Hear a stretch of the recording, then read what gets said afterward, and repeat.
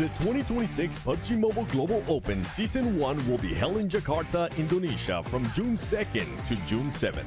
Top teams from around the world have qualified from their respective national and regional tournaments to secure their slots in this coveted main event. This is the final stop on the road to the PMGO Season 1. 32 teams have emerged from millions of competitors. The first 2026 PUBG Mobile World Champion will emerge right here. This is the grand global stage where every player has the chance to shine in the eyes of players across the world. These 32 teams from 8 regions will play in 2 days of group stages. Group A playing on June 2nd and Group B playing on June 3rd. Each group will play 6 matches and the top 6 of each group will advance directly to the grand finals. While teams in rank 7 to 14 from each group move to the survival stage on June 4th. The remaining 16 teams play 6 more matches to keep their dreams alive, but only the top 4 will advance to the grand finals. The stage is set for the epic conclusion. The grand finals will take place from June 6th to June 7th.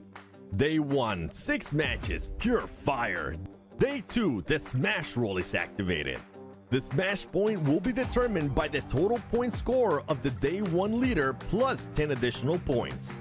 Once any team achieves the smash point, they just need a winner chicken dinner to be crowned the champion. If no team wins via smash rule after 6 matches, the top team of the leaderboard will secure their title as the champion. Teams will be competing for a massive prize pool of $500,000. The journey to greatness begins here, the first steps towards the one and only PMGC.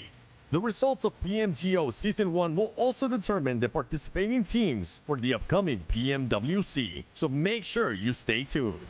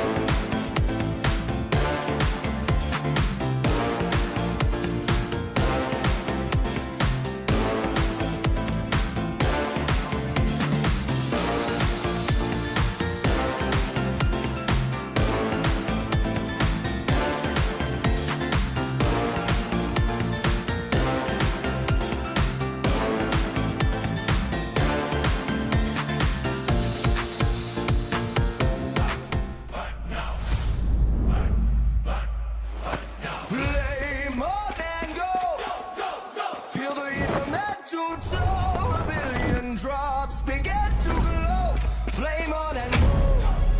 The soul is in our control. From the draw to the last one standing show. A no-name kid in a high-risk drop, a street food vendor with a victory dream. A midnight warrior looting in the dark. The fuel is passion pushing through the blue. We scan the path at the edge of the gas. A million stories in a single squad. No real blood, just the drive to all last. The skill, the nerve to on the final gas.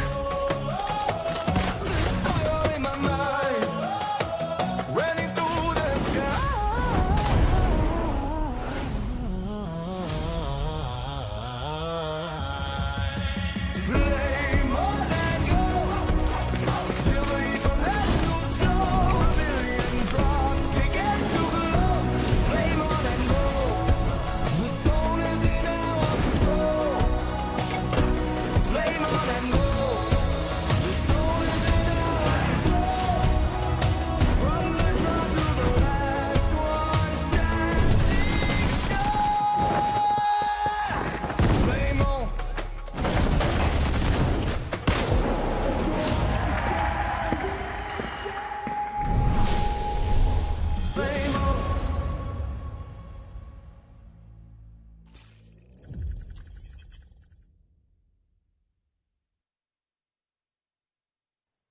It's a beautiful stage. What up, dude? What's up, baby? Hey, Group A and Group B days are done. It's time for the survival stage. Welcome to the 2026 PUBG Mobile Global Open, live from Indonesia, Jakarta. If you think the group matches were exciting, wait for today. It's going to be the ultimate battle for survival. 6 matches in between them and the grand finals. The math is simple. Only the top 4 will advance. As for the other 12, there are no second chances. I can already feel the pressure, the intensity, the drive, the passion of these teams just wanting to keep going to the grand finals. 16 teams are going to take that stage, but only 4 will survive.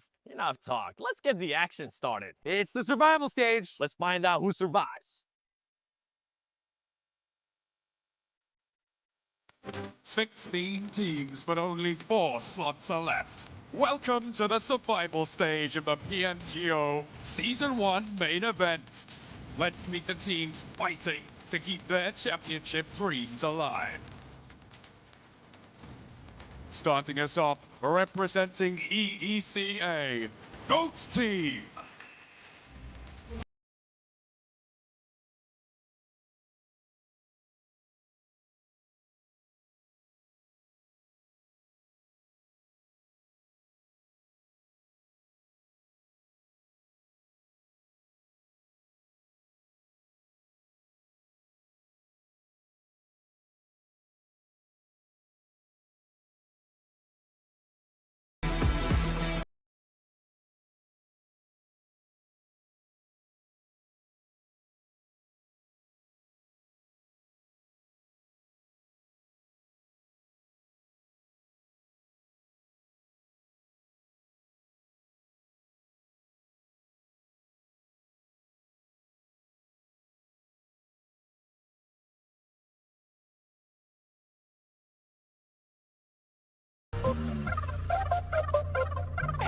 If it's me versus them, just know I'ma kill this shit every time. Ay, if you tryna go, just know that you gotta wait in line. Ay, I ain't even in my prime, I'm just really ahead of my time. If I don't peak, I just know that I'm fine. Stuck in the grind, I be using that time, putting that work. Cause I know that work, and it's all like work. I be getting on the nerves, I mean, this is work. Come do this work. Ay.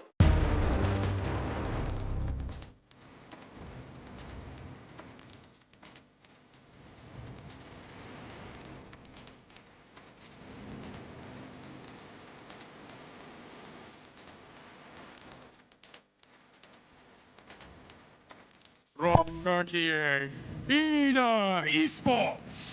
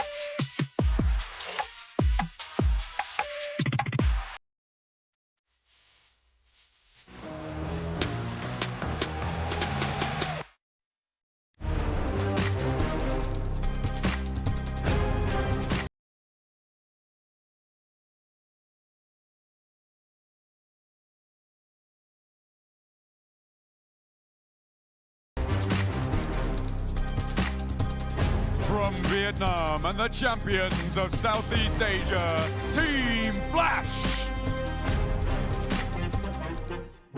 Yeah, gotta aim for the top like, hold up. You could be a friend of me, an enemy, keep that same old energy, cause I know I'm in my element, ooh, yeah. I'm in my element, ooh, yeah. I'm in my element, ooh, yeah. Keep that same energy, I'm in my element.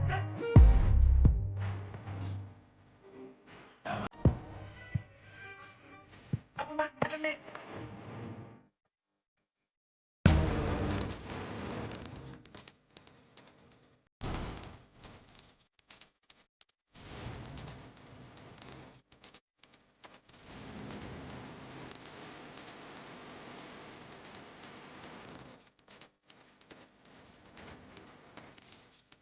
From Brazil, Loose Esports. Yeah, get into it. Yeah, I'm the whole package. Get into it.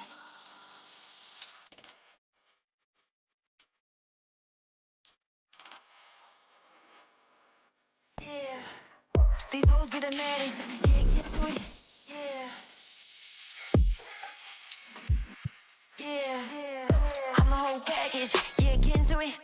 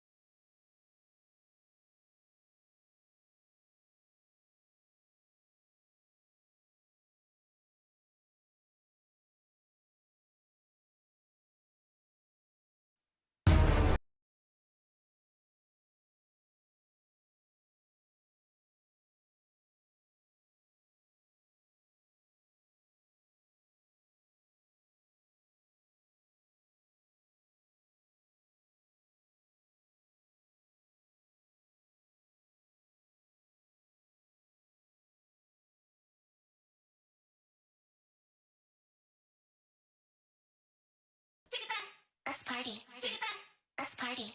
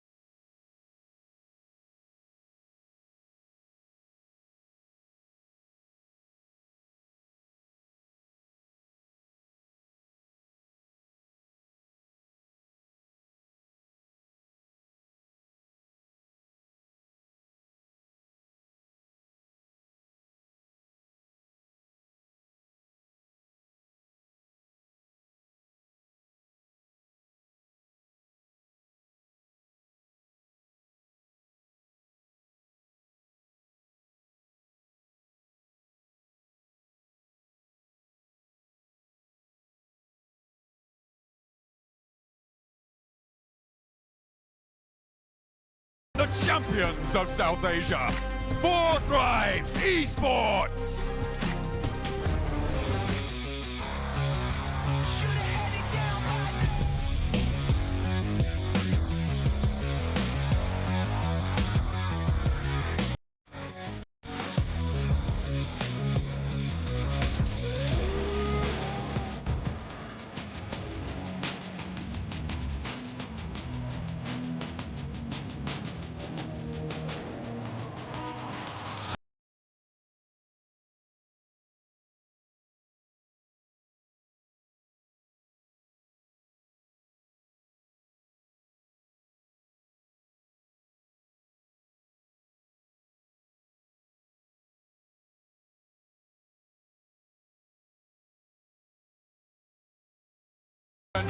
As champions of North America, Wolves Esports.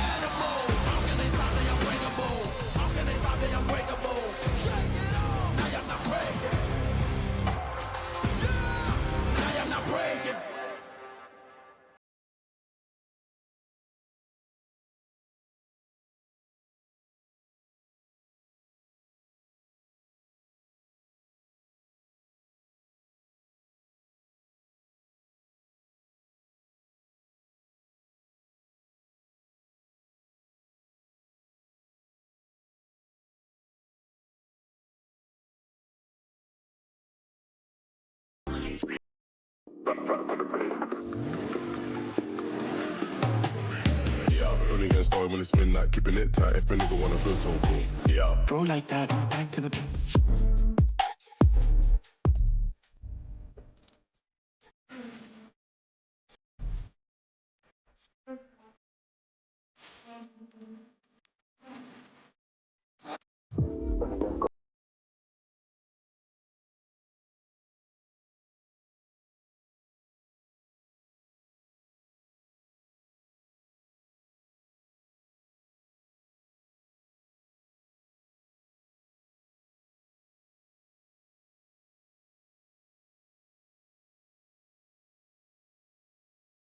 Finally, hailing from France, Boars Gaming. You should save the best for last, okay? We here to stay, me and the squad all day. They here to stay, and we don't never go away. We here to stay, I got them saying okay. They here to stay. I'ma stay right where I'm at. Tell me what's better than that. What's better than I'ma stay right where I'm at. Tell me what's better than that. Yo.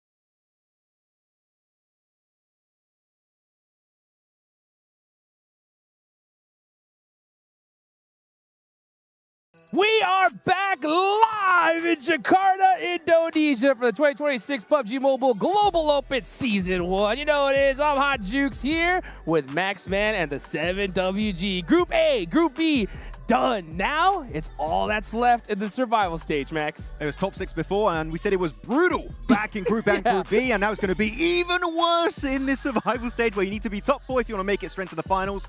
Good luck to the teams here, 7. Yeah, that consistency is going to be tested. A lot of hearts broken, but some dreams are still going to be alive. Yep, there's going to be some, and only 4 actually, right? So before we get into that, let's of course give a big thank you to the Infinix GT50 Pro, baby, with that real liquid cooling. You guys want a game at 120 FPS? That's the device to do it on. So man, guys, top 4, that is it. 6 matches. And we're going to have a whole bunch of teams going home here at the end of the day. Yeah, I mean, we've been talking, the two of us, like, with a lot of teams in the backstage, so many iterations to the drop locations, the overall mindset is going to be happening, so who knows what's going to be happening in today's 6 games. You can see it right here, guys. This is that format. We're in that survival stage. Tomorrow, we take a little bit of a break, 1 day off, and then we're going straight into the grand final, 7. And I'm kind of happy that we do have that day off. It allows some teams to maybe go back, VOD review the ones that are going to make it to the grand finals, and just try to come up with a backup plan. If for some reason or Saturday or Sunday things don't end up working out, you need to have that backup plan, Max. Yeah, you definitely got to get ready for what's coming your way. But here are your participating 16 teams. Half of those going to be from Group A and the other half from Group B. And a few names here that I really thought would be maybe able to eke their way through in the top 6 here for their respective groups. And Bo in particular, I was a little bit sad because they were so close up groups, but yet so far in that final Miramar. That's right. We're going to take a look at the 2 basically top performing teams that didn't quite make it, right? And that is going to be Boars, like you mentioned, and Team Vicious. Yeah, I already talked about Boars a little bit, but Vicious, you're looking at their stats like, oh, no, they're getting a few points down there. They got 1 chicken dinner, 10 placement points total, showing to me, you take that chicken dinner away, they're nowhere near the top 6 in their respective groups. So Vicious here, a team that has just so much potential. We need to see a step up from them. Keep in mind also, we might have a little bit of change of player. Redox in instead of Novalo. How is that going to change their pacing? Like that. Well, let's go ahead and hear from the Vicious and see what they just had to say after not being able to qualify.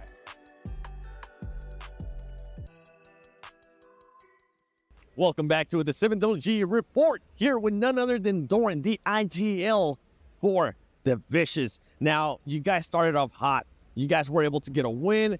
Everybody thought that you were going to be in the top 6, but everything just trickled down. What have you learned today that's going to end up helping you, and what can you change towards survival chance? I think our biggest problem was the mental. Like, we won a game and then we become relaxed. We started losing a player every single game. And in the end, when the pressure was the highest, we played a bit scared, and this is what happened. Fair enough. And I'm glad that you're aware of what's actually going on. Now, going into survival chance, you know which teams are going to be there. Is there any team that might actually end up hindering your performance? I don't think so. I think we are our biggest opponent. I think if we're going to play good and follow what we practice, we're going to qualify 100%. Well, hopefully that's going to be the case. I can't wait to see what's going to be happening with the Vicious. He said it. Qualify 100%. 7, you think he's going to do it? Yes.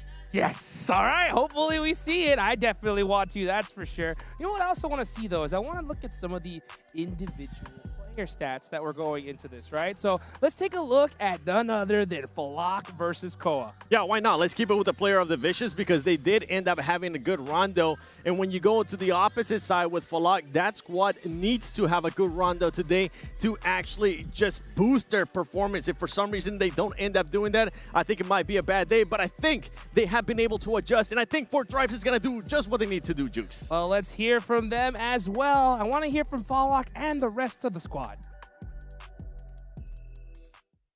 Welcome back to a report here with the 7WG, and I'm here with the Pride of Pakistan, Fort Thrives. But to be honest, you guys didn't really have the best of days. At one point, you were almost going to be eliminated and going home like Alpha 7. What happened at the beginning of the day? I think we lost our momentum because of Rondo. Our Rondo is really good. After Rondo match, like, we lost our momentum. And if you look at our next matches, we continuously was losing fights. But still we had chance to qualify through last game, but we missed that chance as well. What's one of the mistakes that you need to make sure you fix before survival chance? I think we were losing main advantage. That was the main reason we were losing fights. All right. Well, I'm hoping that's going to be fixing it because you guys need to make it to the grand finals. Hopefully they do.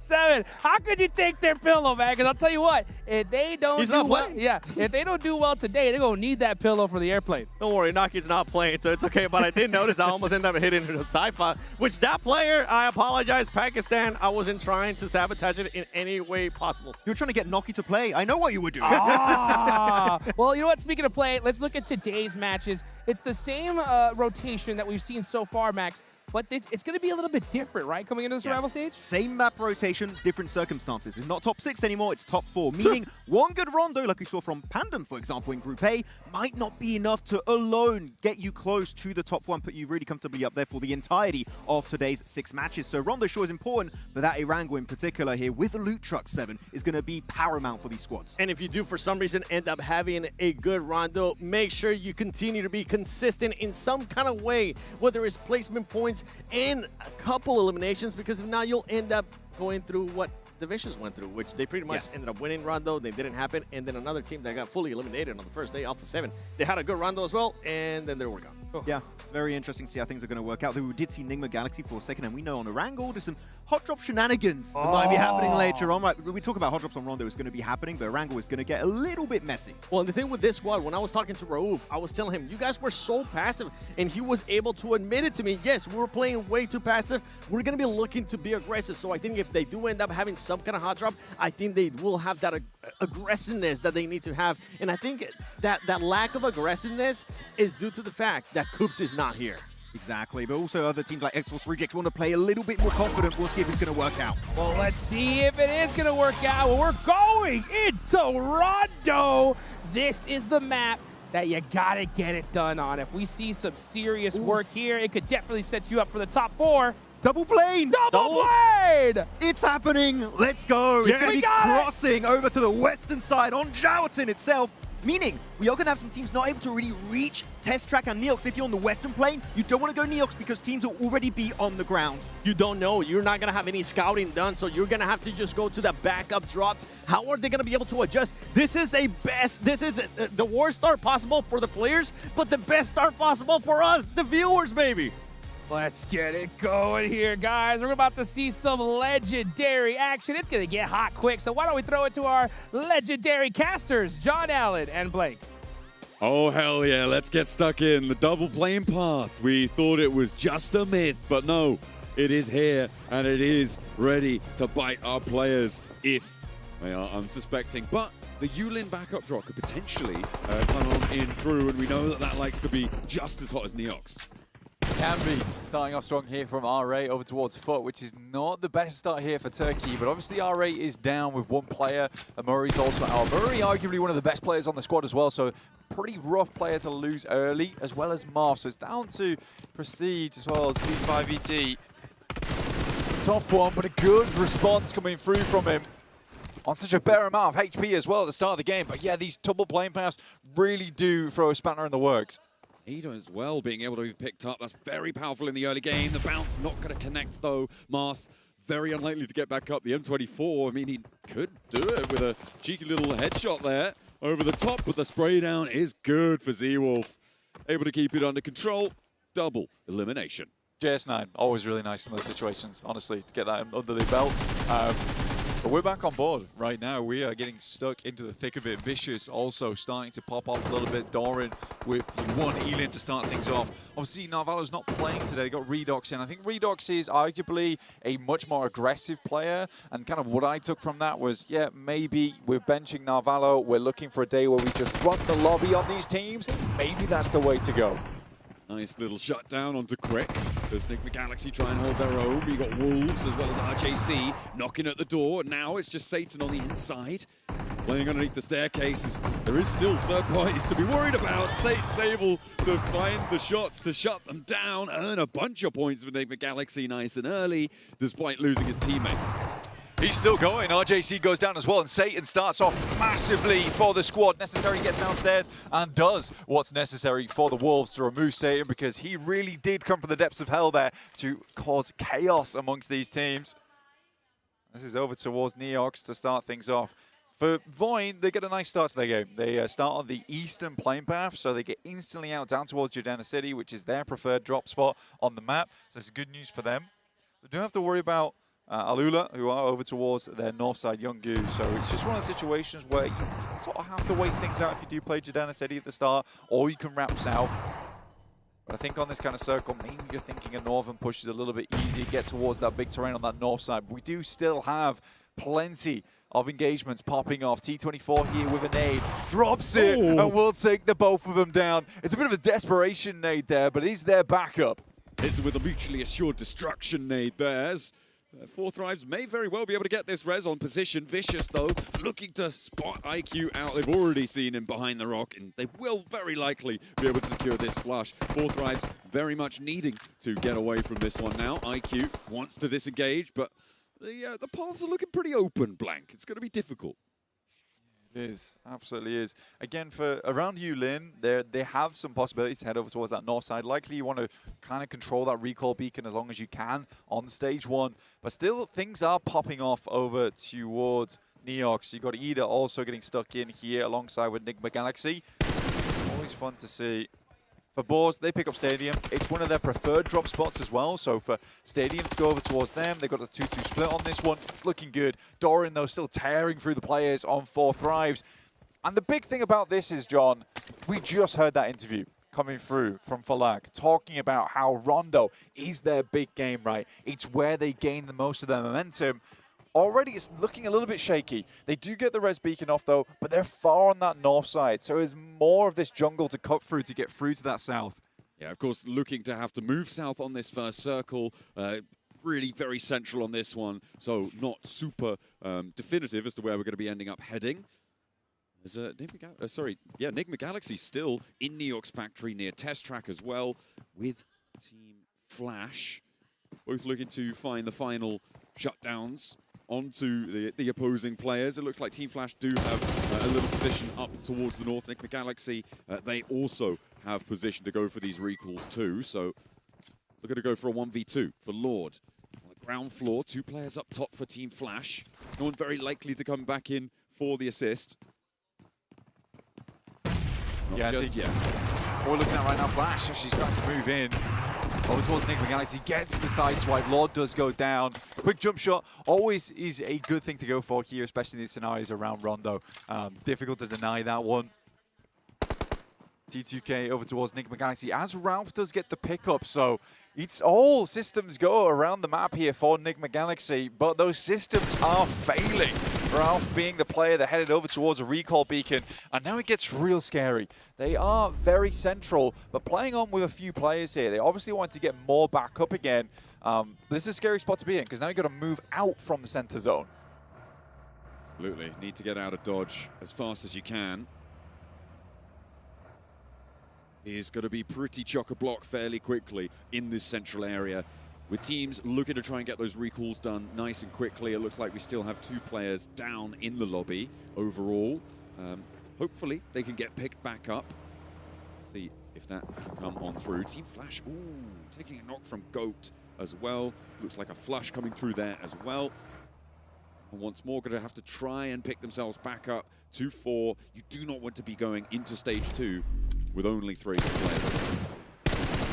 Talking to, I think we were speaking to Hustler Crew yesterday. I think it was one of the desks that was able to catch them, basically saying that it's such a different lobby for us. Like, teams are moving so incredibly fast towards our center. You can really get a feel of that right here, right now, where teams are just getting stuck in, trying to find a place to position, trying to find a place to stay. And we are in sort of that center meta at the moment. But no one's been really able to capitalize on playing edge at the moment. So many times they really struggle to get in because there's so many sight lines already set up towards that center of the circle. And one thing I am slightly worried about. Ooh. Take a moment. Take a moment here. Void. We'll park that. Potato with a challenge here against Enigma Galaxy. On the inside now, just ducking back behind the wall, but now has to hold the door frame. It does so beautifully. Dear. Satan for 2, a beautiful pop-off here, and now it's a 1v1 on location. Voin Chaikari not having the greatest time in the fight, and Satan backs him off the res as well. He's going to step forwards. He's playing him like a fiddle right now and just needs one more chord to strike it. Satan hops back over the wall again, up into the wall, spots it, back into the door frame, still just dancing around this one, not willing to fully commit just yet, but the third is there. What a hold from Satan. Beautiful stuff, but Void Chaikari in tatters. Demonic behavior coming through from Satan here. The 1v3 just looks easy for Enigma Galaxy, and that racks them up at the 8-minute mark at 8 eliminations. They are 1 for 1 on the minute at the moment. Incredible stuff. I want to go back to what I was talking about earlier though. Boars, they go for this 2-2 split across Stadium as well as down towards the southeast side. I found that sometimes in Western Europe, that regroup was slightly slow. I know they want to control Stadium recall beacon as much as possible, so hopefully the ball's down towards the southeast side. They're keeping their heads down. Trying to stay out of it for now. We were looking at the point scoring from the previous 2 days, and it looks like to get a 4th place in this format is going to be it's 48 points. It's going to be in the it's from 48 down to 44. That was the sort of scores we were seeing around that part of the tables from the first day and the second day. So you really want to be aiming to get over 50 points. Yeah, you're basically looking for an 8-point average during this, and that's a tough ask for a lot of teams. It's very, very worrying to go into this one.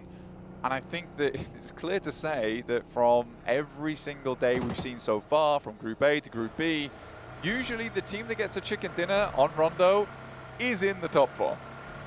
I mean, yeah, it's more than likely that if you give yourself such a strong start, you're going to have a good time with it. So for Enigma Galaxy, converting this from their position now on the south side is so important with a high-scoring start.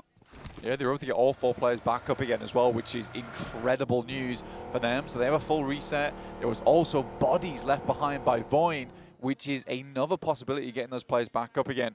I am kind of curious where Voin did head off to, because they need to get 3 more players back up again. It's disappointing, right? It's disappointing for Voin there. I think yesterday they were fairly consistent, but it is absolutely true that the gun skill was where they were lacking a lot of times. Looks like they actually recalled almost all the way down towards Jadina on the southeast side, and they are still very much in the blue zone, Blank. So a long way to trudge into this next zone. Again, they're going to have to go around Neox Factory on the eastern side as well, although they definitely can choose their approach. Being so far away, that is the one benefit is afforded to them. Loops also looking to skirt the edge, as we saw there, them moving to the east of Neox Factory, trying to send a little bit more central. Then we hop on over to RJC, who are on the western side, around Stadium, and actually, with Terminus still in Stadium, he's very split from the rest of the boars. Well, again, it makes sense that he's just controlling the recall. That's all he's doing. There's also that situation where if they have a bad mishap down on the southeast side, Terminus can recall them all back in. Right now, he is getting a little bit cornered, right? That's the price you have to pay for that kind of play at the end of the day, though. So we'll see how he does extricate himself from the situation, though he stayed fairly hidden before in Western Europe. No one's really able to spot him. Sometimes he's struck from that location as well. All right, though, they're moving in on that south side of Stadium at the moment. Now there is a wall between Terminus and the rest of the boars. We head over towards the eastern side. It is a fairly eastern shift on this as well, and we're around Bamboo, so we're kind of in a similar area we were on Group A. And if you remember from Group A, where 4 Thrives is playing is where Pandem also thrived from. Okay, hopefully they can repeat that sort of performance from that northeast side, from the hills that sit there. Team Flash to their southwest, as well as Loops, are in the contention for going for that spot. Terminus, I mean, he would have known that RJC was sending someone on in, but with the circle leaving, RJC not going to commit to holding that one out. I don't know if he made his presence known, but there was some damage on side for RJC. It's such an open recall in the middle of Stadium. It's slap bang in the middle of the arena. So just holding it out, it's more likely you could get damage, if not shut down the entire squad. In the meantime, Enigma Galaxy are on the hunt. They're rolling across the open field right behind T2K. And it's going to work out because Lord claps another and picks it up for the flush as well. They're looking for Slayer around the other side of the rock. It's very unlikely that they can get the recalls on here. So for T2K, this could be terminal. They're looking for the 10er here, 100%. I mean, with Slayer on the other side, this feels like a pretty big opportunity to get it. And there will be the knock, assisted by the nade and also 7-2-1, but they do get that stolen away from them, so they stay at 9 points, not hitting double digits just yet. We can see Satan here, 5 elims at this stage of the game is extraordinary work from Enigma Galaxy. Continuing to do well, and it's a good rotate in because not only that, they cut off T2K who was in the area, so they expand even more space around this location.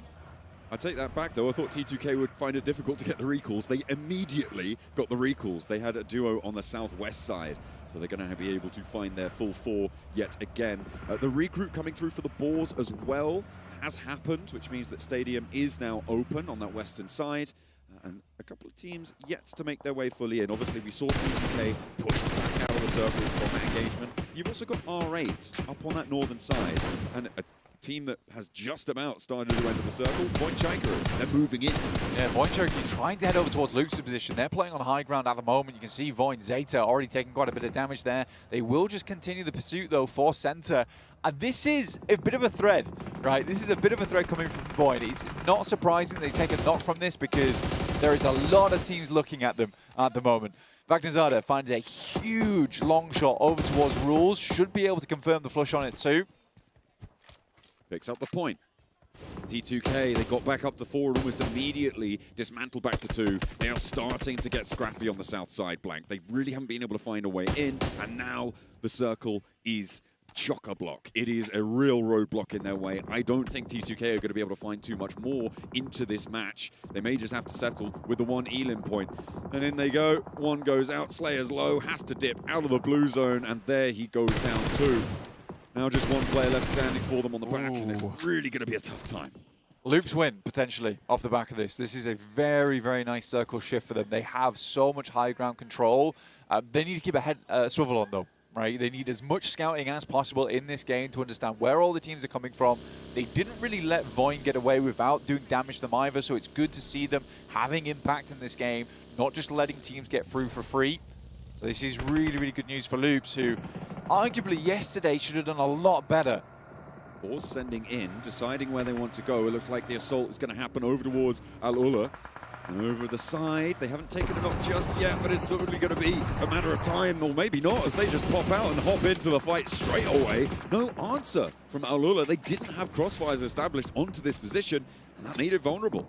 Again, this is one of the strengths from Boars, though. I think this is one thing we have to highlight about this team, is that their decision-making is so swift. Right, and it's nice to see a squad that all agree on one thing at the same time and will just make that push, because when they were on the map, it was far southwest. They wrapped around Goat Team, who were playing just the western side of Test Track, and then straight through towards that location, and they were ready for a fight. Alula, on the other hand, they just weren't expecting a team to come flying in that fast. Going to force Alula out to go for a recall all the way out east, and just in time. They really don't have much longer, about 30 seconds more, and they wouldn't have been able to go for it, so nicely found on that front. So maybe playing as 4. The Vicious, they've been suffering in the meantime. Koa trying to step up as well. Icy has already bit the dust, and there needs to be big shutdowns for Koa, but it's just not quite connecting. Now he's able to turn it on. That's what you're looking for, and Koa keeps his teammates safe around the side of the barrel there as they roll it on in. Just going to be Goat Team continually back and forth with Vicious, and nobody's looking pretty out of this one. That is so sad for Koa. What a performance from him. Kind of let down by the rest of the squad, really. Did a huge amount of work for the squad there, but not able to get those flushes. It's going to cost them, right? That could have been 8 eliminations they grabbed as opposed to just the 5. They'll take it, though. They'll try and run with it. R8, they were far over towards Test Track. They have wrapped past the likes of Foot, but they spot onto them, and Zedwolf starting off on this game hot, not looking to let that leave just yet. All right, struggling to find their foot on this hill, as Foot struggle to find theirs too. It is a tough area on the northern side to try and push their way in. Ida as well, just that backstop that's causing them so much of a headache. Darkin and Emre both moving forwards, maybe wanted to find Zedwolf. Is R8 losing yet another, now down to just Marth. He's not going to be able to get too much done here. Has to pull the evacuation cord and zip himself out of there if he can, but I think that might be too tall of an order. Gets all across the way, and R8 will go down. I mean, if I had £1 for every time that Zedwolf's the last player on his team, I'd be pretty rich at this point in time. It's a difficult thing for Zedwolf. I don't think he's ever quite found a team where he's outclassed on it. And that, you know, that does go to the head sometimes. It can cause how you play to be a little bit different. But, you know, he does need the rest of the team alongside with him. I don't think they're a bad team. They just need to step up. Enigma Galaxy right on the edge here versus RJC, the African squad who honestly have surprised everybody so far in this tournament. Incredible squad. And I think from a team that we didn't expect much out of, they have delivered in a big way. Continuing to deliver on an Elim over towards Ralph. Satan now trying to hold face. We saw a 1v3 from him before against Voinchaika. They're no longer in the lobby, so he's turned his attention to RJC instead. Lord, of course, has got that off angle, and they do have the backup for him. Satan, I imagine, is expending that jammer, which is why he's not taking damage in the blue there. Able to hold his nerve on this. RJC not going to move forwards. They have lost Shiva. Shiva going down is bad news as well, though. But I think for RJC, Shiva actually was one of their best players when they were playing yesterday. He was finding a lot of good pickoffs overall. Sad to see that that's not the case here with going down. Satan is going to push forward, though, through that smoke. Do have Goat down towards that southeast side, but I am kind of more looking at 4 Thrives right now. Like we said before, this game is what they said a lot of their momentum on the day rides on. You know, that's a difficult thing to really put to your own gameplay, right? Where if you throw away Rondo, you feel like the rest of the day becomes a little muddled. So here they want things to be crystal clear going forward, and they have a good position to do it from. They are playing from the edge, though. Flash able to shut down RJC. They're not going to be able to make it out with their 3 players. They tried to make the approach, but yeah, it's just cut away. Unfortunate timing for them. A difficult approach to this mountaintop as well, Blank. And as you said before, this very may well just be a Loops win. Their position is so strong. The question is, how many points do they get for it, right? They're on 4 elims right now, and plenty more opportunity to farm. Yeah, for Loops, though, the only problem comes if there's like a double 4v4 happening around them, right? Where they get third-partied on, and then another team's able to take their place on the throne at the top of the hill. I wonder when that's going to happen. I think a lot of teams are playing quite passive right now. They'd rather just clear out the edges. Everybody in this lobby knows that eliminations on Rondo are basically the big prize to come away from. Because you can get the amount of placement points and eliminations, you might just get in a fairly decent Erangel game. But decent's not what you're looking for if you want the top 4, you know? It might tide you over. You do need those big blast-out performances. Enigma Galaxy, they started so strong. Up onto 9 eliminations very, very early, but it's not looking so strong, not looking so hot as they try and make their dash over the open ground. Popping the person into the vehicle, another knock is found. Lord may be able to ride a little bit further, but yeah, he's going to have to just get popped out of that vehicle. Enigma Galaxy down to 1, and Satan will be able to survive for a little bit longer, but it's going to be a question of how many placements they find here. Yeah, Satan every time, seems it comes down to him. Lording over this rock for the time being, but we'll see how long he can stay out there. Just wants to get in towards those placements. Still got 11 teams left in the lobby. And 9 elims, it's good. It's a good start, but it's not enough. T2K, though, currently shredding the likes of Alula. Barely making it down here. 4 Thrives would have loved to have grabbed the little points on this, but if we check in with them, they've lost a player entirely, and 1 player is knocked. T2K do go down, so a lot of damage done to Alula. And 4 Thrives not quite in a position to maybe pick themselves up just there. 4 Thrives maybe thrown a lifeline by that scenario, and a hard west shift on the circle is going to put the hurry up on that. They need some pace to them to get all 3 players back in and start moving. The circle erring here is really good for them because it means that they have time to get this 3rd player back up. Circle moves far over towards that western side. Suddenly, Flash looking hecka good right now. I mean, they've got 9 elims so far, a strong compound to play out the back of. Goat's just been eliminated by them. And look at this flex out coming from them. You can't quite see it on your screen just yet. You'd have to look at the minimap top right side when we head over towards them. But they are trying to command space, stop the wraps from happening on the south side. This is a lovely bit of tech coming through from Flash at the moment. They're on 11 eliminations now, Blank, as well. This is a big wind-up for them to try and punch through towards the top side of the tables early. Boars try and make their move, but Goat team spot them from the south side. Goat currently playing on as just 2 players alive. Boars could potentially get their player back up, but they don't have a lot of time to be mucking around with. Yeah, Boars basically know they need to get rid of Goat here on the south side and then start potentially wrapping towards that north. They should know that it's locked down on that southern edge. Good shots coming through from Loops over towards 4 Thrives, who are now very much suffering at the hands of all the teams inside the lobby. Ida going for a mad dash, mad spray, but it's not happening. And Wolves will grab themselves some more points off the back of this one. They are on the hunt for Turkey as Ida goes down to the Wolves on the approach. Looks like Team Flash are getting stuck in over towards Goat as well on the far side, who do get eliminated. That allows the Boars back up to 4, and they're making their approach against 4 Thrives and Loops. This is really good. Loops are currently distracted. Terminus winding up the nade. In fact, the entire team is winding up nades, but they're not quite far enough. And now they've revealed position. That's a little bit scary for them at the moment. Huzaifa does not have angles over towards them. Rafinha has to move across, sends one of his own, does quite a bit of damage over towards the players on boards. But his position's now known. You can see immediately a nade sent back to tickle his health bar. Oh, looks that's pretty good. on Terminus. Doesn't quite get the knock. Just about Huzaifa, sidestep. though. Oh, okay. A big opener. Loops lose 2 to a big nade from Huzaifa. 4 thrives. Still not out of it just yet. 8 eliminations and 1 player. But they've got a dream. Let's see if they can fulfill it. Moving up the hillside. In the meantime, the Boars are going to keep the pressure up over towards Loops. And all of a sudden, they're on 1. Just Rafinha's there as 4 thrives steps forwards. Last legs will be able to find a little bit more on the points tally. A nice pick up there. Once more as well. The explosion's not going to bother him. And Rafinha's down. The Boars now have an opening and 4 thrives survive. And 4 thrives, they confirm on so many eliminations there. Boars get a lot of them taken off them. The big thing is, though, is that because of this big old bit of unplayable space, the pillar in front of them, it has isolated that fight away from a lot of teams. So Boars not really under threat there. I think Boars are able to get their 4th player back up again. But Huzaifa is a bit of a scary prospect at the moment. But Flash, incredible. They've got the lineup on the south side. This should be an unlosable game for them at this point. It is an incredible spot for them. Boars, yeah, they did lose SnowX in that engagement. Really unfortunate stuff. I think that might have been... I don't actually know who was able to pick that one up, but they are going to play as 3 nonetheless. But it is a powerful 3. They still got Vagnazada online. They got Robs online.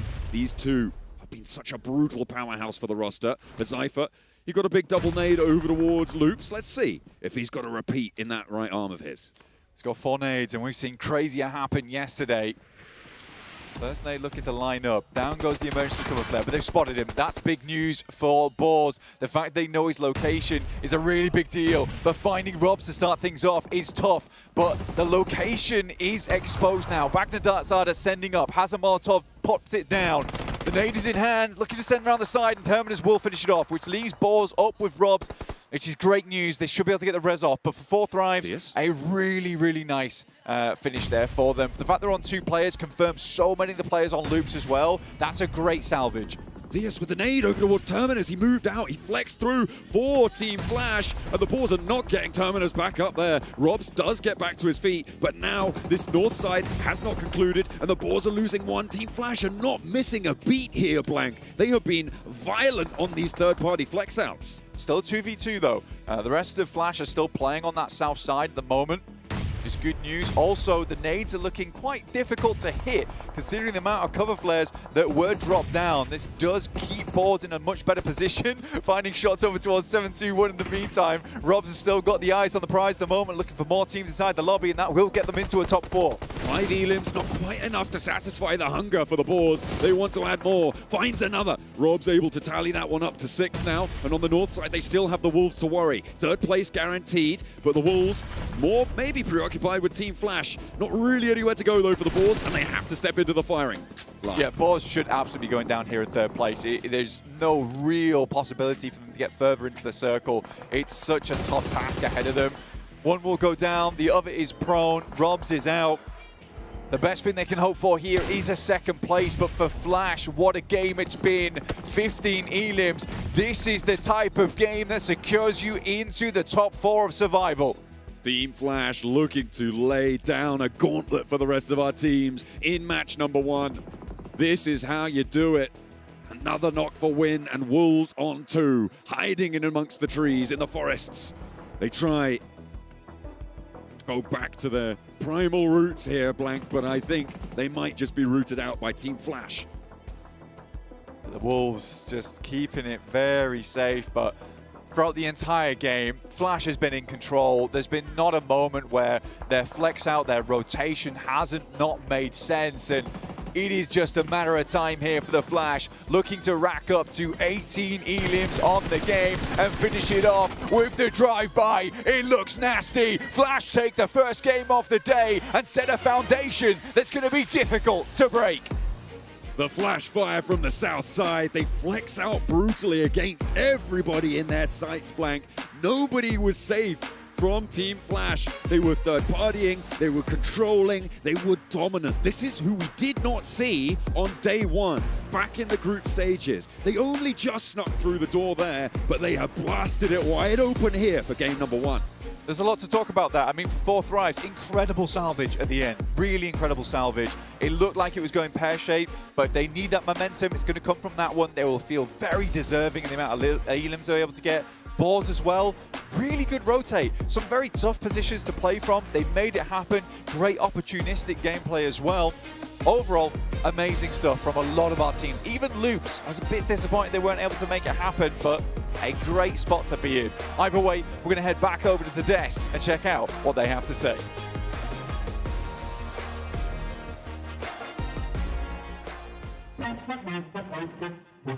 Yeah, gotta aim for the top like, hold up. You could be a friend of me, an enemy, keep that same old energy, cause I know I'm in my element, ooh, yeah. I'm in my element, ooh, yeah. I'm in my element, ooh, yeah. Keep that same energy, I'm in my element.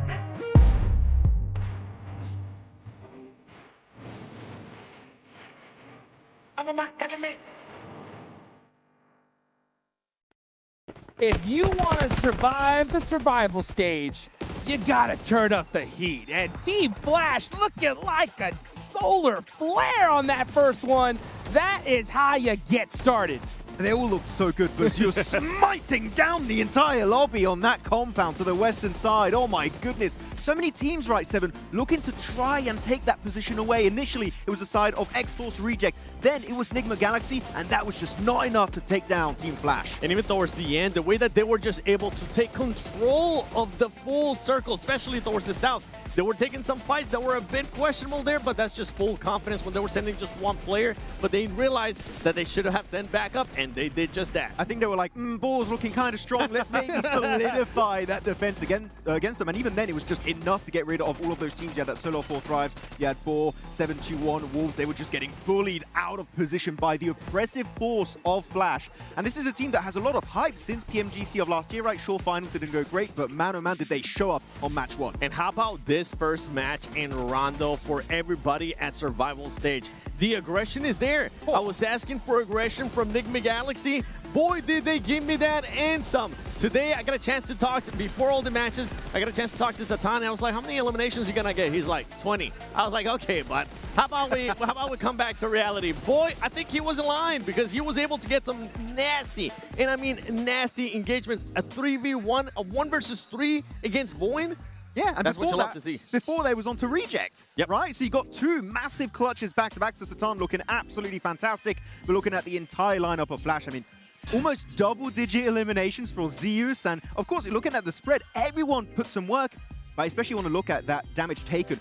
51 damage taken by Win. Tops only taking, 0 damage, no damage taken. So all the fights they were taking were just so damn one-sided. Oh, just straight domination in match number 1. And you're talking about that circle control, right? Well, I'll tell you one thing. Team Flash definitely did their homework here, Max, because that zone looked pretty similar to day 1. They were watching that game of Pandem on a group headline.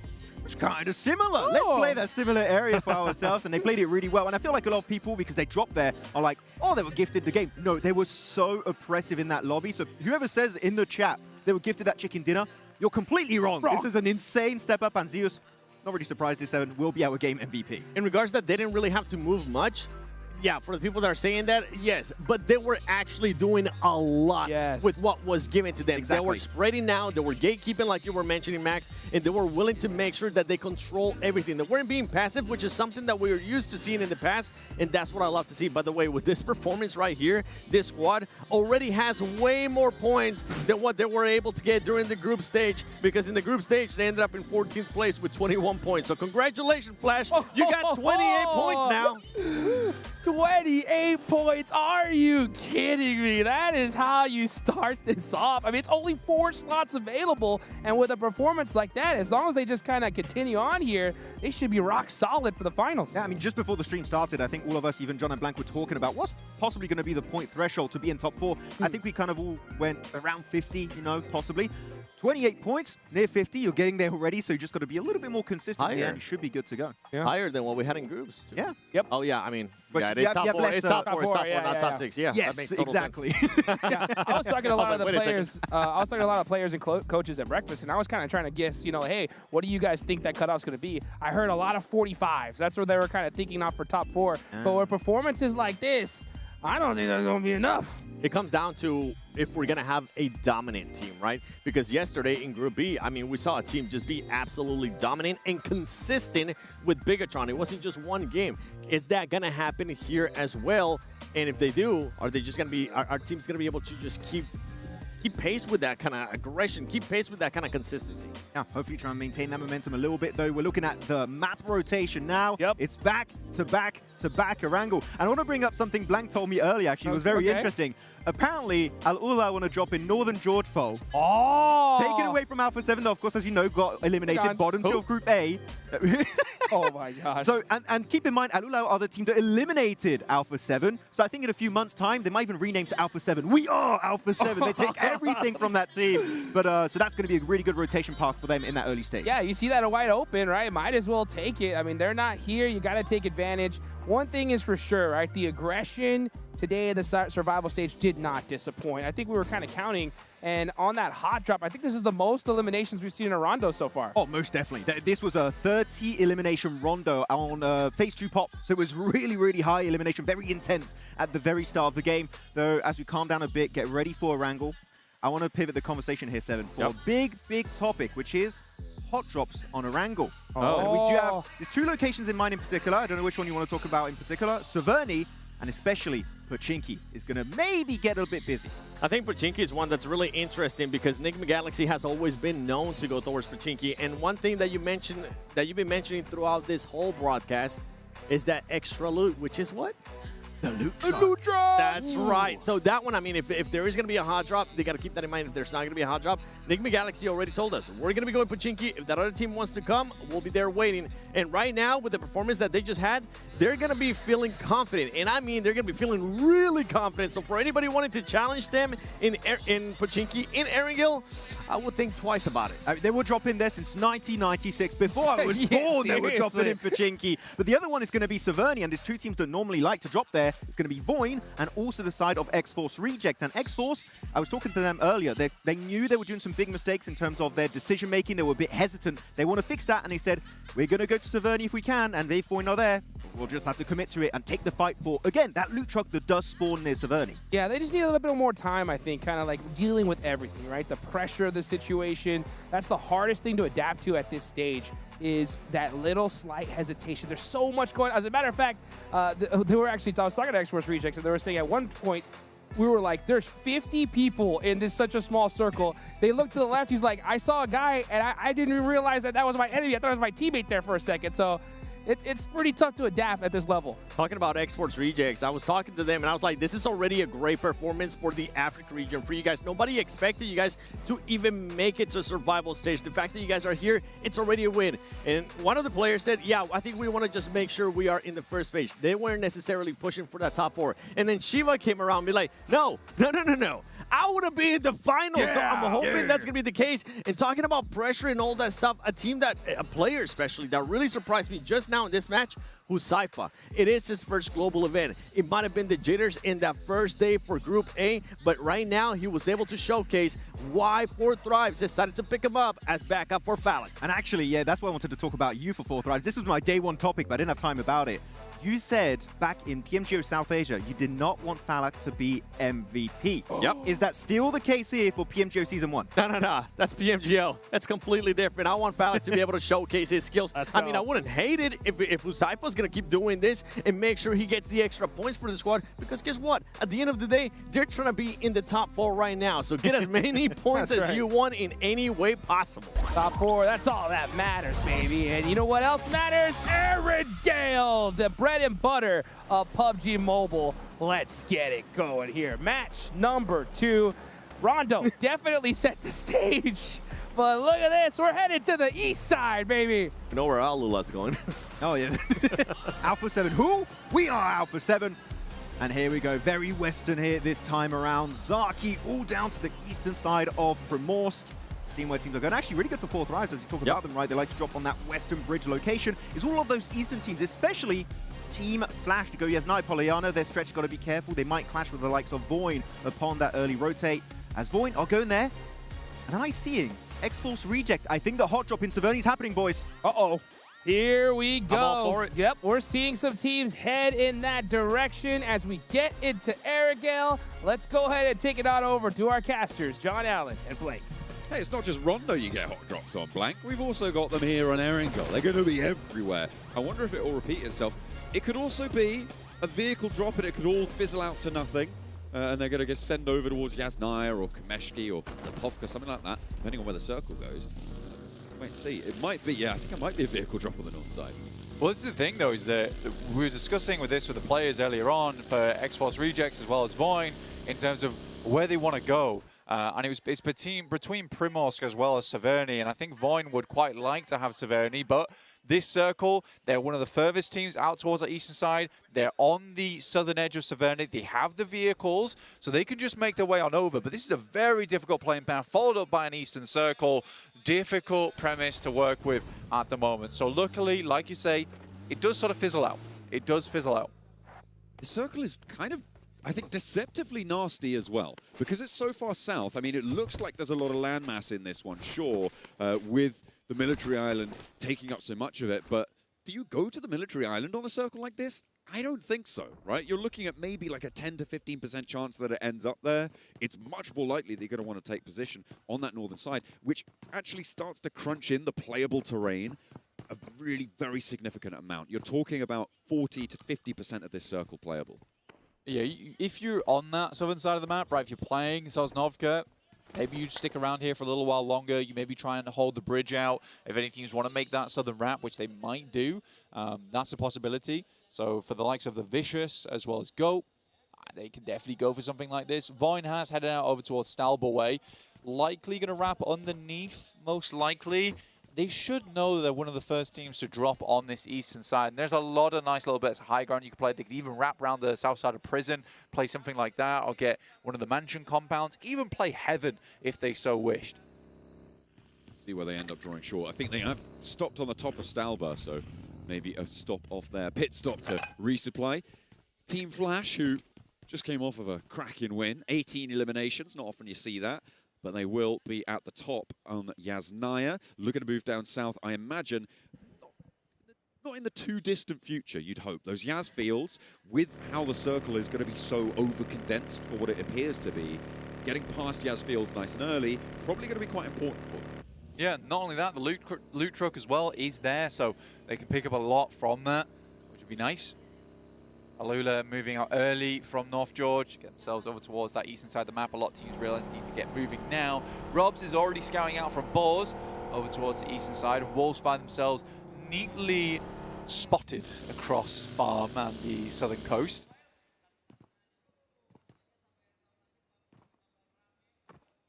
T2K on the screen right now. They do have a very far-flung outpost in Slayer for T2K. He's grabbing a vehicle. He's coming back down towards Primorsk on the south point. Interesting rotational paths ahead of them. I'm sure it's going to be pretty tricky. Ooh, we did get a hot drop, but they are getting stuck in. RJC and Alula will be coming at loggerheads there. RJC losing 2 on the approach, though. It is much more likely that Alula will be able to get that res, and it's pretty much guaranteed now because that is an immediate evaporation coming through for the South Africans. I think this is just a macro disadvantage, right? I think this team just hasn't had enough time on the global stage, haven't had enough time studying these rotations, and particularly on a playing path like that, it does throw things into disarray. You're relying a lot of past experiences to make these kind of games work, because a lot of times you're studying your rotation based off a fairly even playing path. For this one, you sort of need to realize that if you're going to head down towards that south side, you've got to be cautious on your approach, because it's likely that either South George or North George teams are also rotating on the North Island. I think genuinely for X-Force Rejects, they just did not expect anyone to be there and that they would get gas station for free.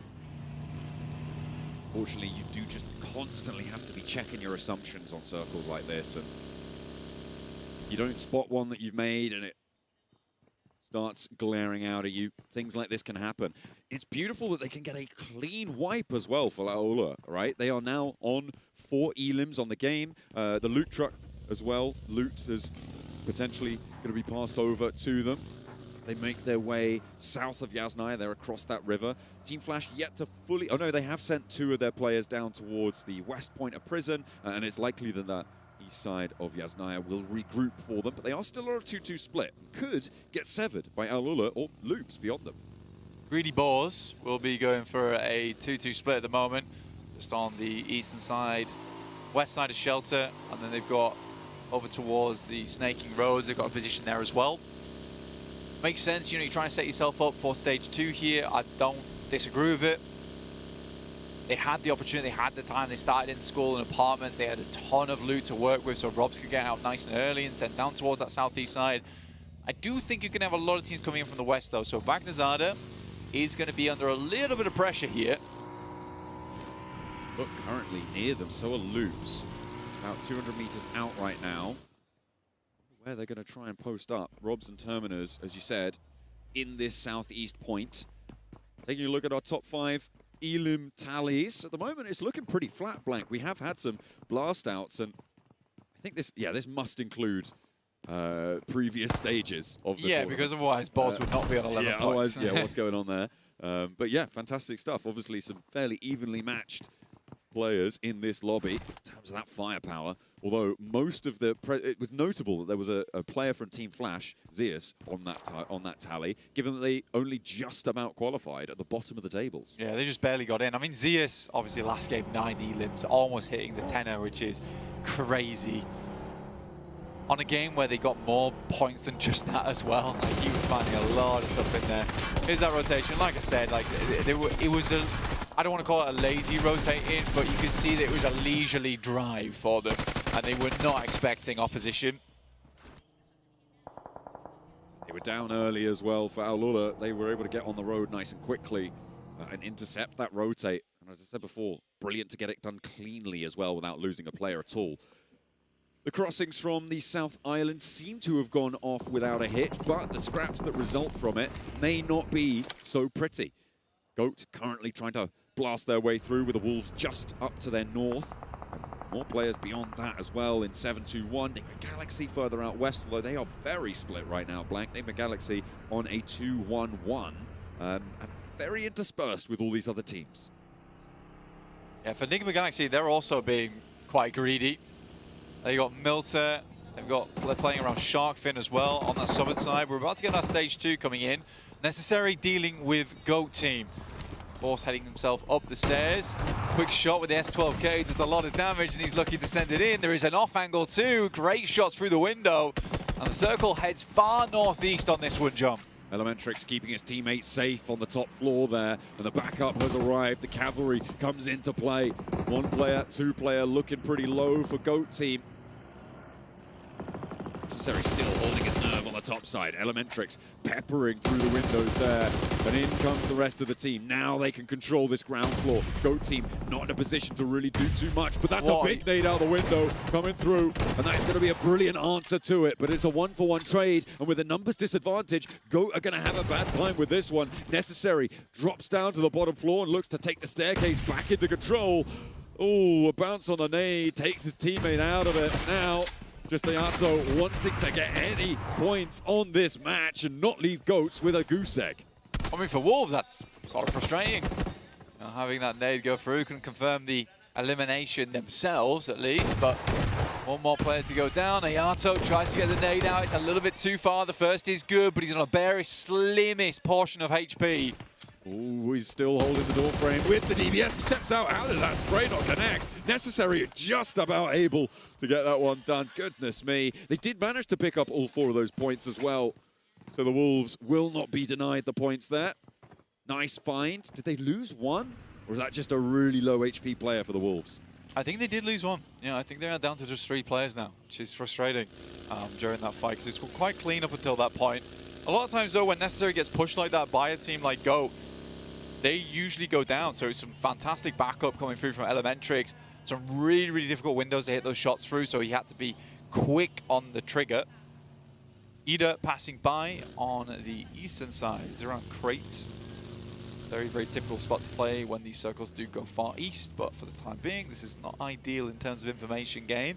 So you're going to head over towards Lumberyard, which is a very good spot for it. Sadly, Alula is already there.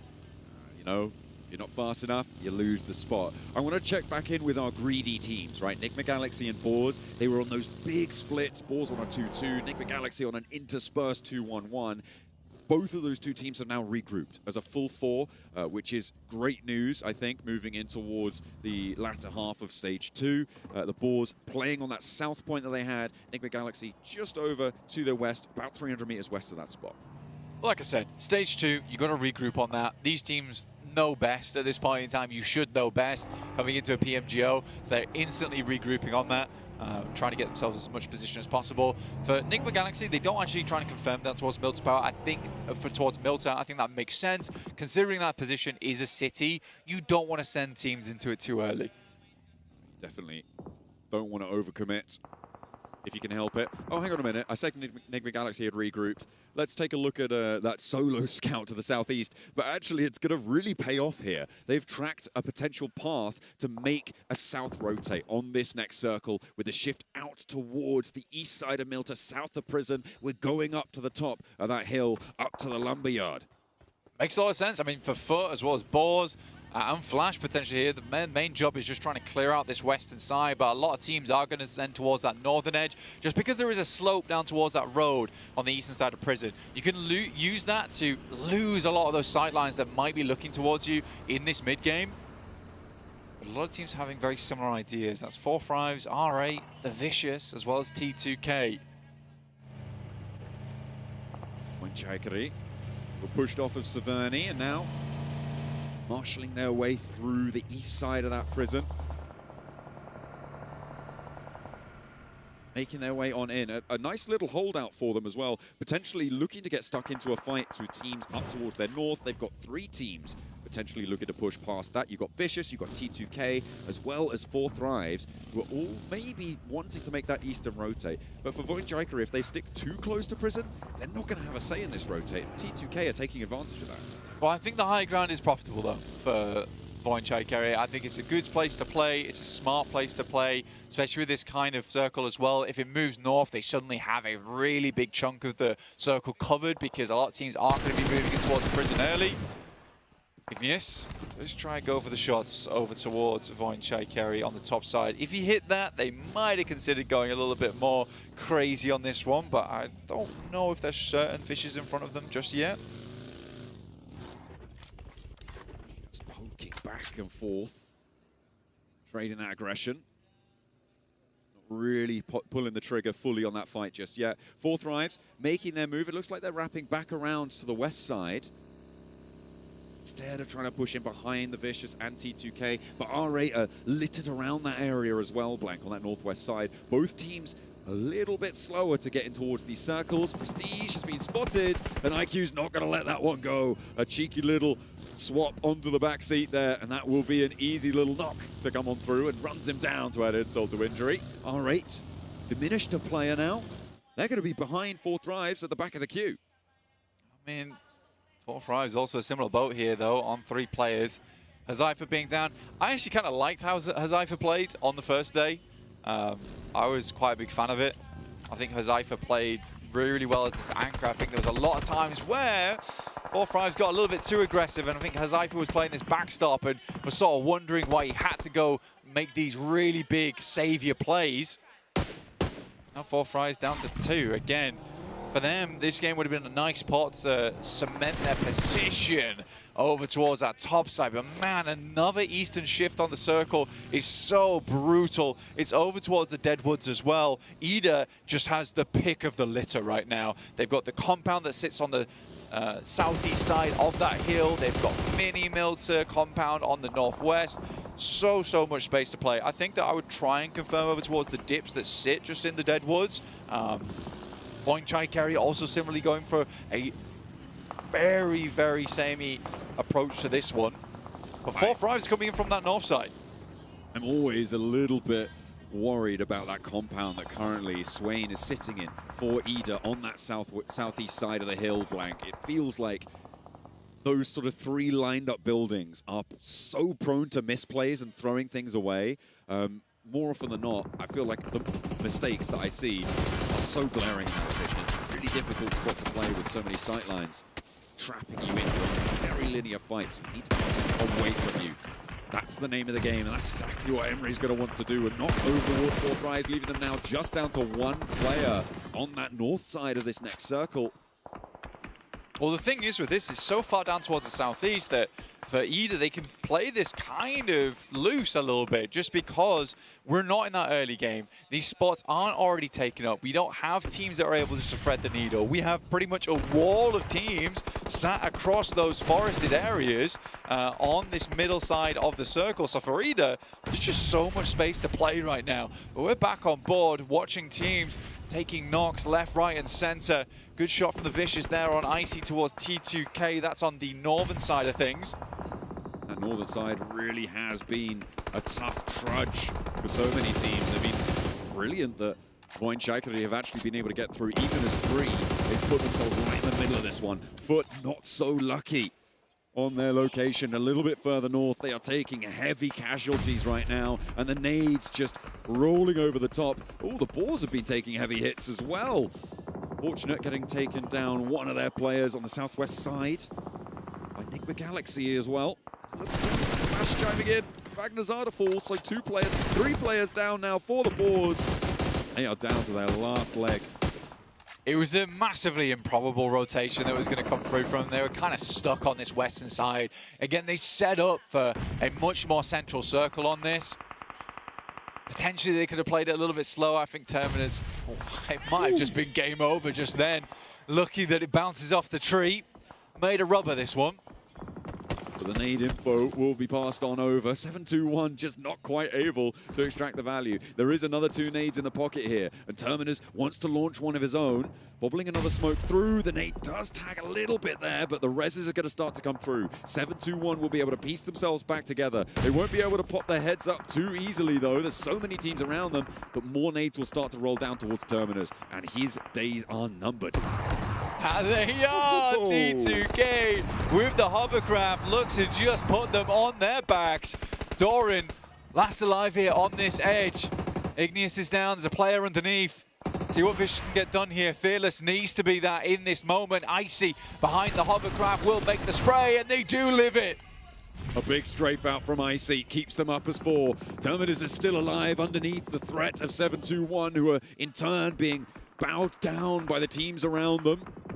Just not finding these nades. Voin Chaikari gets another knock over towards 7-2-1. These bleed outs are going to start coming through thick and fast. Tarek, though, coming in, looking to find some more shots over towards the Vicious, but they're holding their ground. P5ET is down, and Doran is making it happen. The upstart. Koa as well around and at his side. They really desperately want to get this res, get 3 players back alive. Please, please let us get back on our feet. R8, try something that they weren't ready to bite. And they choke a little bit. Marth now the last to stand. Nades keep going over the top. And Terminus is just being helped out so much by this suppression by Voin Chaikari. The best part about this spot, though, and what a lot of people underestimate, is that, yeah, it looks like nade bait, but there's so many rocky outcrops around it that most of the nades tend to just start bouncing off. So it's good for that, especially when you're throwing these nades downhill. Typically, they got a lot of velocity on them and can go awry pretty quickly. Try to hide from the explosive damage as much as you can. Marth nearly going down there, but just about finds some cover behind the tree trunk. Up and in, Doran moves forwards, allows Icy to resurrect Koa, but are they even going to be able to get him in the vehicle there? Looks like a little bit too long on that one, and Doran's already down. IQ there will fall as well, actually, to an off angle coming through. I think that was from Loops. As Vicious suffering heavily. Everybody in this north side blank is just bleeding dry. Oh my God, 4-5, so lucky. But the shot will come through from Ida, finish them off, and Marth will go down next. 6 eliminations for the Vicious. For Doran, totally understandable. They just had to make a mad send out, try and find a position whilst the res was going through for the rest of the team. And really, there's just not a lot of space to play on this eastern side of the map now. And there's so many teams who are looking out over it as well. Team Flash have been able to stay out of it quite nicely on the western side. They'll have to charge through the lumberyard at some point, maybe flex down towards the south, towards Enigma Galaxy, who are taking shots up their way. They do want to be a little bit more careful. Foot They've lost a little bit too much now on this northern side. Just one player now stands for them, but these solo survivors, they're going to have an impact here. Wolves on their position on the south going to be first to face off against the Galaxy. This is the last player for Foot, but he's going to challenge over towards Icy. It's the battle of the solos. Vicious go down first. A nade over from Satan. Over towards Wolves, finds the first, and not quite the second. The second looked nice though, and we'll send another in, and Necessary knows he's got to leave, but it's a nade from up on high from 7-2-1 that will take him down. Removes one of the eliminations away from Nigma Galaxy. Flash though, fast on their approach, takes body one from Nigma Galaxy. Ralph is down to start things off, and now they're backfilled. They are so quick on this pounce, Blank. Flash are playing revitalized. This is a team that wins Southeast Asia. We did not see them before, but they are back with a vengeance and now starting to rack up these elims in this match, playing nice and proactively into these later circles, despite being quiet earlier on. Alula though, pretty nice position over towards Lumberyard. We'll hold that out, but what a crazy spot to finish then. You've got this slope that sits all the way down towards our eastern side, then you've got Lumberyard up top, which is a bit of a TDM ground of play to make yourself into. It's going to be all about the angles, all about the reflexes. They marched in from that Milta Peninsula. They are slowly trying to crunch in from this eastern side, but they have to move on this hard west shift. The question is direction. They try and move a little bit closer towards Nigma Galaxy, and that may have been a mistake in retrospect. Now with 3 players alive, Mark and Neve, he wanted to move in towards Swain to look for the res. No shutdown there with the spray. No nades in hand either. But they try and push on towards 7-2-1 with the ball solo still alive. This is not going as well as maybe they would have liked. 2 players now pushing in through the smoke. 1 player for Nigma Galaxy has fallen. Another suit to go. And 7-2-1 hold their nerve in the face of it. Terminus laughing right now because I don't think Nigma Galaxy are going to know that there's a solo here. If they had gone down, that would have been good for him. But now they clash with Ida and all around it. As Terminus just survives through it all. Yeah, and we're just waiting for one more team to go down, and suddenly we're in top 8, and Terminus starts earning points, but I don't know how long he lives here. No nades. It's a very, very difficult prospect to go up against. Ida. Ado's still alive for the time being, but that is great news for Boars, at least. The team that was chasing them for so long finally does go down, but it is 7-2-1 to overlap them. But at least this middle pack is still open for a lot of squads, Loops included, who have 4 players. And Terminus is down. Finally, going to be punched out. As the balls go down with 0 elims, dropping down a little bit lower on the tables. Nigma Galaxy able to just about push past them, as was 7-2-1 with their 6 elims. Holding off against Nigma Galaxy is a great result for them. Team Flash, they lost 1, I think, during all of that. So now it looks like, yeah, Loops, Alula, Point, Chaikari as well, with the 4-player rosters now stepping on forwards. Swain getting knocked, leaves Rita alone. Boy Chill starting things off over towards Emre. Will find the flush on it too. Ida goes next to the DP shots. And for Voin, this is such an important fight for them. They're right at the bottom of the tables right now. Any more points that they can get to put themselves back in a position to break into that top 4 is good. Because remember, this is no longer a case of anyone else going through. Top 4 is all it is. You need to be pushing up towards those 50 points. That's what you need to do. Team Flash doing beautifully on that mark, by the way, Blank. They're now up to 30. 20 more points over the next 4 matches, I think, is doable, plus whatever else they're able to earn here. Alula playing in the center area now, up to 8 eliminations. A beautiful pickup for them, but 7-2-1 are going to trade off and pick up these knocks before they can find them. I mean, the thing for 7-2-1, though, is I don't know how wise taking that shot was over towards Voin Chaikari, because not only does this happen, you also have a situation where you alert a lot of the teams around you when you're one of the teams that was primed to move. Needed to sort of wait for this next circle to hit before making any decisions like that. Loops tries to make their way in, but Alula is holding their ground. Loops really struggling to get through on this one. Alula rallying around their position. Voin Chaikari yet to step forwards though. No third party. They don't want to go fast onto it. Could potentially have tried to capitalize on the chaos, but they allow a potential stabilization to come through from Alula on all 4 of their players alive. Getting back up to full HP might make them just nigh on unassailable.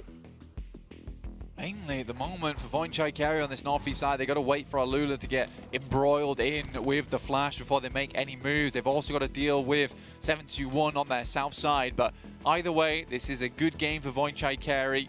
A good reset as well, remember.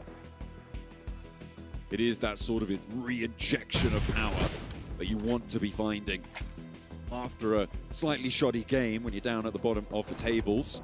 Guaranteed at least a 4th place, but with only 2 elims, they do still need to go a little bit further to try and get themselves back into a confident lockstep with each other. Flash, they've been such a nuisance to every single team over the last 2 matches now. They're playing with 4 elims at this point blank, just getting ever closer to that 50-point boundary that we're expecting to be just a little bit higher than cutoff.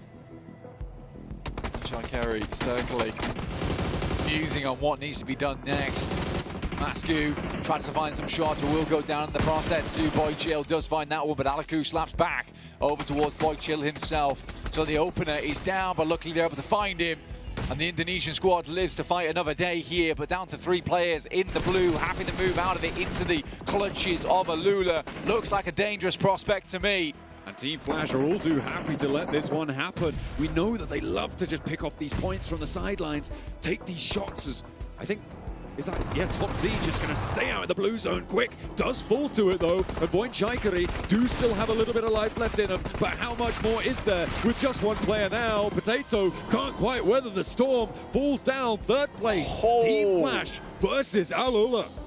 Roasted and toasted that Potato, but in the meantime it's Flash within a Flash find themselves in the center over towards this circle, instantaneously finding a better spot here. It's very similar to our first game of the day. The nade looks good, just tickles him though, not quite enough damage, able to get to cover just quick enough.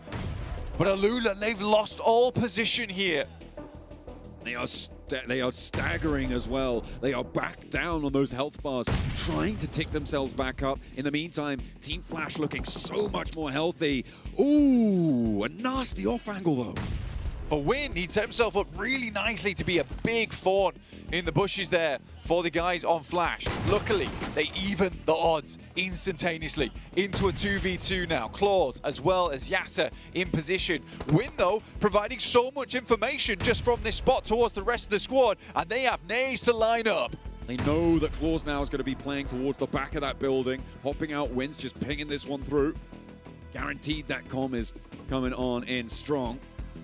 In a 2v2, Team Flash with 5 eliminations, want to try and add up to 7. Alula, though, want to cap off a big Elim game, and it's a 1-nade knockout there coming through over onto Claws, and no push forwards coming through from Yasa. Claws is going to be isolated. God.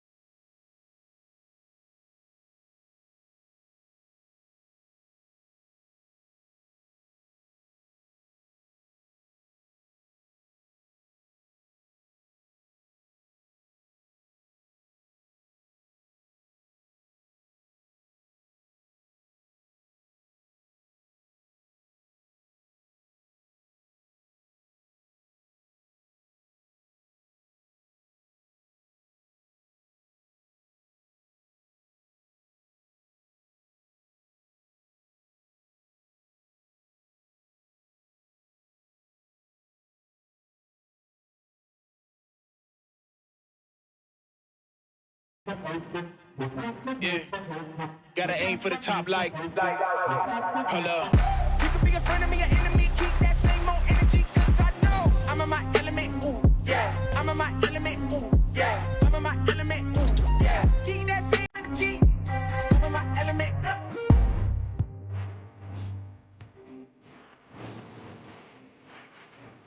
I'm my element. And just like that, Team Flash, welcome to the grand finals. If that didn't lock them in already, I don't know what does. That is how you start it off. 3 spots remaining, boys.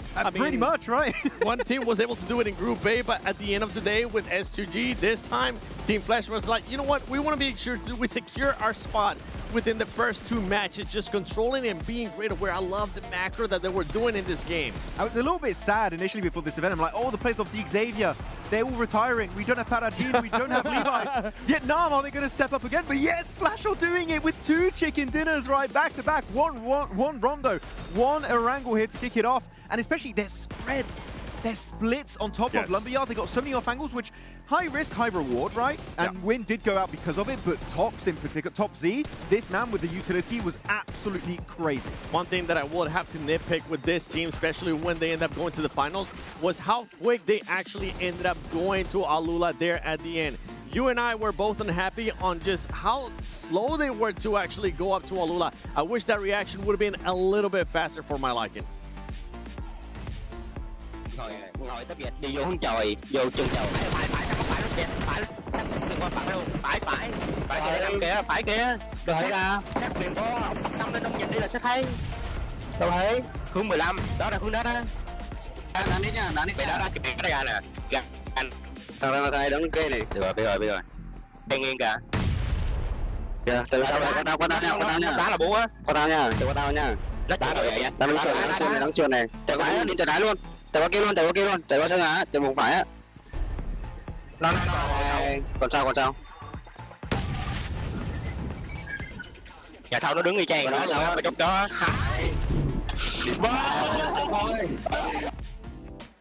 Oh, I love it, man. I mean, back-to-back chicken dinners. You're talking about, nitpicking.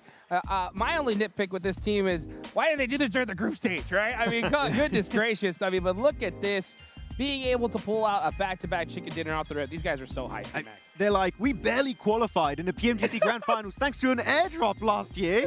Now we're not going to take any chances, right? We're going to start off with the 2 chicken dinners. And look at Zeus. That's another player. This is another win where 1 player on the team, 7, has taken 0 damage. Yeah, considering it was Win that was actually the standout player for their squad during the regionals, it's the right time for this player to step up, and is actually a player from Alula that's able to get MVP as Yas gets those 6 eliminations, 837 damage. By the way, one team that's currently not here that I'm pretty sure we'll end up seeing when we show the leaderboard for this match is 7-2-1.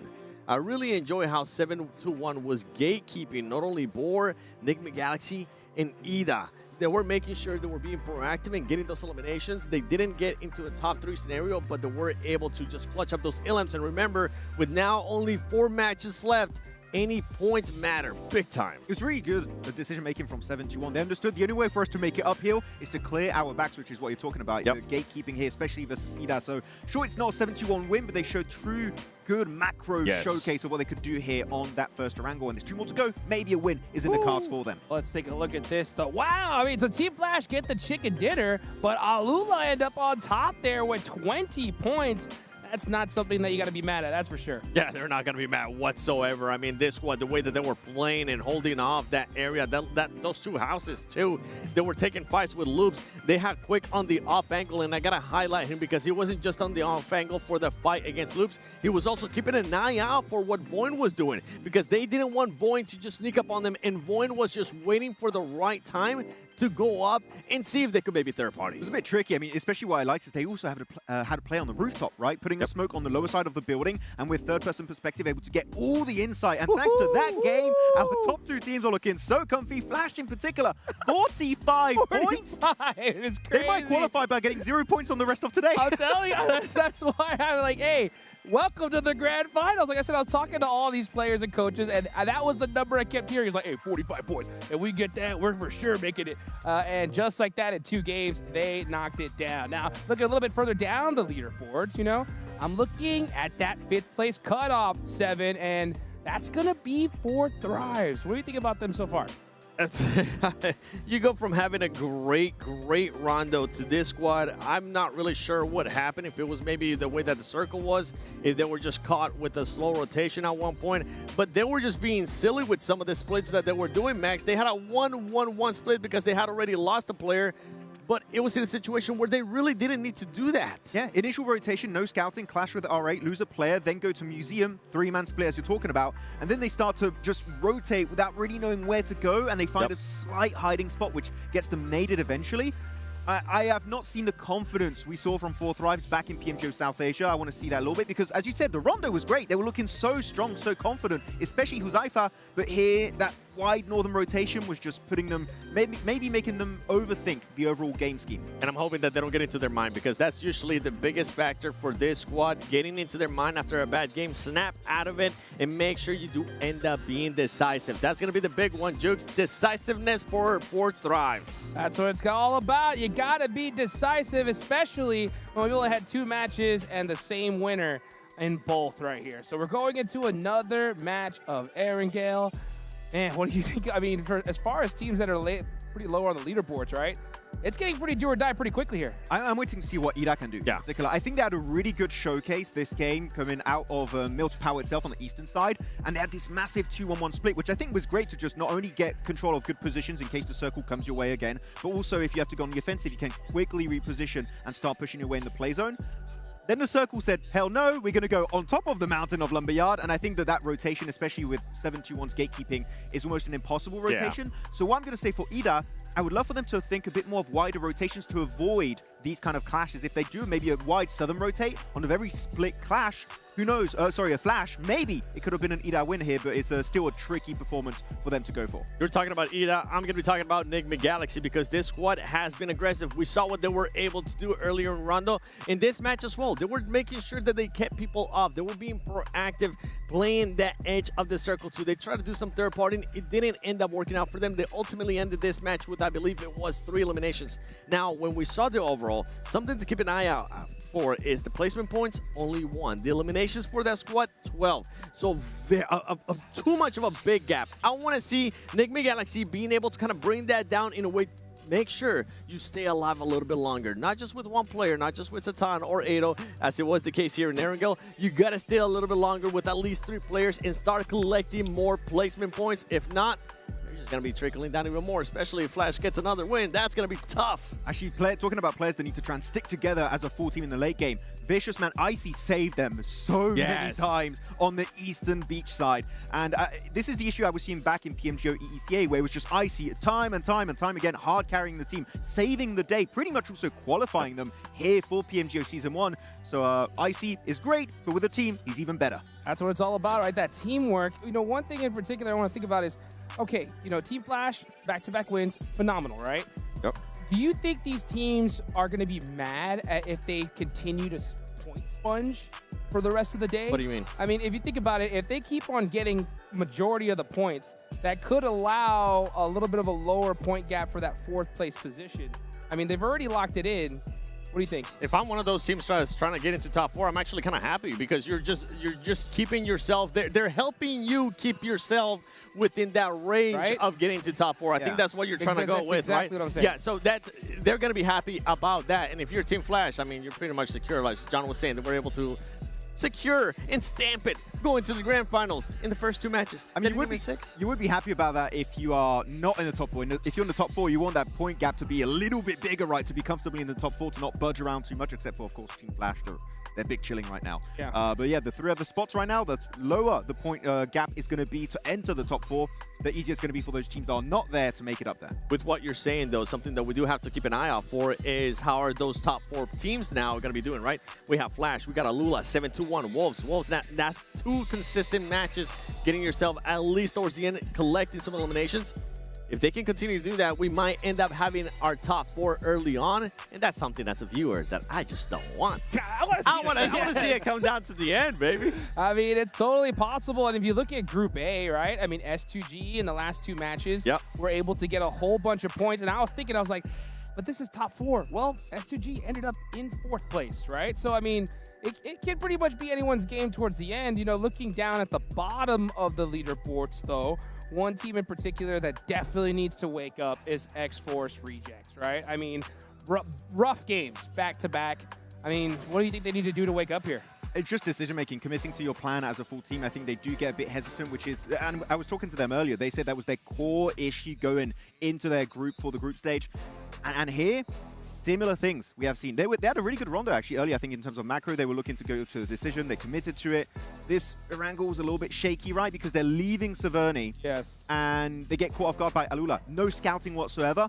If you're going to leave a city, just slow down your rotate. Even if you're in the blue for just an extra 10-15 seconds, it's worth it to make sure you don't lose players, or in this case, your entire team. And that's when the inexperience of a region, of a team, even though they have been previously in Global 7, it just doesn't end up helping you out. But I fully agree with what you're saying, Max. I want them to see it slow it down a tiny bit. It's okay if you get a little bit of damage from the blue early on.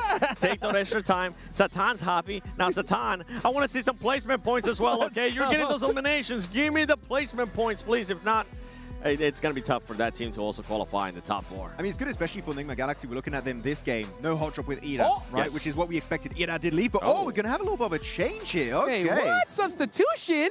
Don't see that very often, huh? No. I mean, this is pretty cool. I actually love that graphic, right? We're actually able to see some players swapping out. What do you think about swapping out a player? I mean, I guess if you're going to do it, this early would be the time, right? You have to. Yeah. Especially for R8. R8's nowhere near right now the top 8. Even though 8 is in their name. Like, that team's, to be completely honest, they're just throwing. You can see now Naki on your screen. I actually like this, okay? I like that he's bringing them a bit of a light atmosphere for that squad after having a bad game. That's something that they didn't have in the past, and I'm hoping it ends up helping them out. Just not getting too deep into their head, because we know what can happen when that happens for 4 thrice, Max. Oh, most definitely. I mean, I'm sure he's trash-talking his teammates, right? He's hard trolling the rest of 4 thrives, but no, good to try and get a little bit of a good mindset, good atmosphere for your squad if you want to be able to come back. The vibes. Last game, for me, it was full hesitation mode, and they had a decent entry point. No scouting, go into R8, you lose a player for really no reason whatsoever. We know they can do better, so I'm expecting way more for these next 4 games. Yeah, I'm glad you mentioned that, because it really is such a huge thing, right? Being able to have that positive mindset when the weight of the gravity, right, of everything that is happening here in the survival stage is so heavy. To be able to, just say, all right, let's shake it off, let's play our game. It's so important. And, for like X-Force Reject, you're out so early. That's the hard part, is like you haven't had the reps that all the rest of these teams have, even if they got to like zone 3 or 4. So to come back from that is way more difficult than anything else. Talking about teams that are kind of disappointing. One team that you might be disappointed on, Max, 4.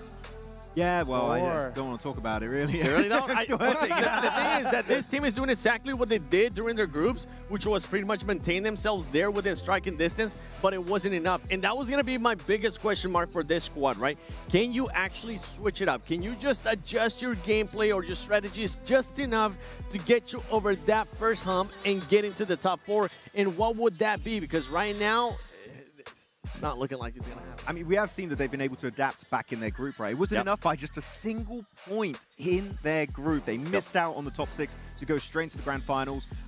I would say Boars so far today, again, positions are not bad, but they just get fully surrounded. I think if they can try and zone teams away from them, they can start to get a bit more pressure in these games. But as of right now, it's a bit tough, but again, in the last game, they could strike and snatch away a top 4 in the last moment. Well, speaking of strike, I was looking at, Wolves. What do you think about them, Max, so far, right? I mean, I've been kind of seeing a little, some hits, some miss, but you know what? We'll talk about that in a second as we get into the next match of Erangel. We got match number 3 here, guys. After this, we're at that halfway point. Yeah, and talking about Wolves real quick. Yeah. A lot more aggressive, right? We got chicken dinner from them in their group. It was a 2-elimination game. Now they were popping off here on the outskirts of Lumberyard.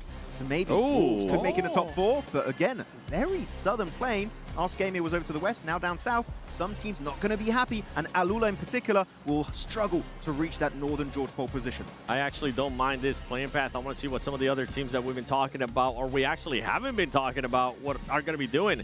I'm looking at T2K. This squad was bringing in a lot of hype, especially with how they were able to perform in their region. Right now, they're just not showcasing it. I don't know if the jitters are getting back to them because it is their first global event for some of those players. Yeah. it goes along with what I'm saying with R8. It goes along with what we're saying in regards to X4 rejects. You need to do something. This match will be the halfway point, and if those teams at the top continue to perform the way they are, they're just going to keep separating themselves, and it's going to make it so you're not going to be able to catch up for the top 4. We're talking about teams that went out early. Last game, that was GOAT team, right? They're going back to the typical location of Novo. Be careful on the Eastern Bridge. Wolves are ready to take the fight. I can hear some shots ringing it off. Let's go ahead and send it on over to John Allen and Blank. Looks like we got ourselves a hot drop in Milta, boys. All right. Okay, we're seeing the 7-2-1 squad try and hold it out. And of course, it's a Western Plain path, so this does need to start concluding nice and quickly. I believe this is off against the Vicious on that south point. Okay, 4v4, but currently fairly far apart from one another. Yeah, Miller's quite a big place, honestly. Miller is a big place. You've got Farmer towards that top side as well, so 7-2-1 versus T2K. Genuinely, you do want to conclude this as fast as possible. If not, just leave. A Western circle on this one's very, very tough. T2K getting caught out on the rooftops, but there is a clap back from Igneous from far away with the Scar as well, which is good news for them. A 1-for-1 trade, an open knock on a rooftop, though, is always difficult. Need to make sure that you can envelop that one. T2K wanting to try and surround it. Seven said he was going to try and look at it. Uh-oh. Oh. Uh-oh. I don't like the look of that. So we might be getting ourselves a little remake here. Honestly, I don't think the players are going to be too unhappy about that one, but we're going to send back over to the desk in the meantime, just while we get our bearings, essentially. Yeah, let's head over.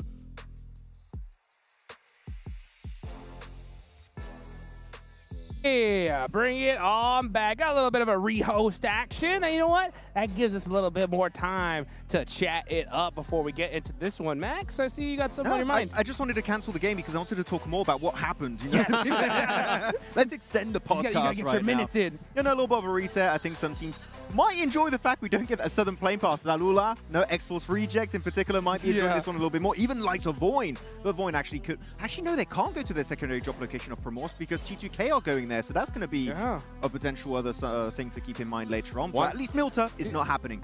Another team that's going to be happy that we did end up getting that rehost is 7-2-1 because 7-2-1 ended up getting knocked by T2K. In Milta, yeah. And that's just not a fight you want to get. I honestly, we always talk about this hot drops, and we can actually take some time to just touch up on that again. You don't want to end up hot dropping right now. Maybe if it was a 3-day tournament, we would allow one hot drop. But right now, halfway point, this will be the halfway point. You don't want to take the risk for it. If you're T2K, they got absolutely nothing to lose, so I can see them going for that. But if you're of the likes of 7-1, we were just praising you. You're in the top 4. Avoid that. I really like that you say that because usually in tournaments we're like, oh, the first hot drop, you got a Joker. Yeah. Right? You got a Joker, it's fine. All is forgiven. For this tournament, because of the especially short format, your homework needs to be done tenfold. You need to know every drop, every early phase 1, phase 2 rotation to avoid those skirmishes because one bad game could be instantly kicking you out of not just that phase, but the entire bloody tournament. It's just completely different preparation too when it comes to this type of tournaments, right? You're used to preparing for more of a marathon with those 3 days, and this one is a sprint. You have to make sure you have no downtime. You can't slip up at all, and you're right. I mean, a hot drop in a 6-match tournament, you know, pretty much a whole stage, like, that's such a gamble. It really, really is, because you go out, there's no guarantee that you're going to get that 20-point game to make up for it, especially with how desperate these teams are going to get every game as we get on here, right? So, I mean, you know, this little time is good for, you know, a team like Team Flash because they can kind of schedule out what kind of fun they're going to have tomorrow because, you know, they're going to have a day off and can do whatever the heck they want. They know that for sure. But the rest of these teams, you can see the pressure's on. I mean, the pressure is on for, of course, every team wants to make in top 4, except for Flash. But Luke's, man, we keep talking about Luke's. That was the biggest storyline going into Group B, which is Alpha 7 eliminated. Massive surprise, unexpected in Group A, the Group of Death. And here, they're in 6th position, 14 points. Decent eliminations. They got 6 elims in the first game on Rondo. Then on the second game on Arango, it was 3 eliminations in a 5th place finish. But they're not looking super hungry for a team that literally could kick out the world champions of PMWC. They need to make it up there. Alpha 7, I know, are watching. Maybe not on the plane. I think they're home now. But they're watching it from home, hoping Loops just don't make it to secure their spot at the Esports World Cup. And with the way that squad's currently playing, I don't think they're going to make it. And I think the biggest question mark for this squad, even when we end up seeing them in groups, is those eliminations. They're just honestly non-existent. Even if we went back to groups, they ended up getting 4, 2, 0, 1, 5. That's just not going to be able to cut. It's super low end, and you have good fragging power. I mean, I was hyping up Diego, how he's usually able to perform. I don't know what's going on with the roster. I don't know if it's maybe that they've been together for not that long of a time. They maybe needed a little bit extra time. But we need to start seeing them being able to win those fights. And early on, we didn't see them win those fights. Frozen is camera shy. It's a bad career to take if you are camera shy. Right? I'll tell you that right now. You know what's so crazy? It's like I was talking about this to you guys off camera and some of the players as well, because playing at this high level is so tough, especially because you guys can't really see it because you're watching from the cameras at home.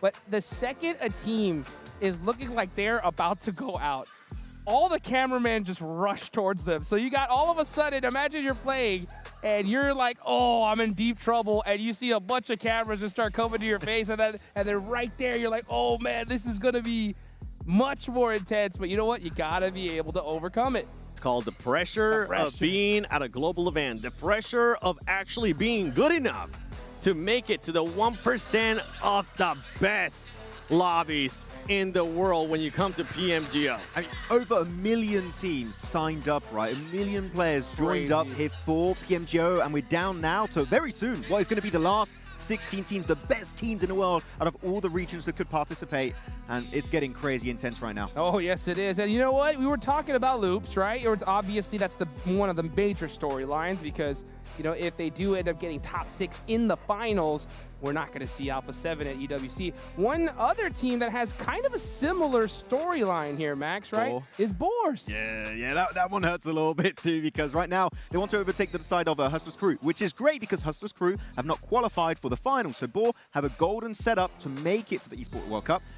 But if they go into the finals, it's not just qualifying for the finals, right? No, when it gets a bit tricky, you need to be top 6 if you want to make it to the Esports World Cup. So also, Boar here, they had a good first game. Third place, 6 eliminations, then the Circle kind of messed around with them, and they were really struggling to send it into both Wolves and Flash. But then this game in particular, sending it in a slight dip, and just losing player one by one, just clearly not in control of this game. They need to try and get it back in their control if they want to be in that top 4. If I had to pick one of the two, Hustler Crew, Boar, I want Boar to be there. Because Hustler Crew, you were able to dominate in your region.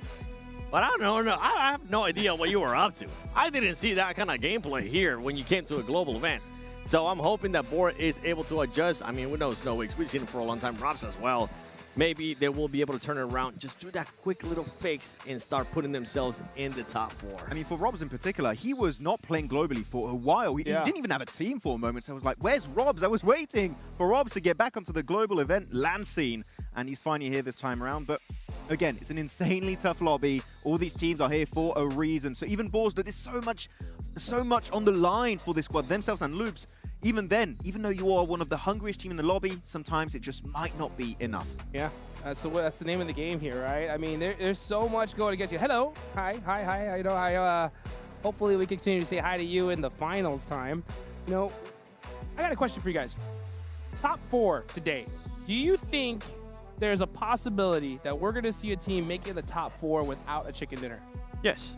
Yeah, most definitely. There's only 6 games. 2 of those were already taken by one squad, right? So you got 4 remaining. So I think we are going to have a team purely make it off of mainly eliminations. And you can be consistent too, 7-2-1. I mean, they've gotten back-to-back 4th place finishes too. The eliminations have been consistent too, already stepping it up. And this is what I'm saying. They were kind of happy that that rehost happened because they're not gonna be handicapped with one less player. Take your time. Take your time. You know, that's the one thing about these like little gaps in time too that make things a little bit more difficult is you just don't want to second guess yourself. You know what I'm saying? Like, there's sometimes you're in that kind of spot and you're just thinking, maybe it's a sign. Maybe we don't hot drop. Maybe we do decide to go somewhere else. You know what I'm saying? No, exactly. It could be definitely a bit of a mindset for some of these teams. Though I kind of want to also talk about a team that is currently in the top 4, which is Wolves. I think they were very passive back in their group, not getting involved. I mean, one of the, if not the single lowest elimination chicken dinner we had, 2 elimination chicken dinner. But here, man, look at their games. They got themselves 10 eliminations on that rondo, especially because of that 2nd place. And even this one, they got 4, which you might say in the grand scheme of things, that's low. But I would say for a North American squad, That's pretty good kind of change of mindset that they're willing to take fights, but you're raising your eyebrow at me, Seven. Yeah. I like my North American squad. Oh, okay. Yeah, I'm a big fan of it. I've always supported it. I mean, we haven't had a North American squad in a very long time. Had a global fight. I don't even remember, but I do know that we're about to start the second era gale, baby. Let's get it. We're back in the game. The play path. Ah, man, this play path looks mighty fine. We're way going, better. Yeah, way better here. So a good, fortunate event for all of these players here when their tournament life is on the line. Are we going to see maybe some Severny action again? Is Void going to be running away? And is X-Force Rejects going to be able to adjust? I'm hoping they do, Max. I would say Void, if they didn't commit to it earlier, they're not going to commit to it now. They went actually towards Stolber Kameshki for their early rotation to loot up, so I think that would be still a very safe option. Kameshki is great. I think it's a little bit underrated as a looting position, so Void is not too far away from the plane. I would go over there. Sometimes better to play it safe than sorry, you know what I'm saying? But you gotta be able to get to that end game, still turn up that aggression, and get some serious eliminations. You guys said it, right? We could see a team in the top 4 without a single chicken dinner. Let's see if that's gonna actually happen. As we take it on over to our casters, John Allen and Blake. Well, they do get the reset on their players, but it looks like Milta might be hot once more down there with 721 and T2K as they're both descending on our picture-in-picture. They get the re-host, and it's going to be the same medicine that they'll have to swallow, and they are straight on top of each other once again. 721 going fairly low on that, has the AKM, has to back off on the angle. So, no initial immediate knocks, but they are still very much in close quarters. It's like some kind of weird gentleman's agreement. It's like, we got a knock on you, you got to give us that knock, okay? Please, we beg you. Right now, it does seem to be going poorly again, though. A big chunk of damage. Over towards 721. Taking a look at the map as well, looks like Voinchakari are alone up in Severny. But in the meantime, the first knock goes the way of T2K, and once more, they might be able to find that opener and continue on that flush, push that one through, get the early point, and take 721 down a peg once more. And this just goes into why this is such a surprising rehost situation coming through for these two rosters. Yeah, we lost that one. We'll do it again. We'll go for round 2 there. Oh, yeah. You knocked us out the first time, but You're I'm ready to take another one on the chin. Oh, it's not going to happen again. Oh, it's happened again. Yeah, they were not prepared, all right? Head was sent on a 360, but they're locked in for another one, which is okay. Malik on the sidelines here from 721. Now, I'm gonna go ahead, right, just whilst this fight is going on, disagree with Mr. Seven, because I think for Boars and multiple other teams, I don't think those 2 first games are too indicative of what was going on for a lot of other squads. Just because even that last game was East shift after East shift after East shift. Like a lot of the teams, like Enigma Galaxy, for instance, had set themselves up very nicely for a central finish. Boards had set themselves up very nicely for a central finish. You even had Loops getting involved there. But when it moves East over and over again, you've already got these setups going. Suddenly you're left high and dry compared to the teams that are already set up in vehicles ready to move because they're in open ground. And I think that a lot of times comes down to the difficulty of it. So I do think those first 2 matches, difficult to say right now for a lot of our squads of who's doing poorly, who's doing well. Obviously, there's one team that we can clearly say is absolutely smashing the lobby, and that is the Flash. But Alula being in second place, I'm not hating on Alula here, right? I think they've had a big turnaround.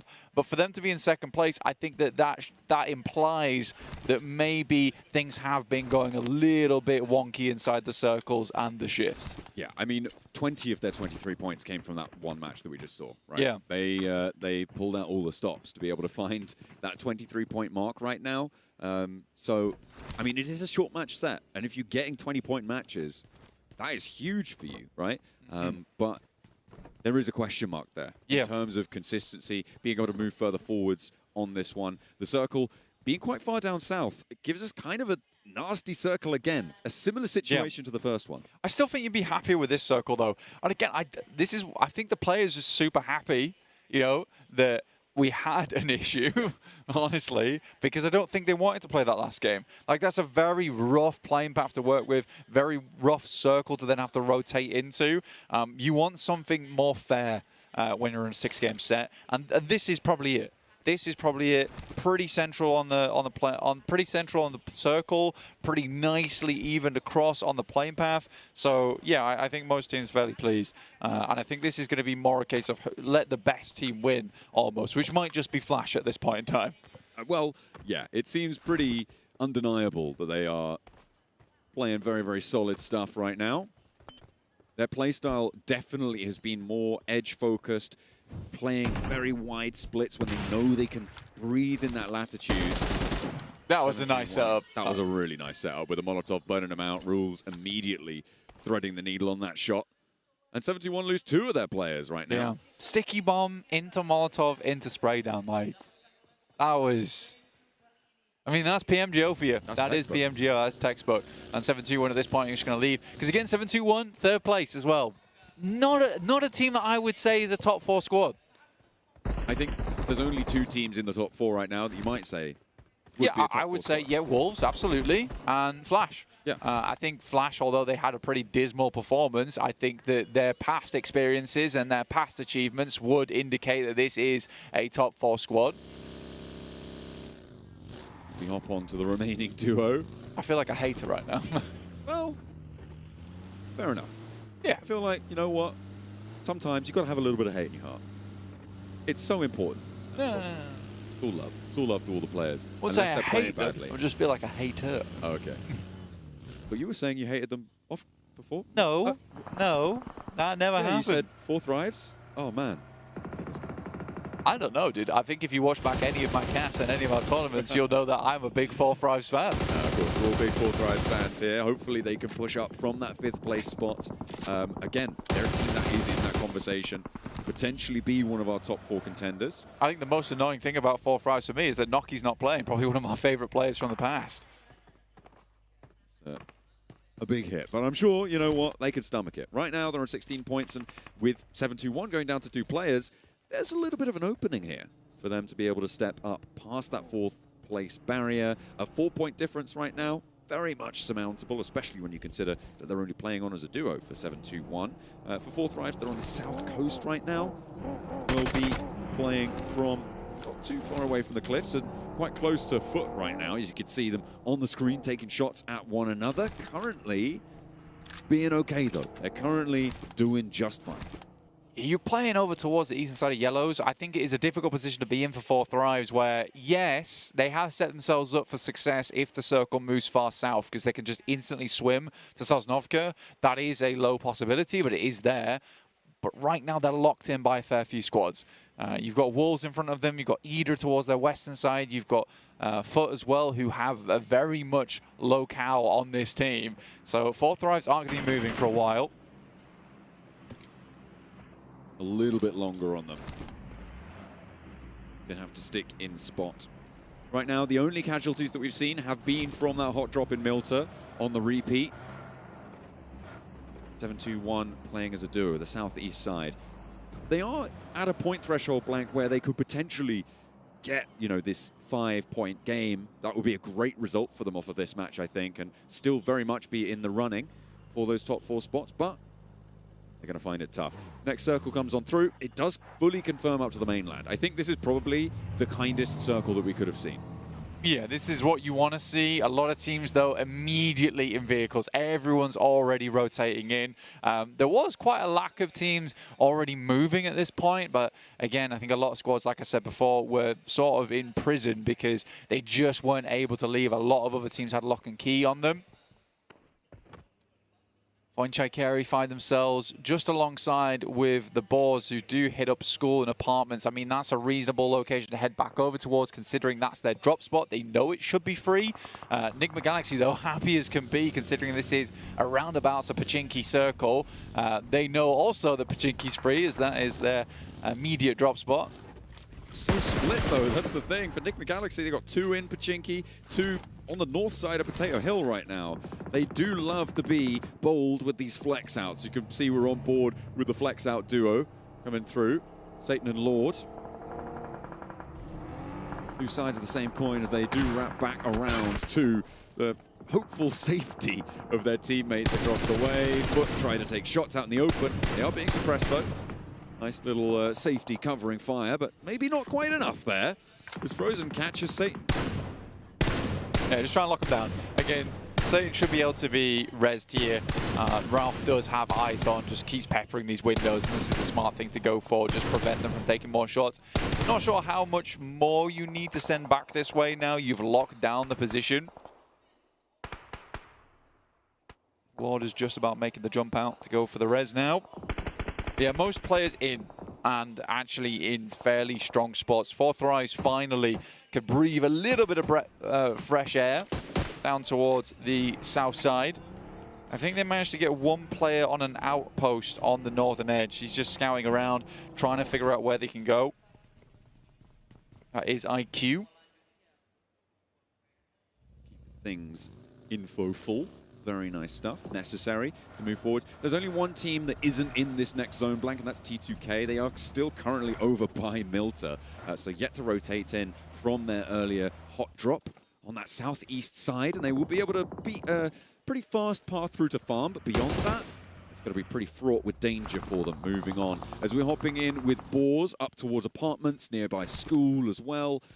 These players do have quite a bit of this northern side under control near Team Flash, though. And that's a pretty dangerous place to be.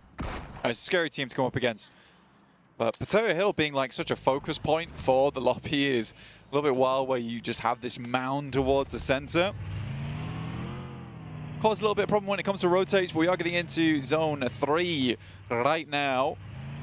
And it's just dead center. Voinchai Kerry very pleased that they sent out a little bit earlier down towards that south side. They have control over towards the northwest edge of Potato Hill. But again, this cuts off sightlines in a way that sort of makes this one of those donut circles, right? It's going to be a lot of action on the outer edges, and some teams managing to control that middle area. This is very much moving from Battle Royale to King of the Hill.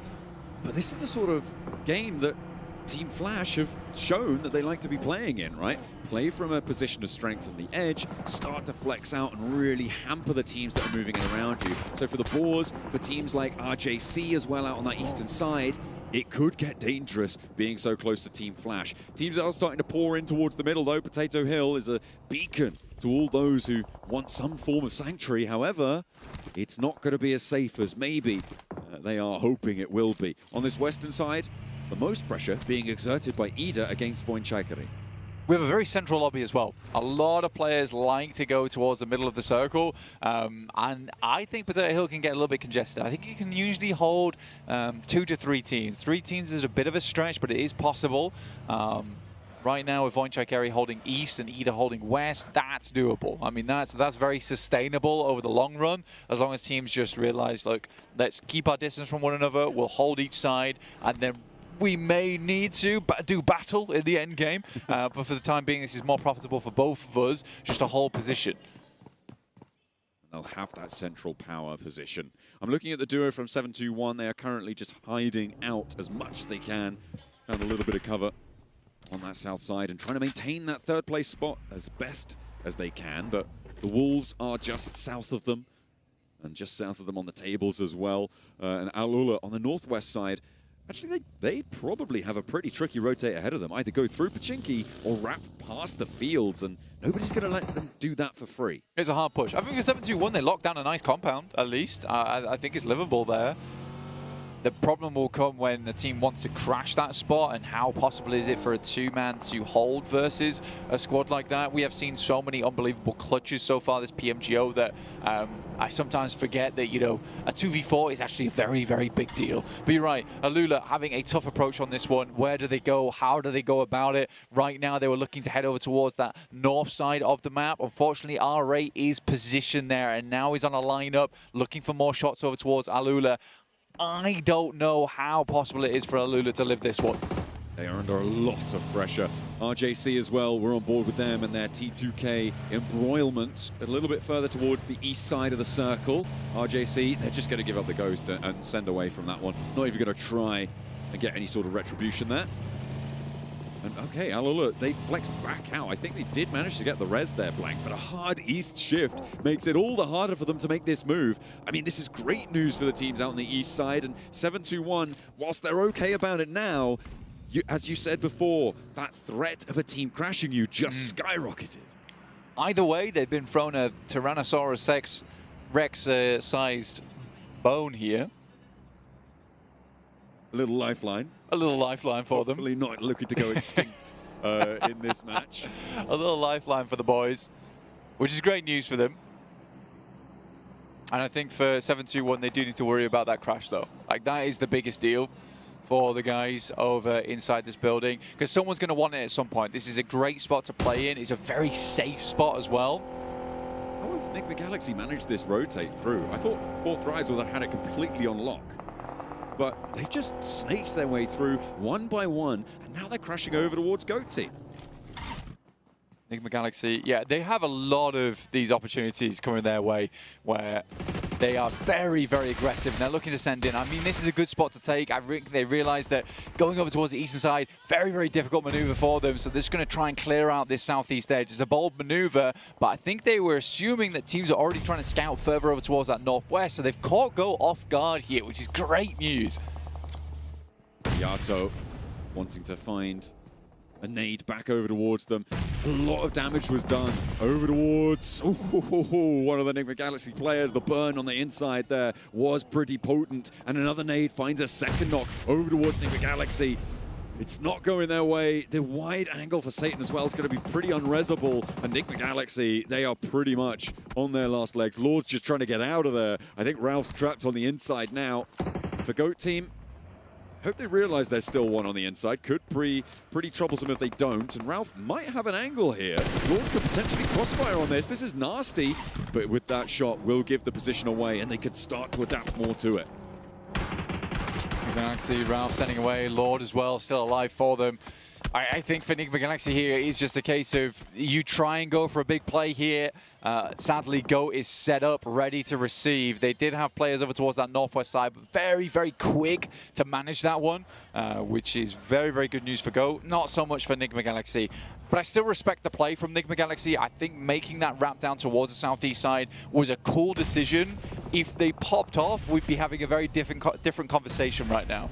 I'm glad we swapped over towards this north side of Potato Hill, because Ida, R8, Boars further off to the north, and Voinchaikari down to the south, holding the top of Potato Hill, is a big linchpin of this next circle. You always have to worry about Team Flash getting stuck into this one as well, Blake. They're on the east point of Potato Hill, and Boars are starting to make their move. Voinchaikari, though, have spotted it and immediately taking a shot, getting that flush going as well. Terminus left on the back door, will not be able to find it, but there's an answer. Magnazada opening up as these nades just go back and forth between these two teams, and none of them really landing. It's Boars pushing into Voinchaikari that seems to be more action-packed. Absolutely, I think Boars are now in a very, very tricky position to play out. Ida, though, getting themselves a nade over towards SK Ton.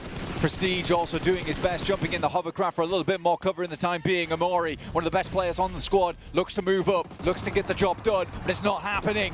Marth is down, now it's all up to Amori. Ida with 3 foot beneath them as well. He's caught between the two teams. Can he weather it? No, he cannot. R8 down, but that was a lot of damage he was able to do there. And Ida go down as well. Down from the hill come Alula, and everybody wants a piece of the pie. Foot evaporate under the pressure from Alula, and this is how you want to keep hold of that second place spot. Alula, though, under pressure from Boars. Another team's jumping on into the fight. This is about 6 or 7 teams, who knows? And now 4 Thrives are here to party. They want to sweep all the way through. The Boars are down. Alula are going to be next. Is there no team that doesn't want to move in? Voinchaikari are going to sit there and wonder what the hell has just happened. And you know what's happening now, Blank? It's a flash fire from the north.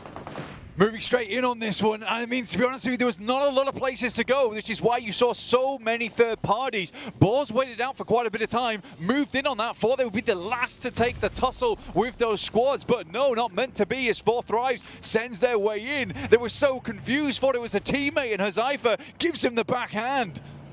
4 Thrives with 4 players alive, 4 eliminations as well, now leading the lobby with Alula going down. They did have one more, but you take being alive with 4 over going down with 5 elims.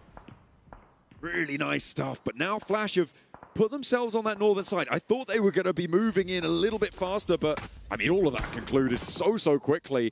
About 5 teams getting eliminated on spot. It was brutal stuff. Flash maybe missed the boat on getting stuck into that engagement. Well, I don't think so. I think for Flash, they're playing a very different game right now. They don't need to suffer a third party. They don't need to risk going for something like that. They need a slow game. They need placement points. For them, they are 5 points away from basically never dropping out. So I think you do adapt your playstyle to where you are inside the lobby. It's just funny that at game 3, Flash is on 45 points. Ooh. What an aid from Voinchai to kick things off here. And now 4 Thrives are playing as 3. Valak wants to launch that nade first. Voinchai not pushing forwards, not getting too aggressive with it. And I feel like this is a bit of a character that we're starting to see develop from this team. They do take a little bit too long and they lose a player. Meanwhile, Ralph is still going for Enigma Galaxy, but not for much longer. He falls and RJC will outlast them. Almost made it happen. Almost made it happen, dude. But not meant to be.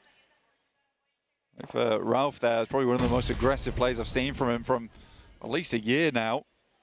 It's cool to see. I don't mind it. Voinchai taking their time with this one, though. Sadly.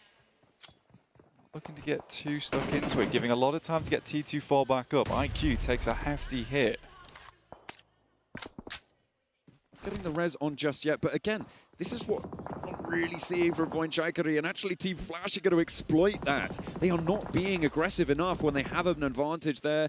I feel like they could have peeked over a little bit more and pushed that pressure on, but now Falak with a big nade steals the knock away and adds the point to their tally, as well as finding another knock, and Voinchai crumble. There is just nothing left on that tank. They held the top of the Potato Hill for so long, but what have they got to show for it? They've got one Elim. I mean, between the fingers of 4 Thrives, Voinchai looking like a meringue, because like you said, they just crumbled to dust there.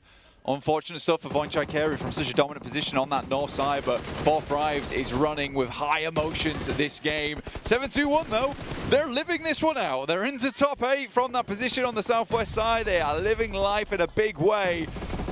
And right now, it is the Flash looking to secure their position in the grand finals. Getting a flush, adding a placement point, that might just be enough, but they have started to take a little bit of a tickle to the health bars. One knock sent over their way, but they're keeping it on lockdown. T2K try and step forwards, but he's rebuffed almost immediately. Bozy able to do that. The backstop now under pressure as well, though, coming through from 4 Thrives, who have been on a bit of a tear, and there's Bozy going down, stepping forwards towards the last player of T2K as their backlines get evaporated.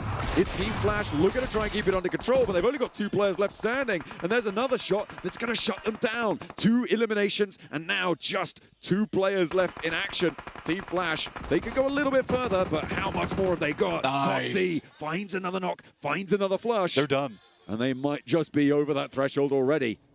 They're done now. That is absolutely secured. They're into 6th. Those placement points start to bump up. If they get towards a 5th here, I think I just call it right now. The Flash is not leaving the top 4. What an incredible run. Securing your position at match 3 in the day is absolutely wild stuff. But another team that wants more points on this game is the current lobby elimination leaders in 4 Thrives. Pakistan bringing it to the lobby with 12 total eliminations. This is some insane work from this team at the halfway point of the day. They're looking healthy. They're looking good on position as well. From Potato Hill, there really isn't too many other teams that can take this sort of pressure away from them. Look at the angles they have. Loops have to leave this compound as well. T24 is just going to nail them to the floor with those bullets. There's still 12 eliminations left in the lobby here that they could grab in the meantime. It's not likely to get all of them, but they want the majority. Wolves, you got Loops trying to move up in the meantime over on this side of the map, but the Vicious currently battling them back. 7-2-1 still alive, by the way. I don't know if we talk about that a little bit anymore. IQ finds the knock over onto Doran, and Vicious are struggling here to keep their backstop alive. Loops are putting pressure on all the time, but the smoke train that they laid out is starting to fade. They need to utilize it. About 10 seconds before it's gone completely, and there goes the crash. Immediately, Koa sprays for 1, sprays for 2, steps out for more, and a 3rd falls to the spray down from Koa. Now up to the rest of the team as he does get knocked in response. Is there a third party coming through from 721? Loops are swept aside. Where are RJC as well? They are right next door to 721, so a lot of angles over towards the Vicious, and it's going to leave them with only one player alive. In the meantime, 13 elims for 4 Thrives. This is a banger match from 4 Thrives, and they're only going to go higher. I don't see the chicken dinner going to anybody else other than 4 Thrives this game. They're just looking to secure it now. One thing I do want to quickly mention is that the Vicious without Koa at this point in time, I doubt they'd be in survival stage, and I doubt they'd have these small redemption gains without him. He has been such a massive boon to the lobby, starting from a couple of years ago, this guy, and then just continuing to have performance after performance, moving to the global stage. So cool to see this guy rise. Koa has risen as well as they bring him back to his feet. 721 still getting stuck in. They are still very much alive in this lobby. With 2 players, they could very well go very far into it. With the circle shifting out towards the west side, it's going to help them get maybe to a second place here, Blank, which is crazy considering how early they went down. But 14 eliminations now as the Vicious lose another. Koa breaks new ground over towards RJC. Devil tries to spray him down, and he's going to be able to find success in that pursuit. Koa will fall, no res available.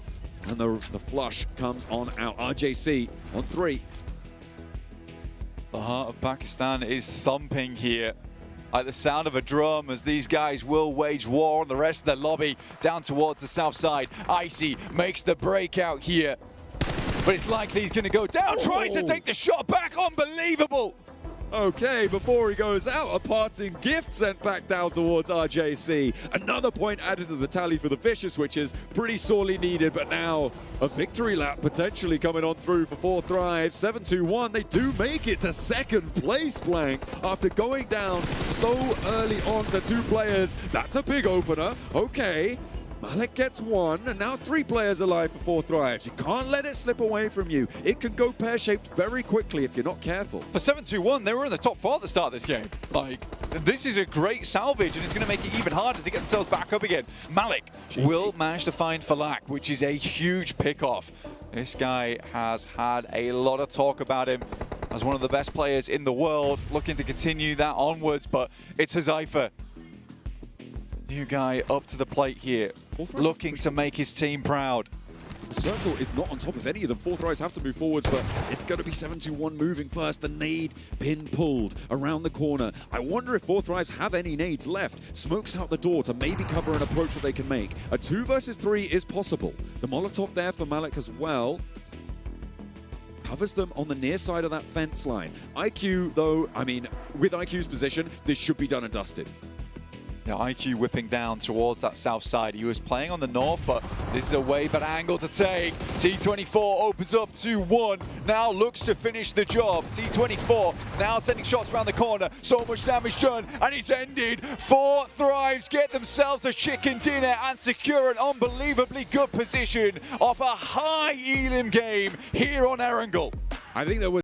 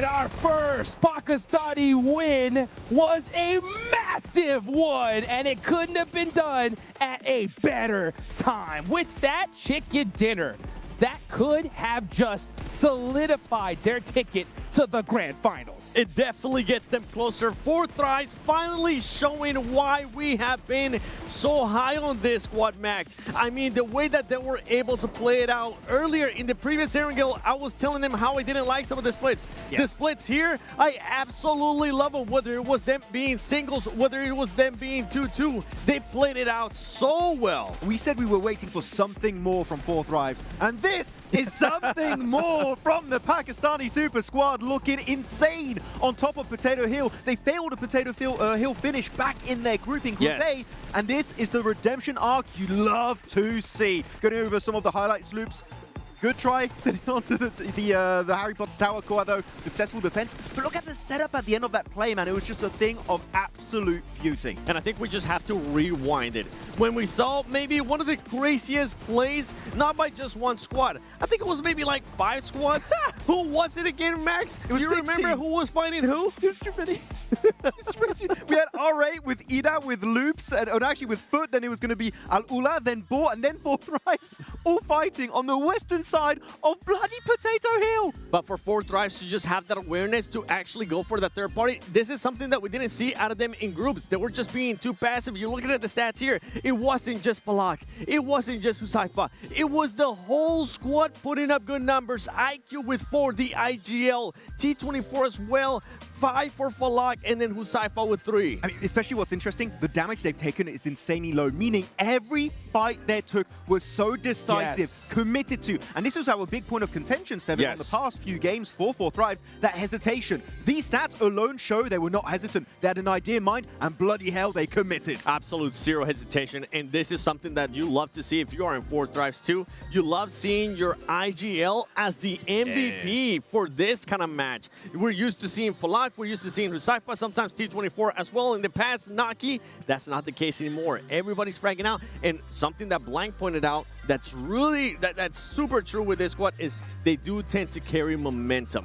That is one of the biggest factors for this squad, and I think is going to be coming into their favor. You know what, IQ? Because you're the MVP, I allow IQ to call me Panotti whenever he wants. He gets 1 joker.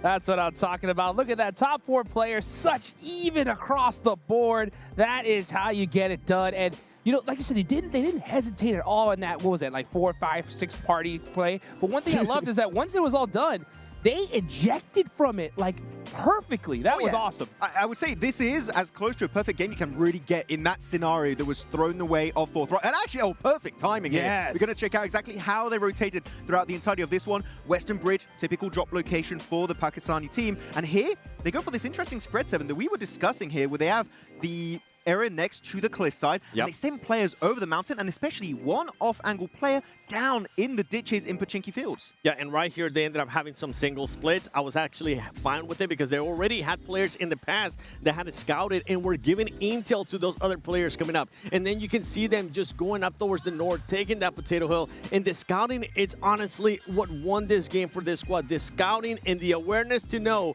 where all those teams were going to be and where they could possibly get crashed on or get a fight from. That was some 10 out of 10 terrain knowledge on Potato Hill. Using those plateaus, I think Yumi Hodgins were like the plateau usage was getting the dub, and they did not disappoint. This is what you have to do here, folks. If you're looking to make it all the way to the top, when you get an opportunity to get the win, you got to do it in extreme fashion. And with 16 eliminations, 26 points total, that's how you do it. And I got to give some props to some of the other squads here too, because we did have some good performances. The 7-1, I'm not happy about them going for that hot drop once again. Somehow it ends up working out in their favor with 12 points. And Vicious and Rejects Force, I mean, we were talking, X-Force Rejects, we were talking about wanting to see a bit of a reaction from this squads, and they're able to do that by putting up a 3rd place and a 4th place finish. Sorry, just go back to the hot drop. I was mad. Yeah, you were pissed. I was pissed. I was hating. Like, you literally have a second chance to not hot drop because of the reset, and they're like, oh no, round 2, Electric Boogaloo. But here we go for the overall rankings, and oh boy, that's good to see the Pakistani flag over in 2nd place. Woo! I mean, they're up there in a major way, guys, because look at the difference, right? That fourth place is that cutoff with only 28 points. Prior to this game, Wolves were in fourth place, right?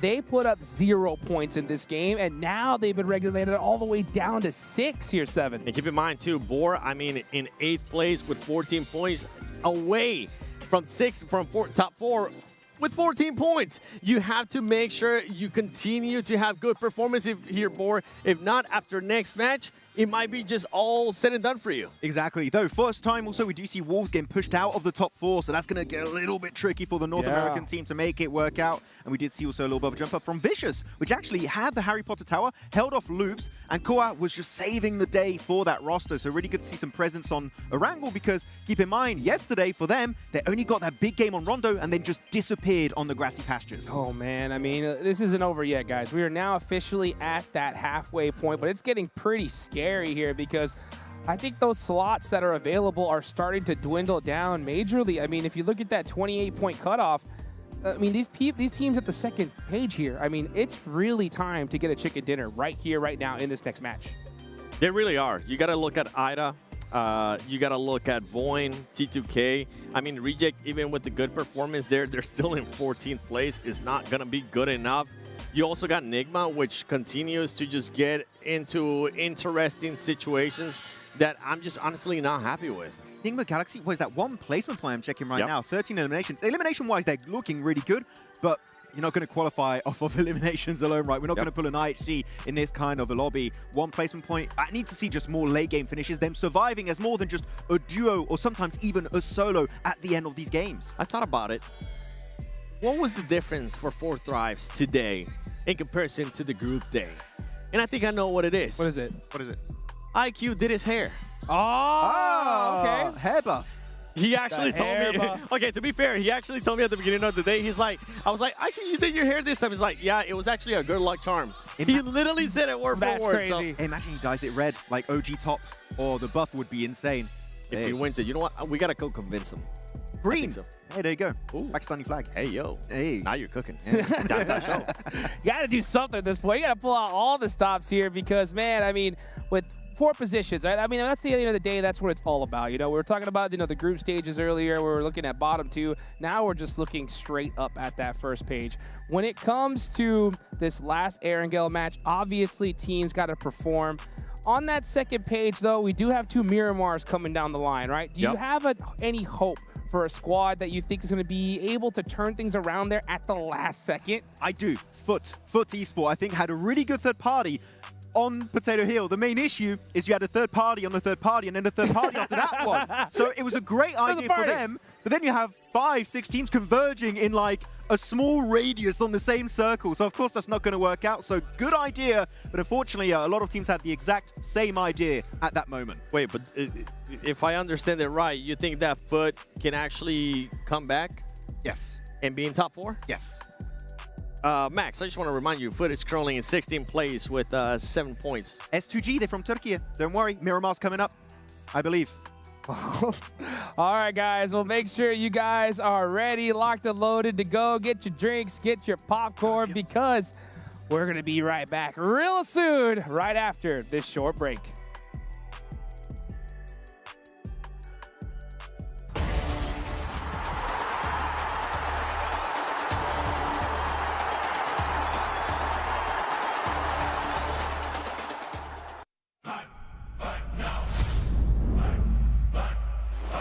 Play more than go. Feel the heat from head to toe. A billion drops begin to glow. Flame on and go. The soul is now. From the draw to the last one standing show. A no-name kid in a high-risk drop, a street food vendor with a victory dream. A midnight warrior looting in the dark. The fuel is passion pushing through the blue. We scan the path at the edge of the gas. A million stories in a single squad. No real blood, just a drive to our last. The skill, the nerve to on the final gas. Fire in my mind. Running through the sky.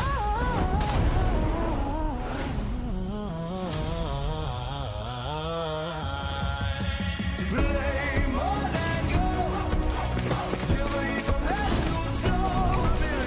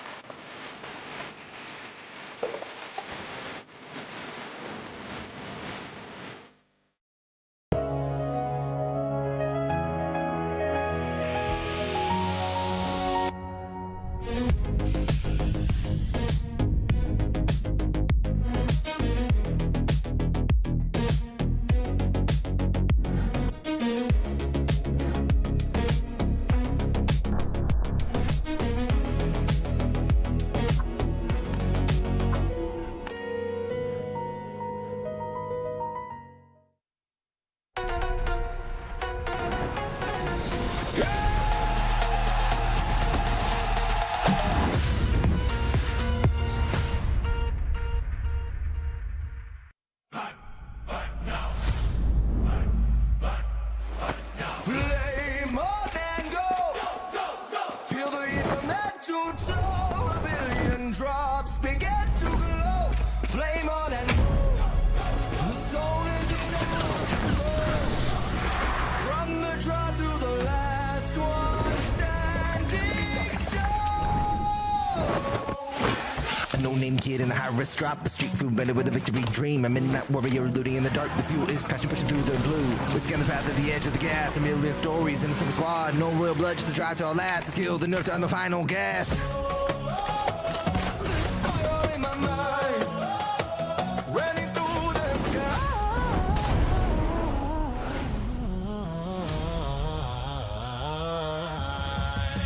Flame on and go. Feel the heat from head to toe. A million drops begin to glow. Flame on and go. The soul is in our control. Flame on and go.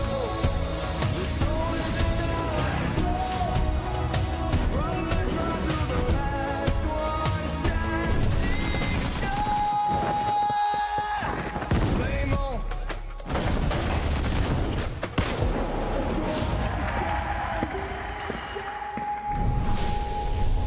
Flame on.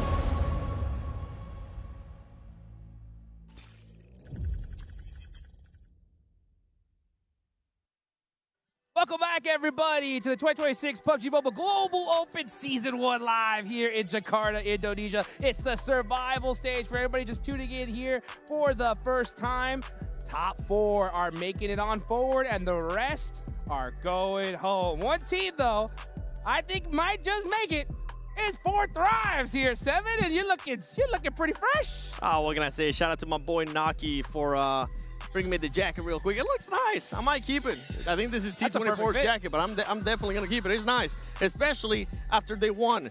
But it's not over yet. I want them to actually go ahead and continue with what they've been doing. Continue to keep this momentum going. I want to see more than just one win. Because we're looking in the future. We're not just looking, yeah, that should be enough to make it top 4 and make it for the finals. We're looking at the finals themselves. If you want to do well on that stage, consistency is going to be key here, Hot Jukes. That's right. Consistency is so important. You got to be able to clutch it up if you want to make it on forward. And I think 4 Thrives definitely just did that. Looking down, though, at the leaderboards, you got 4th place cut off 28 points. Down to 8, there's a 14-point difference, right? That's already a pretty major gap here, guys. I think this last Erangel is going to be so crucial for these squads. It really is going to pretty much set up the last 2 games. Are you technically in reach of top 4, or is that going to be falling apart?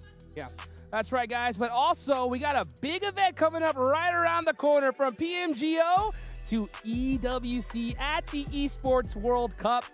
Every single match matters. Teams aren't just battling for trophies. They're battling for EWC Club Championship points, global prestige, so that way they can put their name at the pinnacle of PUBG Mobile esports. Guys, mark your calendars. It's going to be from August 6th to the 16th in Paris. So, guys, I hope you guys are ready for that. It is going to be one awesome event. Oh, I can't wait to see, especially, I'm just hoping Boars can make it, because you'd have a French representative teams at the EWC. So, Boars, I know I'm asking a lot, but please make it happen. My dream needs to come true. They're just 14 points away right now. They need to have a good match. Yeah. I feel like, will we say that this is going to be the cutoff match for them?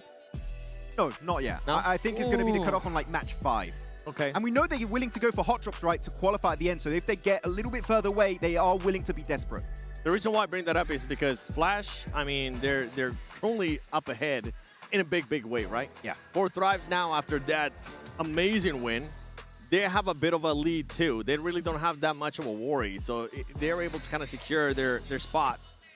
They're not really going to be giving a damn, Max. Really? Meaning that they're going to be crashing other teams. Meaning that they're going to be willing to take fights that they weren't willing to take before.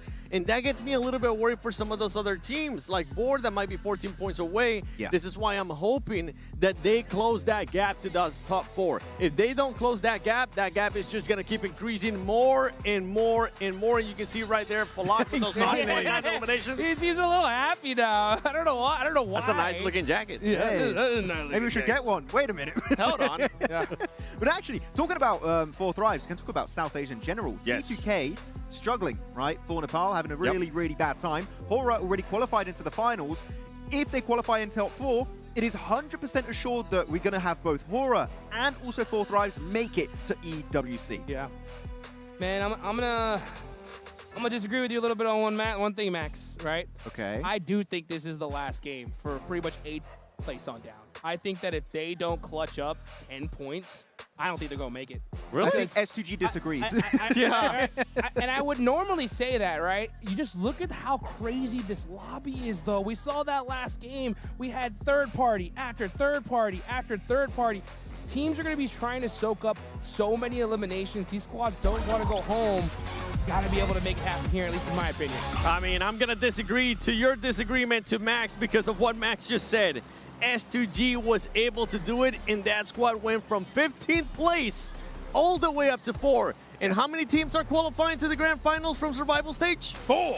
That's right. So there is still a chance, but they need to start making things happen. They cannot allow that gap to get even bigger because for Foot, for R8, for X4 Rejects, if you do let that gap get higher, it's not going to be looking good. I agree to the disagreement to me. Yes. Very Eastern playing path. Are we going to see the Milta hot drop again? I hope not for T2K and 721. It worked out luckily enough for 721. They got really fine that game right. But still, for me, even if you get a strong finish, a hot drop, there's no reason for it to happen, Hot Tricks. Please give it up. Oh, give it up indeed, guys. Man, we'll see what happens here. We saw something magical happen from S2G. Can it happen again here in the survival stage? We are about to find out here, folks. Let's go ahead and take it on over to our casters, John Allen and Blake.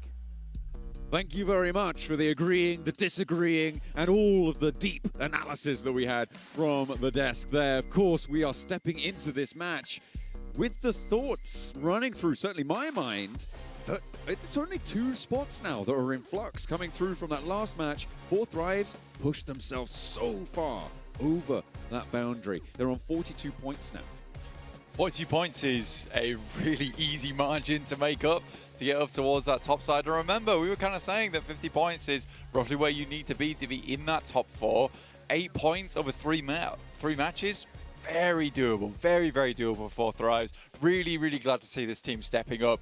Again, I think many times in the past I've always said that Falak's probably one of my favorite players of all time. Some really sick grenades coming out of him. I think he's up there with Aaron as well for me. But yeah, really, really, really good team. And I'm happy to see them getting some success. Now, this is a squad that I wanted to talk about, though, is Alula. Right now, we kind of have this weird setup with 721 and Alula. And again, probably not the teams that a lot of people were expecting to see in that top 4 currently. I think that this kind of points that you get up towards top 4 with 30-28, it invigorates you, right? To get and stay in that top 4, to get those minimum amount of points that you need. Question is, are we going to get goose eggs from these squads, or are they going to have that little bit of extra boost towards the end of the day? Well, that is always the question on these short match sets, right? It's so temperamental. 721 did adjust, though, Blank. They are not going to return to Milta. Instead, they go for a Kameshki-Stalba split, very wide on that northern side. And they are going to have to push down a little bit because the circle does pop up towards the north on the east side. Not even tempting us with a little bit of military island this time around, Black. We're not going to have a military finish on this match. Fingers crossed unless there's a remake. It doesn't happen. Move on. Fingers crossed unless there's a remake. Crazy. Yeah. We've done it. That's the little fingers crossed ritual. Okay. Revenge, maybe. RJC should have kept their fingers crossed when they took down one of the teammates of Alula. Immediately, Shiva will fall, and yeah, there's no real way to get back for that one. So just nice and clean for Alula to equalize, but still having lost a player. Not a good start. Well, again, for Alula here, every single point is one step closer, right? These guys have been in the back rooms from when they played last time on day one. It was a struggle to get up. They've been lost in the mazes, but finally they're starting to see the way out here. And every single point is just going to make you feel so much more comfortable every single time. For some of these other teams, they know they need big matches. They know they need big games. And potentially for squads like Enigma Galaxy, R8, Boars, which is just a little bit too much for them to potentially grab now. You look at GOAT as well, Ida, 13, and then 14s across the board. You need a big match. You basically need a big match, and that's just to start contesting with the top spots.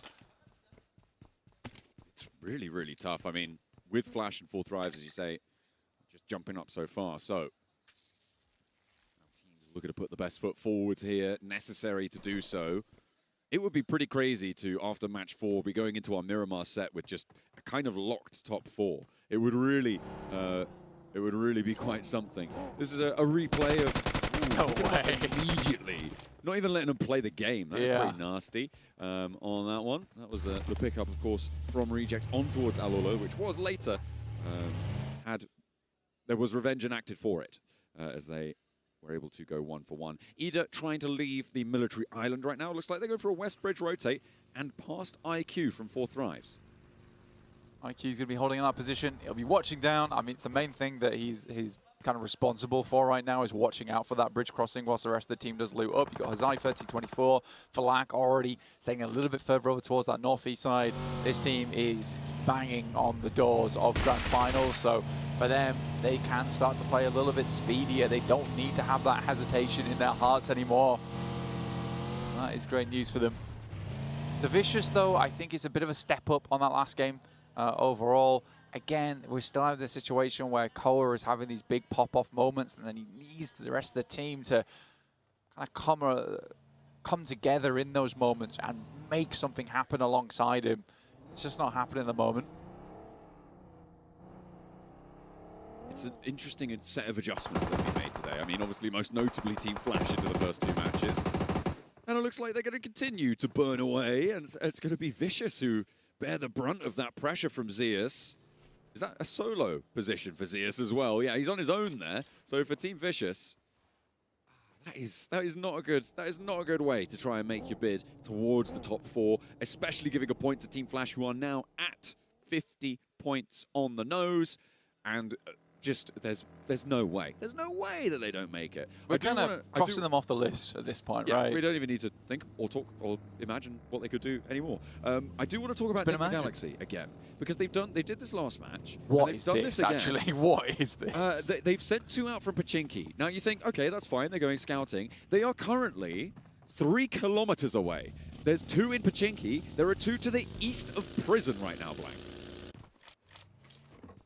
Yeah. I'm not even really sure what to say about that. I'm slightly speechless. Flabbergasted almost. That is not something you see very often. I think that's a terrific mistake. It's just a bad play. Yeah. Why though? Because returning to one another is very difficult, right? Marrying the 2 halves of these squads back together towards that end game is not really a possibility. I'm so confused by that, dude. Like, it's actually crazy. When the next stage pops, you guys will be able to see at home. Although, to be fair, the 2 in Pachinki currently now in the vehicles. I reckon they might go north of Yasnaya, see what happens, you know? Why not? Oh, check it out. Just check it out. Do the full grand tour of everything. Teams looking to get a little bit more central, though. We've got Al-Ula with their 3 players alive. You've also got Wolves, who are in a much more sane 2-2 split in the middle, playing around the loops in the road. Team 2K struggling to get in against Vicious on the north side of them. Vicious will be able to hold their face. 3 players alive for them, obviously losing 1 to Flash earlier. Yeah, with the help of Koa and Doran, able to get that single elimination, which is great news for them. I do agree with Max. I find that the subbing out of Narvalo a bit weird. I think in a short format like this, you sort of just need to work through your problems, right? You have a sub for days when something has gone terribly wrong with a teammate.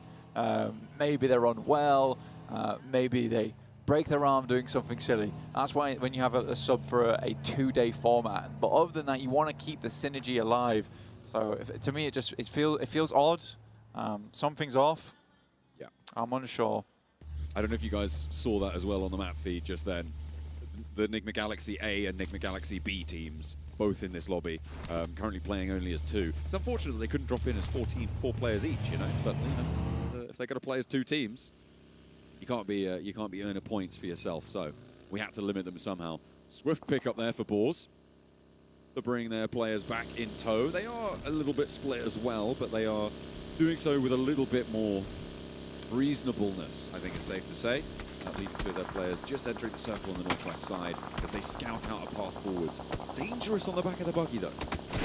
I just don't know where you've got to win with some ridiculous shots at distance. Rob's going down is terrible news for the Boars, considering this guy is currently the 17 limb mark for them from both their initial group and this stage. He has been putting in a significant amount of work for the team. If he goes down, I think the chances for Boars gets really, really quite bad. May well do, but the Wolves are starting to take a tumble as well. Foot not doing the best. They've already opened up for 1, though, and Zedwolf will want to get back to his feet. Kine holding the mount. The Wolves are looking to try and turn this one around. Swonic, good for 1. Turns his attention to the second. Kine falls. It is a 1-for-1 trade there, and the Wolves have 2 to play with. Foot playing only with the 1, but Elementrix fumbles on the spray down, and Swain immediate with the flush. A 1 versus 1. Swain around the corner. Can't stop his teammate from going down, but will stop his team from falling out. I mean, it's mutual destruction for both squads. Foot and Wolves, both favorites in this one, struggling. For Wolves in 5th place, they're right at that boundary to get in towards the 4th position. And here, losing every single one of their players is really bad news. You're going to have this massive turnout performance over on Miramon's, just like S2G did on day 1. They have a chance to get in, but the Vicious will clean out those final 2 players from Foot and actually open up a huge space down towards the southwest side of the map. The rest of Boars were able to regroup on a very central position, but there's not a lot there, John. There really isn't a lot there for them to play. Gonna have to try and survive this one out, try and outlast the shrink of the next circle, see where it takes them. I'm looking at 721 as well, who are, again, looking to defend that 3rd place spot. They're playing on the mansion area, playing in some of the compounds there. Really nice split that they have, but I struggle to defend the north flank of that compound against Boyne Chaikari as Loops defend the staircase, apparently. He's taking shots up the stairs. Back and forth with T2K over on the east side of the mansion area. Diego is down already. Loops playing against 2 downstairs right now. Maybe need to be a little bit more fearless with it as the circle shifts up towards the northeast side. Diego, very much resible unless that nade finds him. No, it doesn't. And now there's a really, really big engagement going on in the middle of the map. Boars were able to just quickly slip on through past the guys from 721 to the top portion of Mansion. Now looking to hold this out versus Ida. It's a really important part of the lobby to take a look at, but we're on board with Loops for the time being, just slowly clearing these buildings. Do find 1. T2K goes down, and Loops continue to get those shots in. They're up to 20 points now. Loops have been fairly quiet today, but it has been consistent. They've managed to be racking up these points quietly, as you say, and they are within striking distance. The last player for T2K now trying to batten down the hatches. Fearless has nades pouring in through every single window, trying to stay alive, and so far, protecting himself nicely. In the meantime, Boars haven't taken any knocks, neither have Ida. It looks like they may have settled a little bit, or they're just biding their time. Have to wait and see. Fearless still holding on the staircase. Yeah, it was sort of strange that 721 have all just confirmed over towards the southeast building. I understand that it's way easier to get out of, but I feel like if you have 4 players, you can quite easily control the majority of Mansion. Instead, they just let a lot of teams in, which I found fairly strange. Maybe they just didn't want to get too involved, go early, and scupper their chances of making it further in this lobby. Chasing teams are taken down by 1. Wolves obviously now out of this match blank. You've got Vicious playing as 3. Boars playing as 3, Loop's playing as 4, and I think that that is a pretty important position to be in. An aid onto Fearless will seal the deal and leave another team out of the lobby, allow Loops to gain another healing point and put their chase into a little bit more of a front-footed approach now. 4 Thrives sit to their southwest, and they're playing on as 4. Goat team potentially could flank around behind them, but they're safe in the circle for now. Nigma Galaxy, I don't know how they've done it. They've regrouped. They're on the southeast side towards prison. They have a compound to work around with. This is looking fairly quiet as well. This is the position we were talking about earlier with Boars, 7-2-1, as well as Ida taking the double split across the buildings, both the north and the south side. For Boars, they're probably the one team that is kind of locked into Mansion. I think Ida has options, 7-2-1 has options. Main reasons you wouldn't really want to get into a spot where Boar is currently playing. But next circle coming in right now, and it shifts over towards that north side. Voin Chaikeri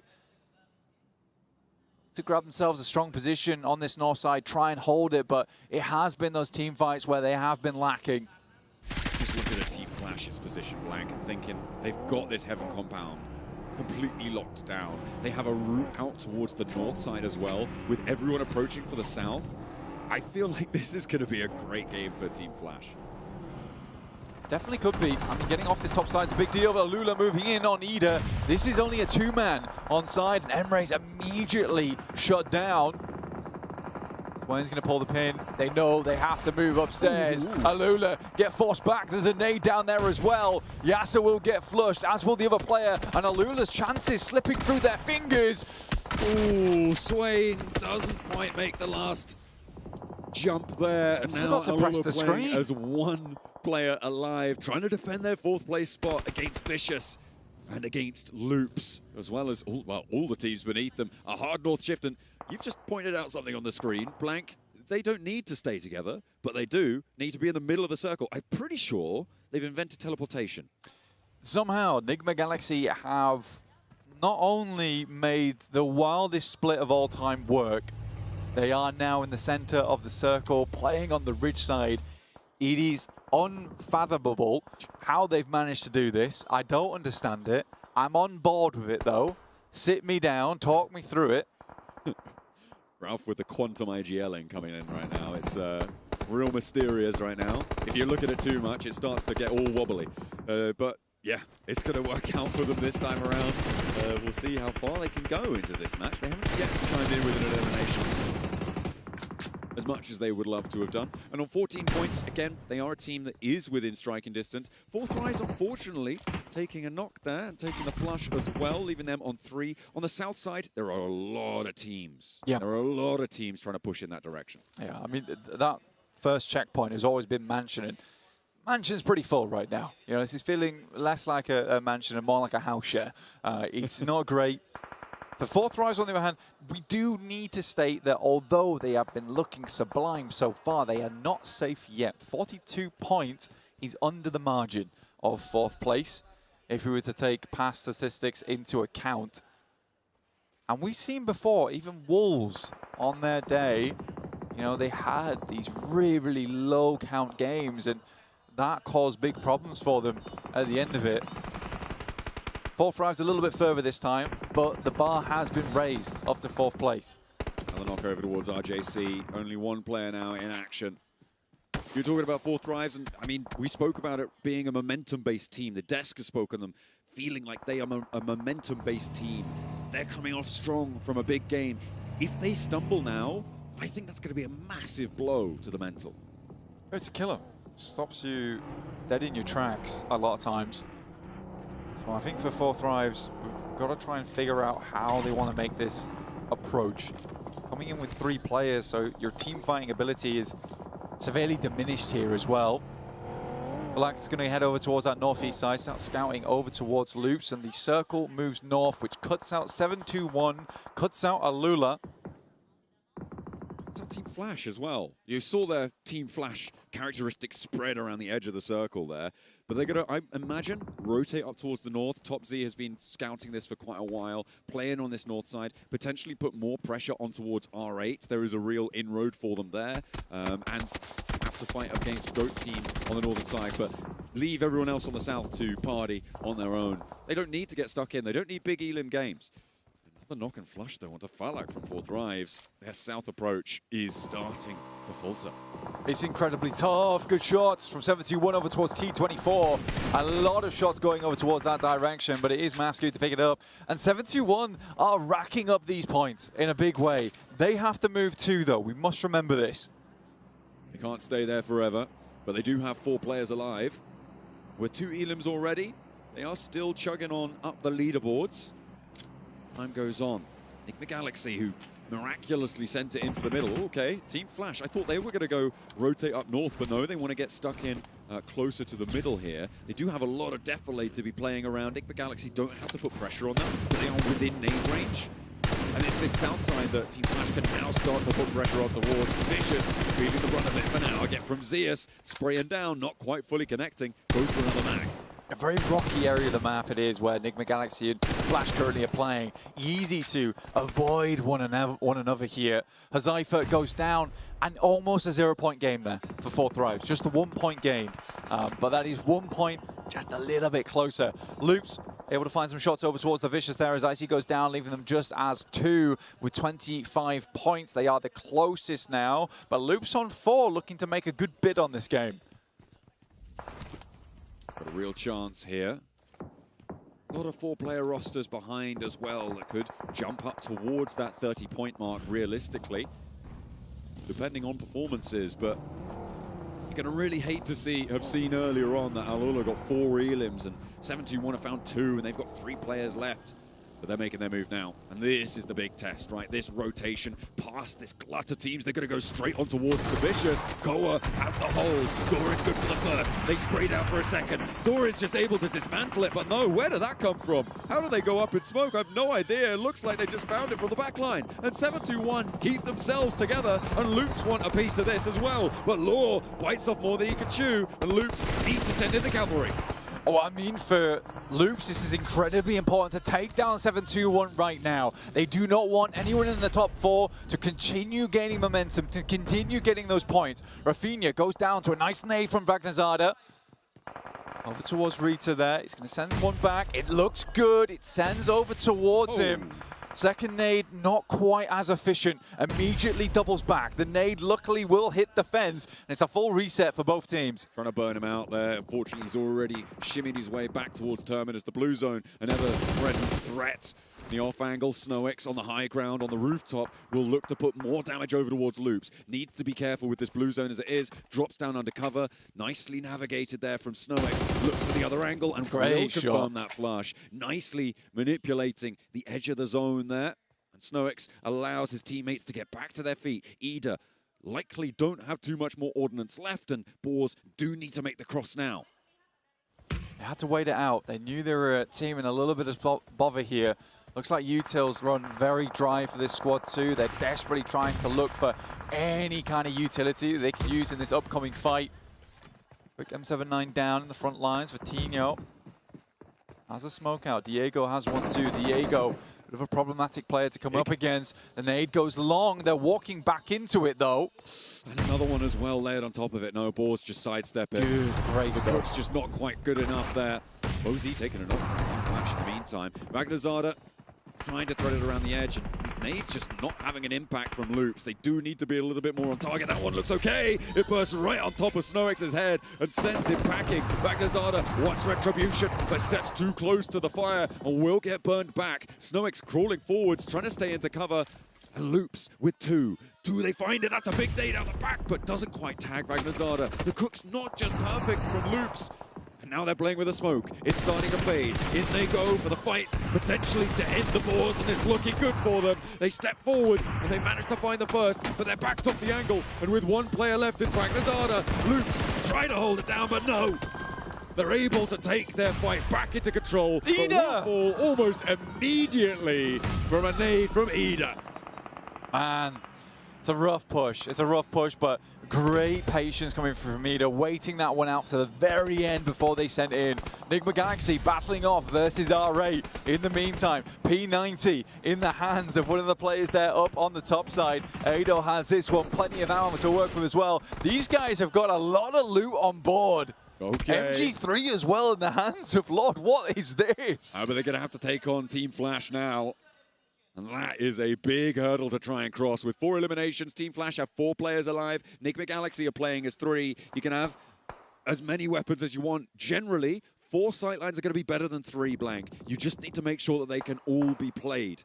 And that is the difficulty for Team Flash right now. Because their position is fairly linear, you do need to be careful to go for those spray downs. A team that we haven't really talked about too much, but is in a beautiful position, is Voinchikery right now. They are in the only compound, slap bang in the middle, and it looks like maybe Goat Team are going to go for a push, or no, they're just going to try and bait out some shots.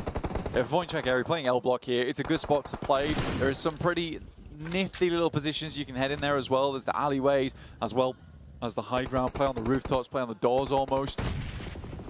Enigma Galaxy Ralph though opens with a nade, finds the first. A lot of damage over towards BoZ. Another nade goes long, looks to be fairly on target. Ooh. Bounces high, but above his head, the shrapnel will take him down. Now they've turned the numbers around, and it is a 3 versus 2. Another knock comes through, and they are just going to run through them, but they have found a challenge now. Win is up to bat. And Zeus as well, playing with a shotgun in the smoke, has the M4 in hand. 1 knock over towards Enigma Galaxy. 2 of them down the hill, looking for more damage, but Win now left last standing for Team Flash. Enigma Galaxy into a 1 versus 1. One nade in the back line. That's the Molotov to burn him away. Will force him out. Does tag the damage though. Lord steps back into it. What are you doing, Lord?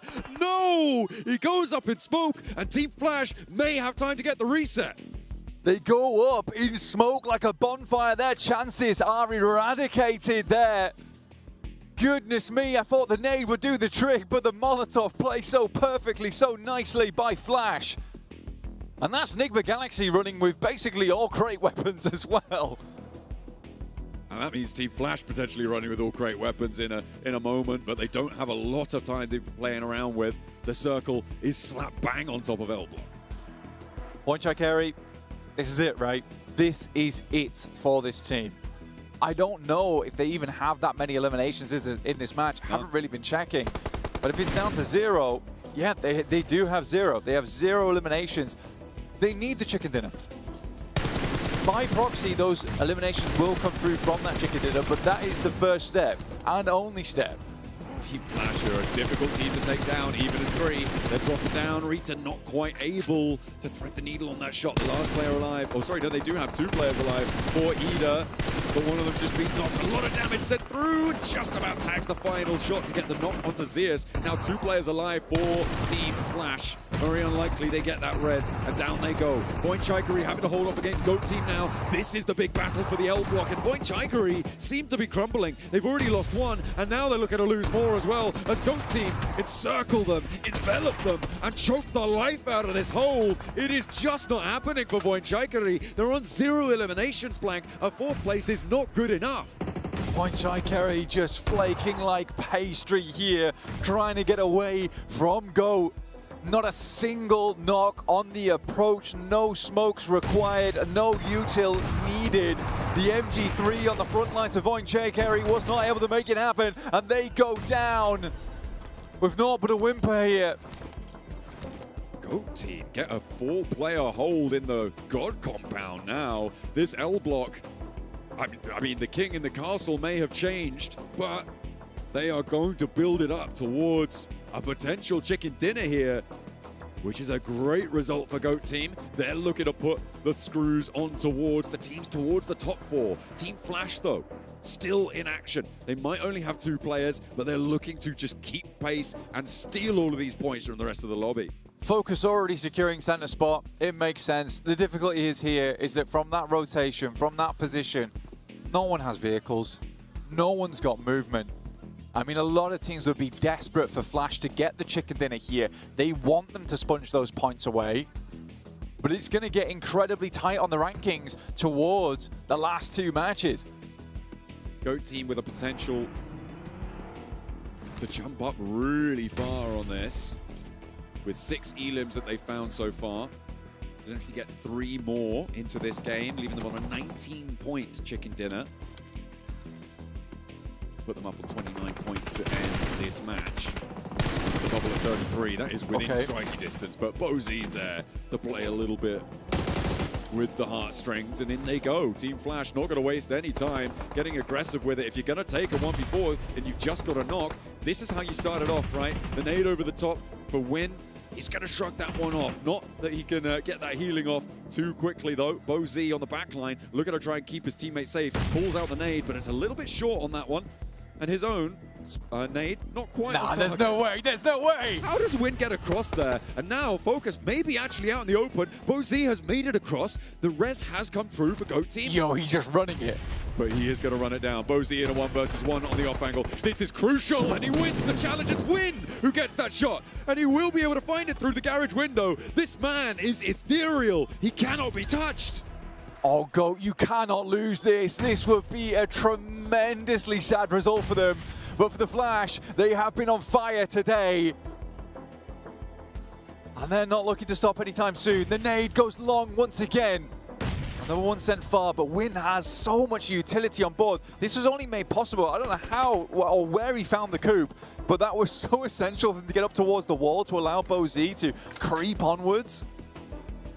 I mean, they took the tempo. I mean, immediately on that knock, he sent straight forwards. He knew that another sideline was going to get disparaged and taken away. It was his only chance, and he took it. Team Flash, so proactive in these crucial decision-making moments, getting across there with minimal utility as well. Win basically has to make the most out of these next 3 nades. As the circle starts to push in, he needs to get 1 or 2 knocks. 1 would even things up. Neither team currently has the center dot on this one. It's right in the middle of this courtyard. But I think Win is the one with the most util right now, surprisingly, with these 2 nades in hand. Force waiting for a little indication as to where a player is. I think he knows where BoZ is. That cook, though, it goes short. He doesn't get the lob on it. That's a waste of a nade now. Force does have 2 smokes. Another nade does damage for so Win. close. Is it closing inside a building, though, Blank? I think it might just be shutting in, and that's why GOAT Team have put so much stock into holding this central building on it. BoZ trying to layer down that sideline. Will look for the shots down the line as well. That alleyway needs to stay under control. He has still got an nade in the back pocket for Win, and there's another nade that they managed to dodge. Last Win nade. steps forwards. It's out the back, actually, Blank. It's going to shrink everybody out of this one. And BoZ still looking to charge forwards, out onto the roof. It's Ayato dropping down. No, not quite. He's a little bit slow with it. Are they ready for him? He's going to still just peek over the top, and they spray 1 down. They spray 2. It's jumping wide. Win's still there, but he's just about going to be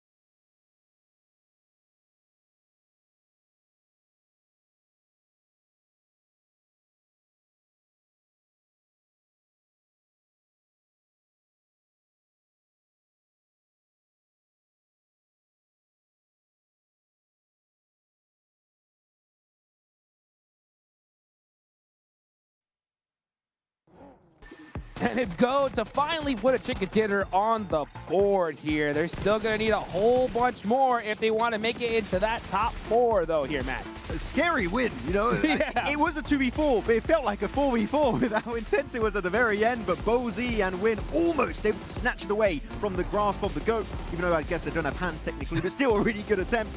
But GOAT, the crash onto Voin. Yes. Voin, Oh, a fumble, man. and GOAT, that crash alone secures them that win. 100%. The way that they were able to just execute the crash, and as you mentioned, Voin didn't seem ready whatsoever to be able to defend that crash. They were just all over the plate, but something that you did tell me while we were watching the game is you love the way that GOAT took about that crash. Sweeping motion, right? Yep. They go for the eastern side, they take it building by building, just clearing every single corner of those spots, and if it's free, move on to the next building, and then to the next building, and guess what? At the end, Voin were fully eliminated, so that was just a textbook play on how to breach a compound successfully, and GOAT did great at that moment. Yep. That's how you do it right there. Unfortunately, Voin going out like that, it hurt my heart to just watch them hold that central position for so dang long and not get a single elimination point. Zero. A big old donut. It's just a team that's not really being aggressive, not really being proactive whatsoever.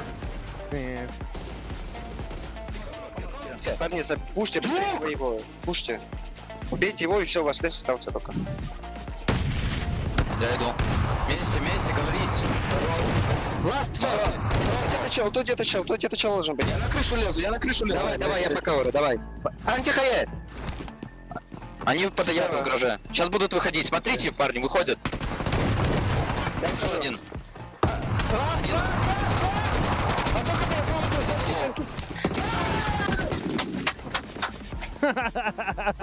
You see him there, he was like, third party, he just stared at his feet. He's like, no. Switch to MVP. Let's figure out how can I get that angle. Oh, all the esports like, oh yeah, communication in esports is so intricate, so precise. Hey, sometimes that's what you need to do, baby, right? To get that chicken dinner, and good for them. I'm glad they got it because these teams at the top are soaking up a ton of points. Well, with this win right here, they should be able to jump up even more because of what happened during that match. I think it was in Circle 6, we had second place all the way down to 7th or 8th place eliminated. Yes. So it should give them a big buffer to just jump up and close that gap to top 4. If not, maybe Massive be in top opportunity. 4. Yeah, massive opportunity for Boost here. As our game MVP, it's not going to be from GOAT. No. It's going to be Win, which, to be honest, truly deserved. They went for a really good rotation. It's really interesting looking at the playstyle of Flash because sometimes it feels like they're making a mistake going for the wrong position, but they pivot so quickly. I think they were going for Northern Rotate. I was like, please don't go up there. It's not the right entry point. And they go up there, scout it. It's not worth it. Reposition and instead go to the ridgeline right next to Nigma Galaxy. So Flash, the IGLing for me is just absolutely S tier, deserving to be at this global event. It really is. The use of utility too, the timing of this squad, the way that they were able to get that close to go was insane. Now, something that I do want to notate here for top 4 players is we've finally seen some action from Loops, and it's none other than B-Team. We saw them being able to win some fights. They won the fight against T2K. That was impressive because so far today, this squad has just been struggling to win fights. They've been able to get points, but struggling to win fights. Yeah, for a moment there, they were actually in 5th position, so breaching top 4 is possible for the side of Loops. And actually here we're going to look at how all of these teams rotated. And Yasnai Polyana, we saw this circle, and it was instantly like, go to heaven, and Flash didn't have to wait. Instant rotation, taking that spot. And actually, one thing you did spot yourself, Seven, at one point they went for a 3-1 position, keeping 1 on top of heaven, which just a great macro decision. And this is what we keep talking about this squad. It feels like a completely different squad than what we saw in groups. Their macro is currently on point. Their timing for everything. Honestly, I got to say it again. The timing that they were able to kind of push up on GOAT, making sure that they both work with each other, considering that they were going up against 4 people, was what was so impressive to me. Yeah, I mean, first place of the survival stage, locked and loaded. That's done, right? And the fact that, you know, we had that 2nd through 8th place go out early. That means pretty much all the top teams had an opportunity, were out. And I gave a lot of squads an opportunity to put up points. Loops, I was really hopeful there for a hot second, right? Because they had about 7 eliminations. They were still alive, moving. They end up with 9, not a single placement point though, right? So we're going to have to see some magic happen in Miramar for a lot of teams here. I'm happy with those 9. Honestly, for this squad, I'm happy to see them being able to win fights and win fights without losing players. That's the big factor for them because, as I said, they've been getting getting points, but just keeping your 4 players alive allows you to maybe get even more points later down the road. Yeah, that was my main issue with Ulf, and the moment they get 4 players on the line until the very end, actually 3 players, right, and they do get himself that win on Miramar, so it is a very important factor going into this. Though looking at the second half of our game rankings, I was a little bit hopeful for Foot, and you know what, you did put me on the spot earlier, you're right, talking about it, Seven, and this 4-pointer, they were already very low on the rankings. I think that potential comeback off Foot, unless they pull it literally in S2G, is looking out of the question. To give Foot some credit, though, they were taking the fight. I think they know what's at stake. They're trying to go for that fight. They actually won the fight against Wolves, which Wolves is going to be knocked out of the first page. Wow. Completely out of the first page. And there's your cutoff, folks. 4th place, Alula. 33 points total. Gold, though, are now in the running with that chicken dinner. Only 1 point separated from that golden ticket. And you were talking about it earlier, right, Hodrix, about a team in the top 4. Could there be one without a single chicken dinner? So far, we've got 7-2-1 and Al-Ula up there without a single win for themselves. Actually, Al-Ula only 7 placement points over the course of 4 games. Not looking too good, not reaching that late game too often. So that's something they do need to work on if they want to try and remain in this position. But Loops, 27 points. Again, the storyline of taking down Alpha 7. Loops, the amount of pressure, like when we have that pressure meter coming up, it should be an absolute 100% because there's so much on the line on these last 2 Miramar games. Yeah, when you saw some of the other squads there as well, from Vicious, from Ida, it's good to see them being able to pick it up. But as I mentioned, Wolves, Nigma now fall far behind those top 8. And you gotta hope that you start reacting here, especially going into Miramar. You need to start reacting. If not, those 2 teams at the top might take it away. Although for 4 Thrives, they really didn't have one of the best performances there, but it was a tough match for them. Yeah, it's going to get a little bit dicey going into Miramar, as you said, but 7-2-1 Alula. I would say right now, it is clearly a race for like the bottom 2 spot of the top 4. 4 Thrives, if they get 2 0-pointers back-to-back, technically could also fall out of contention. Sure. But at this point, I'm looking at 2 teams to realistically be able to make it to that final stage of PMGO Season 1. For 7-1, I'm hoping that they clean fights quick. This fight, they were able to take a fight with Vicious, but they ended up getting 3rd party by a Loops. What if you chase down Ball like they did in the group stage, right? There were some weird fights happening in Miramar. And honestly, with what we've seen so far, we saw them hot drop earlier, back to back, even though it was one of them wasn't rehosted. Anything can happen with this squad. I don't really think they are too worried about it, which is crazy to say. Yeah, they're not scared of early fights, which I feel like to some extent you might want to be, because if you go out early, even if you win the hot drop, you lose a player, you lose 2 players, your chances of a massive game are pretty much hot jukes, just straight up down the drain. That's right. Yeah, doing a little bit of math right here, guys, okay? So we're going into Miramar. 4th place, going all the way down to 9th, right? That's going to be the Wolves and Nigma Galaxy that are going to be tied with 22 points. That's an 11-point gap, right, to be able to make it into there. Boar's a 16-point gap going into Miramar. If those, 3rd, 4th place teams do well here, I mean, it could be almost a wrap. So, I think for these squads in particular, this game is just so critical. It is. It is. They have to put themselves at least within 5 points. Okay. Of top 4. 5 points. If you have anything more than 5 points away from top 4, I think your chances are just going to be pretty much gone. Because now you have some of the other squads that are towards the bottom that they have 0 chance of trying to get to the top 4. And I always love talking about that madness because it does end up coming into play. Teams really just start playing different because they got nothing to lose. Yep. I mean, especially like Ball, right? We looked at them. Hot dropping Pandem back in Hacienda del Patron in the last game on Miramar. Actually, that's the team. You say normally 5 points away, you should be good to go. For Ball, they're 15 points away. I'll be like, hey, could happen. Really? Wow.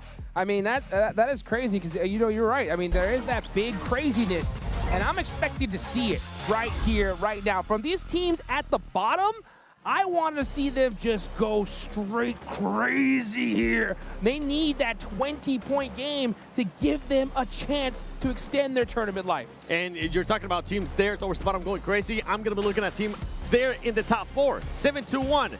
No hot drops, no craziness. You don't need to early fight right now, okay? Number 5th place, GOAT is just 4 points away from you. Play it safe. Yeah, just one thing on the last game. We had so many airdrop weapons, P90s, MG3s. You also want to look at the loot trucks here. One team that loves to play with the loot truck is GOAT team. That's right. And they usually drop Puerto Pariso, and that's an instant spawn for loot truck. If they get another one of those airdrop weapons, man, GOAT can maybe make the back-to-back happen. Not only that, the confidence is going to be high. That's right. Well, we definitely saw Go put that crate weapon to work right from that loot truck in the last game. Let's see if they can make it happen here in this one. We got an Eastern play path. Let's take it on over to our casters for some desert action. Oh, it's do or die in the dry, dry desert sun. These teams are going to be parched and ready to slurp up any points that head their way. An Eastern Plain path does make things a little bit dicey, though. I think, what have you spotted there, Blank? Well, I mean, RA is dropping Hacienda, right? But that's where Boars would have liked to have dropped. And I think that any other world, Boars might have gone for the instant hot drop. But I think they're worried. They're extremely worried. There is no second chances here. Enigma Galaxy Lord will be starting things off with first blood over towards Ida right at the start of the game. Luckily, circles over towards that eastern side for teams like Foot. What? Uh-oh. He didn't want to see it. Over on the desk, I hear the exclamations. 721 embroiled in an early game engagement. This north side, Blank, is really just jam-packed full of teams. This East Plain path has given everybody, it seems, too much to think about. Yeah, absolutely. Well, again, for 721, talked about earlier, these are teams that are very capable of pulling up very minimal points, both them and Alula. And I think that, again, they are very close, but it's getting into these early engagements is just not a good idea. There's very big possibility here with Truck Stop being open. El Azahar was very, very exposed. Foot's basically the only team that kind of dropped in this area of the map, and the plane path was directly over it. It definitely allowed them to get down nice and early. GOAT team in Puerto Paraiso as well, as Max was highlighting. Getting that loot truck on as well. See what they are able to snag from that. Ooh, okay. Was that a double line up there on the spray down? Swain doing a lot of damage to Enigma Galaxy. After losing one of their players, this is not how Enigma Galaxy wanted to start their penultimate match and potentially end it if they're not careful. Well, for Enigma Galaxy, completely split off from their teammates. Emre waiting and ready. They know they have to go for this one, but there's a lot of bullets going to be going their way. Aido is sent away from this one. Ida's going to be guarding the flushes. Lord up top of the hill, and for Enigma Galaxy, this is really, really tough stuff for them. That's that 2-2 split that should have been punished in the last game, Blank. They've lost two of their players this time around. Lord does have the LMG on side, though, and that could be trouble for Emre. Neither team has had a lot of time to loot. They got stuck in pretty quickly. Now just looking to finish off these flushes. Enigma Galaxy desperately looking to try and keep this one nice and safe. There is more hot drop action. I think is that Boars and T2K in our picture-in-picture as well. Close to one another, but I think they're extricating. Lord now stepping up, has got the level 2 helmet, which very much might help him indeed, but not to a gut shot from the auto shotty. And that's going to leave Enigma Galaxy down and out. Oh, they go down fully. That is nasty business. And Ida pick up 4 elims. Ida with 4 elims off the back of that. Enigma Galaxy out is really, really going to cause big tension. And I mean, I respect the shots going off there. Trying to test them in the early game, trying to pick up those points, and they suffer because of it. But yeah, for Enigma Galaxy now, they need a chicken dinner on the last match of the day if they want to have a chance in. I'd say anyone underneath 25 points, you need a chicken dinner on the last game, and it has to be a pretty big one. Right now, if you're under 8th place, this game is your foundation to get into top 4. Last game is where you have to pull out the big guns, and I just think it's so tough. It's so tough to do. Let's run it back towards S2G as well, because both their games, first game was kind of well played, but they still didn't have to move all that much. Second game, I'll be frank with you, very gifted that final game. Thanks, so it was a, yeah, exactly. It's one of those things where you look at it and you're like, okay, they made this miraculous run, but still for S2G, a lot of little factors had to come together to make that happen for them. Yeah, it was a real confluence of serendipity right there coming through for S2G. Doesn't happen all too often. Maybe we'll be treated to it this time around. And this is what started it all, right? We saw that replay there. The cheeky little pop shot there. Nita were like, you know what? We're taking that personally. We're not letting you get out of this game. We're not letting you get anything more. You get 1 point and that is it. That's your lot. Be able to do too much. Really low supplies as well on side, so a pretty scrappy fight on all fronts. I thought that the LMG would be a little bit more impactful. M249, obviously high ammo count, got a lot of bullets you can just put down range, and especially against unarmored opponents, can be highly effective. But shotguns are just one and done. 100%. Again, for a lot of our squads, it's so stressful at this stage of the day where any little mistake can be the difference between you making it and not. The Flash, not done, apparently. Still want to go further on this one. 65 points now, and it feels like the #1 team just keeps adding more and more points to that first place position as the days have gone on, differentiating themselves from the pack, and it's always Rondo.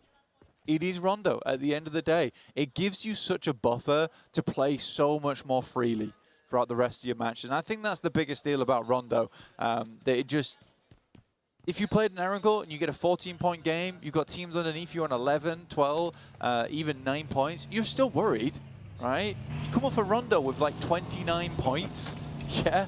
Come off a Rondo with 29 points, you do not care what's going on at that point. It's just, you're sailing so easily after that. I mean, they finished this last match with a 13.5 average points per match, right? Like, that is an insane metric to be able to hold. They have definitely already done enough. There's no way that they can slip down. They are over double, actually, 5th place now. So it would be, I always am hesitant to say mathematically impossible, but this might be it. I haven't crunched the numbers, but Team Flash may be just too far ahead for everybody else to be able to catch them up in just 2 matches. Oh, easily. I mean, what are we talking about here? Legally, it may be possible, but like logically, it just never happens. Not in a million years. What would need to happen here? I mean, 3 teams would need to get 30 points, dude. So you'd need 22 points for 4 Thrives, or 23 rather, because they'd have to go further because of the chicken dinner disparity. 721 would need 4 and then 25, so that would be 29.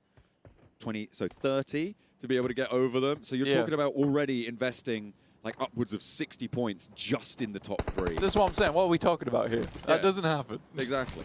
I'll keep calculating at some point, but not right now because we've got a little bit of a scrap on our hands. As Team Flash want to make that even harder as we keep going on about them. T2K, I think they lost a player earlier on. They are not going to have a good time down there. And that is a cheeky little shift down towards the south side of El Zahar, puts that truck stop area into play, as well as the northern parts of Impala. Yeah, no one really wants to play truck stop, though. It's in this almost a dip location, but it's this hilltop over towards the eastern side, which is extremely important. T2K having their run completely demolished by Flash at this point in time. It doesn't even matter if they do get a limbs over towards the Flash, because it's just 2 players left, and you're at 10 points. It is impossible. Just not happening for you. And we know what Zeus and Win and Bozy can all do in these scenarios. The clutch potential on these guys is insane. Win just pops a nade in through the window, and Slayer gets bounced from the house. Last player to stand for T2K. The nades for, I feel like the nades for Team Flash definitely have been the most on point we've seen from any roster so far today. They're up to 68 points now. They are chuffed to bits, I'm sure. 4 Thrives, they're on 43 points. They didn't do much in the last game, and they've just lost IQ, which is not a good start. And remember what we've been talking about, that 50-point threshold of safety, that 45 potential cutoff. They're still not there yet. Yeah, and last game it didn't go very well either. Just getting 1 point on the tally for themselves. So for 4 Thrives, certainly a scary situation to be in. RJC slowly slipped down as the day's gone on, currently in 14th place, but still had some pretty pop-off moments yesterday. So 4 Thrives have to be careful. Alula also making their way through, another team in danger. This is all the way on the northern side of the map as well. There is a lot of safety to be had on the southern side here as they go down towards El Zahar, towards the ridge sides that sit towards the road. But you do have Ida, as well as Loops, breathing down your necks. And those 2 teams are in pretty crucial places on the tables as well, right? These 3 teams, Alula is on the bubble, Loops and Ida both chasing and very, very close to them. Whoever comes out on top of this northern side engagement, should they all go for it, that is, will be so, so happy with themselves. If they can earn all of those points and stop the point earnings potential for the teams around them, that's going to be great news. put right now in an extremely good position. This is a really, really good spot on the map to be playing in. Very, very central. A lot of high ground to work with. They have a massive amount of scouting potential as well. So information for FUT is really good. So even if the circle moves away from them, they should have a general idea of where teams are playing, what rotations are going to be safe. And I think that is the big benefit from being able to play on this high ground. Vantage point. Hopefully going to play into their advantage. Alula looking to defend against Voin Chaikari, who kind of threw away their last match. Blank. I think it's safe to say, playing in that L block, they've just taken a knock as well. If this goes down to Alula, that's another point to the bubble. And it looks like they're going to be able to claim it. That is nasty stuff. The circle again will keep them just in for Voin Chaikari's position, but they're just going to lose out on that ground to the pressure from Alula. And Alula needs those points as they're moving in. Voin Chaikari is going to be the main ones that are going to be holding them out. So looks like they're going to leave Boychill behind. He will be going down. Sacrificial Lamb in play there for the guys on Voin Chaikari. Ida's finding Zeta as well. Man, it's just going from bad to worse here for Voin. Able to put up 16 points on the day, but that's coming to an end very soon too. I think if you're on 2 players at this point, I think the run's dead, sadly. Well be. May well be indeed. It's just there's no pace, especially from their position on the south of El Azhar. Where do you go from there? It's just vertical ascension or going straight into a valley that is going to be surrounded by other teams. There's no way that 2 players make it, barring the circle literally finishing on top of them. Yeah. It's just not going to happen for them. In the meantime, everybody else is trying to get their foothold into the circle. Oh. Remember that Team Flash lost a player earlier on. The Boars definitely don't want to meet that same fate. They currently have 4 players, but uncharacteristic, Zeus does miss the spray onto Snowex. Taking a lot of bullets, Zeus does go down, and Bourne's able to hold on here. Really, really big deal for them. I think that right now, Flash is just going around trying to take down teams that they see as a threat to them. And I think Boars, you know, as badly as they might have done here in this survival stage, they're still a really strong team that you can take out early. Well, they are giving it a good fight. Zeus going down is a heavy blow towards Team Flash. Remember, they lost one earlier on as well. Snowex pops the sniper shot. Extends that bayonet, bears his fangs, and the tusks plant it deep into the side of Zeus. 2 players now remaining for Team Flash, one of them fairly low, bleeding out, and Boars might just try and cut the head off the Hydra here. It's 3 points. They need those points. And they have a general idea of where these players they're going. They know they're fleeing off in the distance. Why wouldn't you take shots? Why wouldn't you chase this team down? They're going to have free reign over towards the south side of the map as well if they can clear them out. Just need to hit the shots and win stumbles. The vehicle taking so much damage as well, but they get to a little bit of cover. Is that in the circle? Not quite, but it may just be enough to slingshot them around and maybe give a vantage point. Remember, not to count out a 2-player Team Flash, though. And they have got still a lot of firepower as we hop on over to another engagement here. The Wolves, again, a team that looked like they were in contention. They've taken a knock. R8 as well, trying to leave the bottom of the tables, but they've lost another player. Metrix just about dodging enough damage to stay alive, but they need this res and they need it fast. Metrix does go down to Amori on a nice little side swipe here. Does find it. Molotov in hand now, looking to burn out the ground underneath them. Wolves sending more nades. It looked like that one kind of ricocheted, but just the trick of the camera there with Marth charging one of his own. Amori down. That was a spot by Slonik on the off angle, who now moves in to regroup with the forward 2 from his roster. 2 players alive for R8. Full stims coming through. The adrenaline shot on for Marth. Dodges out of the way of the fire as it burns the side of his vehicle. Amori flushed away. Marth and SK-Ton now trying to hold the angle. Or maybe even just get away from it. Marth left alone here. Batten charges up the hillside. Does tag on the damage. Looks for more as well. The shotgun around the edge not quite good enough. He does find one though. Unnecessary does go down. But it's a trade. 1 for 1. The flash is almost immediate. SK-Ton with a nade cooking, wants to find the players pushing around those vehicles. But Slonik on the off angle, finds the nade, blasts it behind his neck, and that is going to see to it that R8 go down once more. All right, they're done. 11 points. No way they're going to make a comeback in that last game. Even if they got a big chicken dinner, it's only up to the mid-30s, right? And that is not enough. That is just not enough. For GOAT, coming off the back of a big game last time around, getting themselves up to 32 points, this is a team that can make something happen. Now, looking in over towards the Vicious right now, Redox already sent early, so currently the Vicious are just a 3-man. Have got that regroup coming in through, though. Redox now moving back down south, bringing themselves to a bolstered 4, a full roster.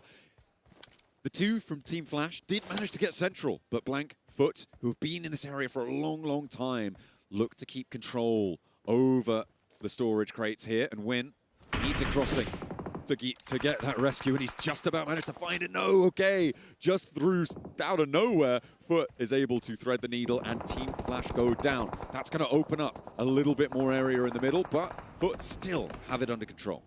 Yeah, trying to play those crates, I mean, it's the best you could do there, but that position a little bit further towards that northern side is better overall. Foot's hoping that the northeast side gets cut out, because a lot of that high ground actually does look down upon them at this point in time, which is a little bit frightening. 7-2-1, we're hiding once again. That's what we're going to go for. I think it's a fair enough strategy at this point in time. I think it makes sense. You try and play this early game a little bit safer. And by doing that, you could try and confirm some more of these points, but they are just down to 2 now, which is a rough position to be in.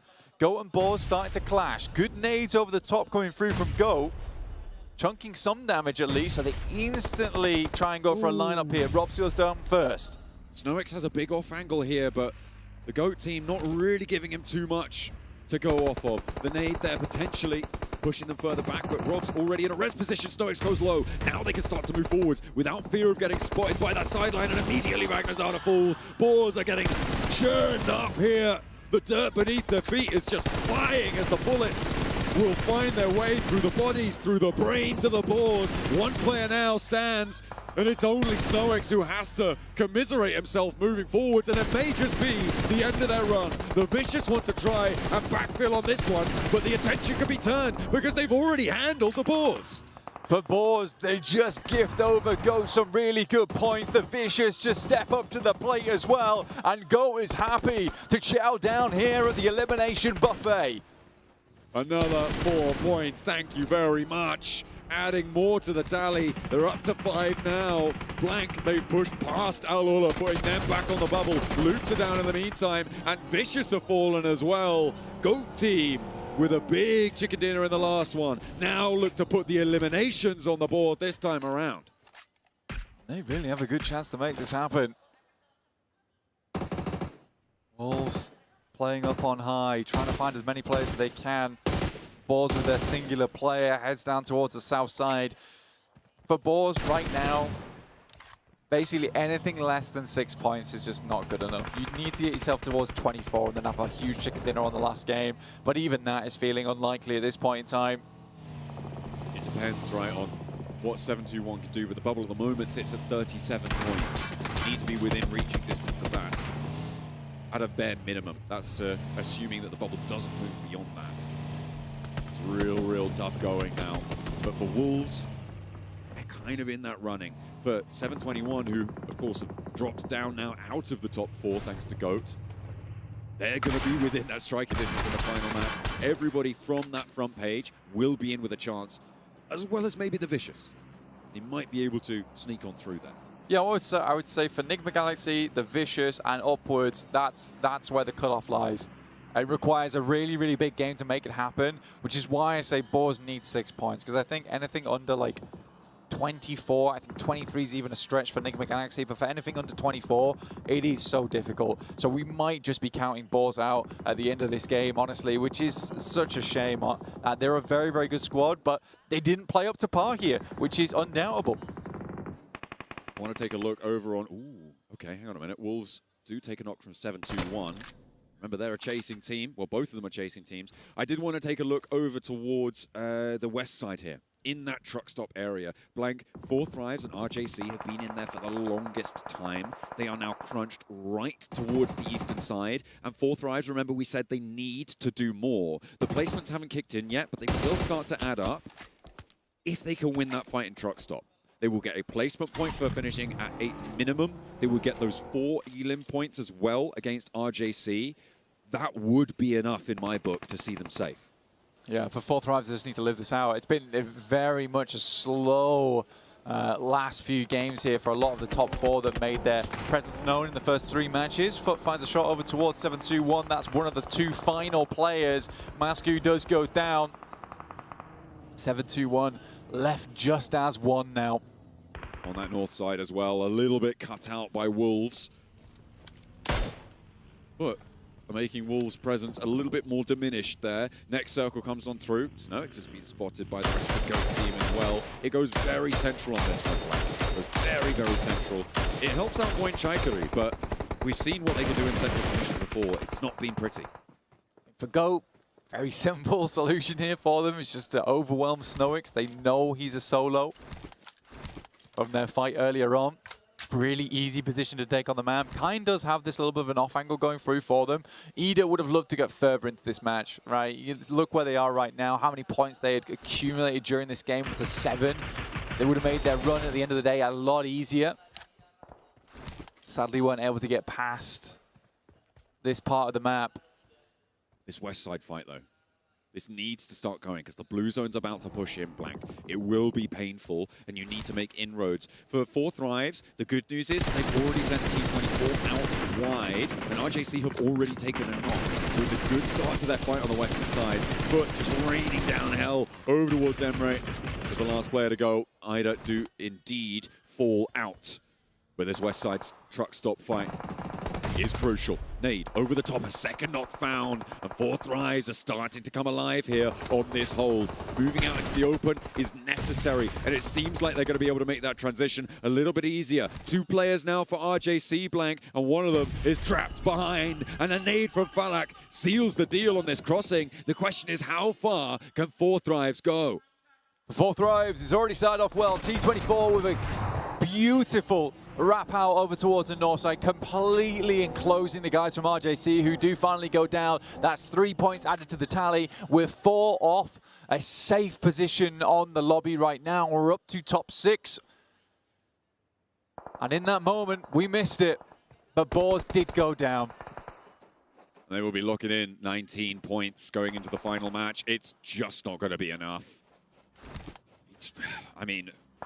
It would be the most miraculous of miracles for them to be able to find it, but I don't think they can make it here. For 4 Thrives, though, they've already locked in at least 2 placement points. That puts them on 49 points here, blank. I think we're seeing a Pakistan team in the finals. I think we are as well. I think this team has played extremely good here at Survival Stage, and we can't really count out Foot right now. This is a big jump up from them. 9 eliminations this game, 4 players still alive. They can go further on this one and sit themselves outside the porch, right? Try and get themselves in towards grand finals, but they haven't stamped that ticket just yet. We're still at the booth. We're looking to order one, and they need a bigger game to make that conversation happen.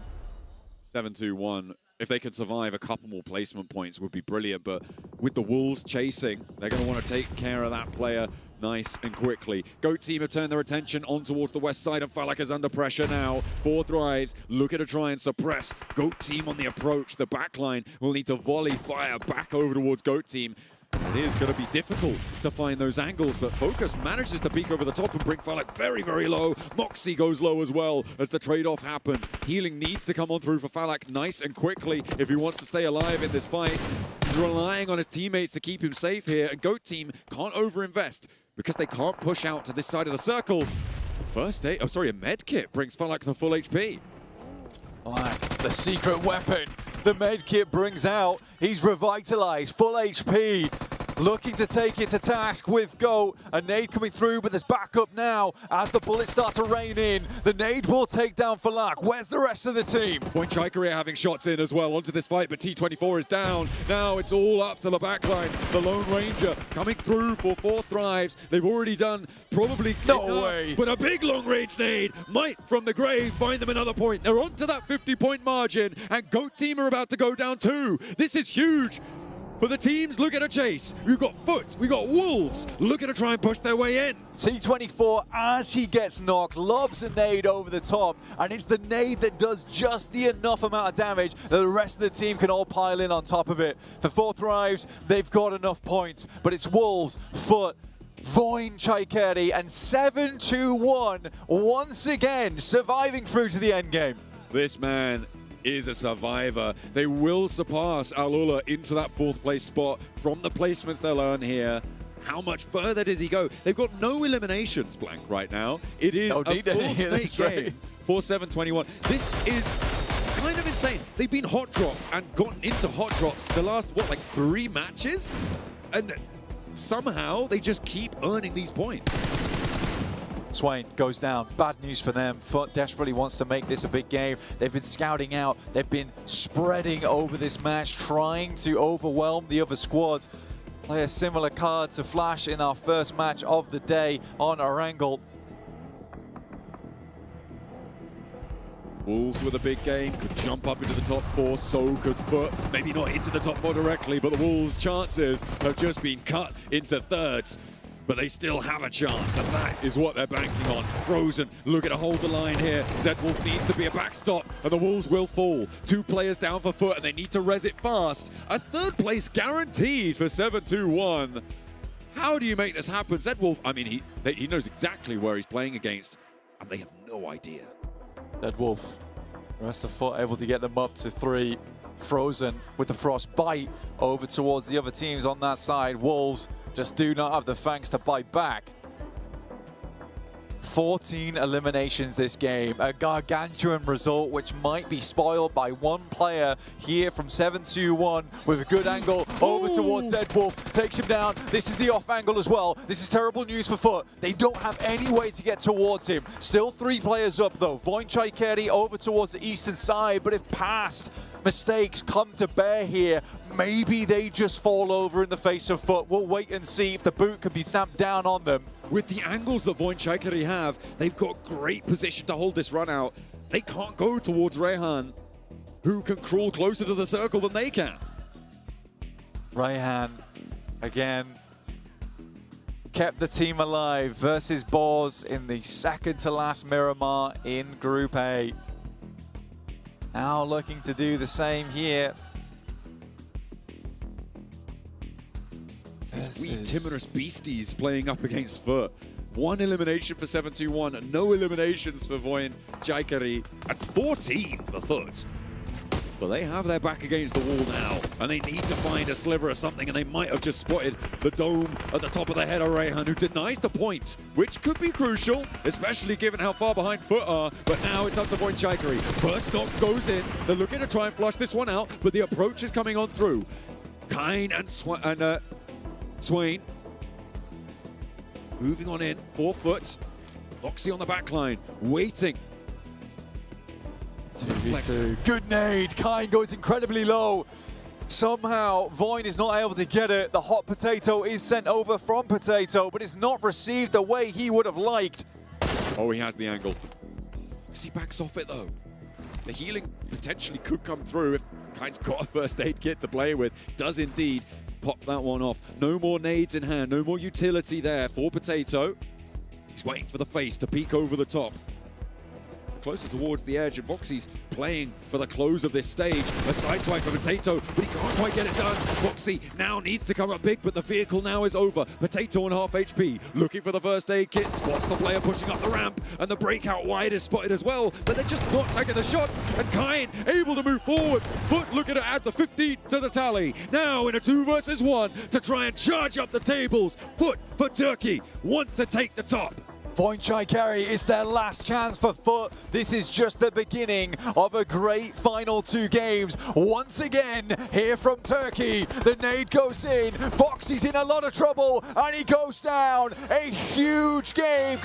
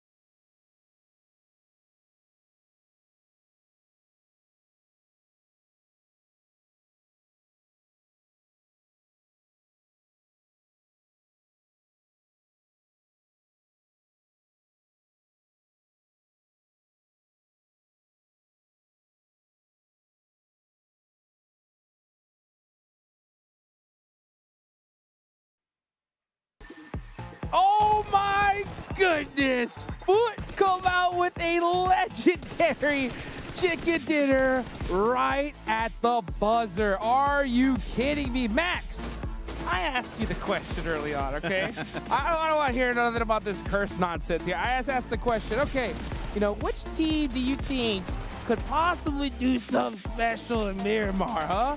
And out of all the squads, you said Foot. And oh boy, were you right. To be honest, I didn't even trust myself fully when I said it earlier because this is such an outlandish performance. This is S2G levels of comeback from Foot. I am loving it. Kane was doing so good, but especially Seven, looking at overall storyline. Remember the era of Nova Esports back in 2020-21, where they won PMGC back-to-back, and one of the players on Next Korea that used to dominate was Frozen, and the fact that to this day still putting up massive game. He got an 8 elimination match, man. Frozen, one of the best of Turkey of all time. And I was so impressed with the way that Foot was able to use that 3-1 splits there on the east side of that circle. It was wonderful. It allowed them to be open to third-party fights, which meant easy eliminations, which means, ladies and gentlemen, points, because that's what that team needs right now to try to get to that top 4. Well, let's listen in to their comms at the end.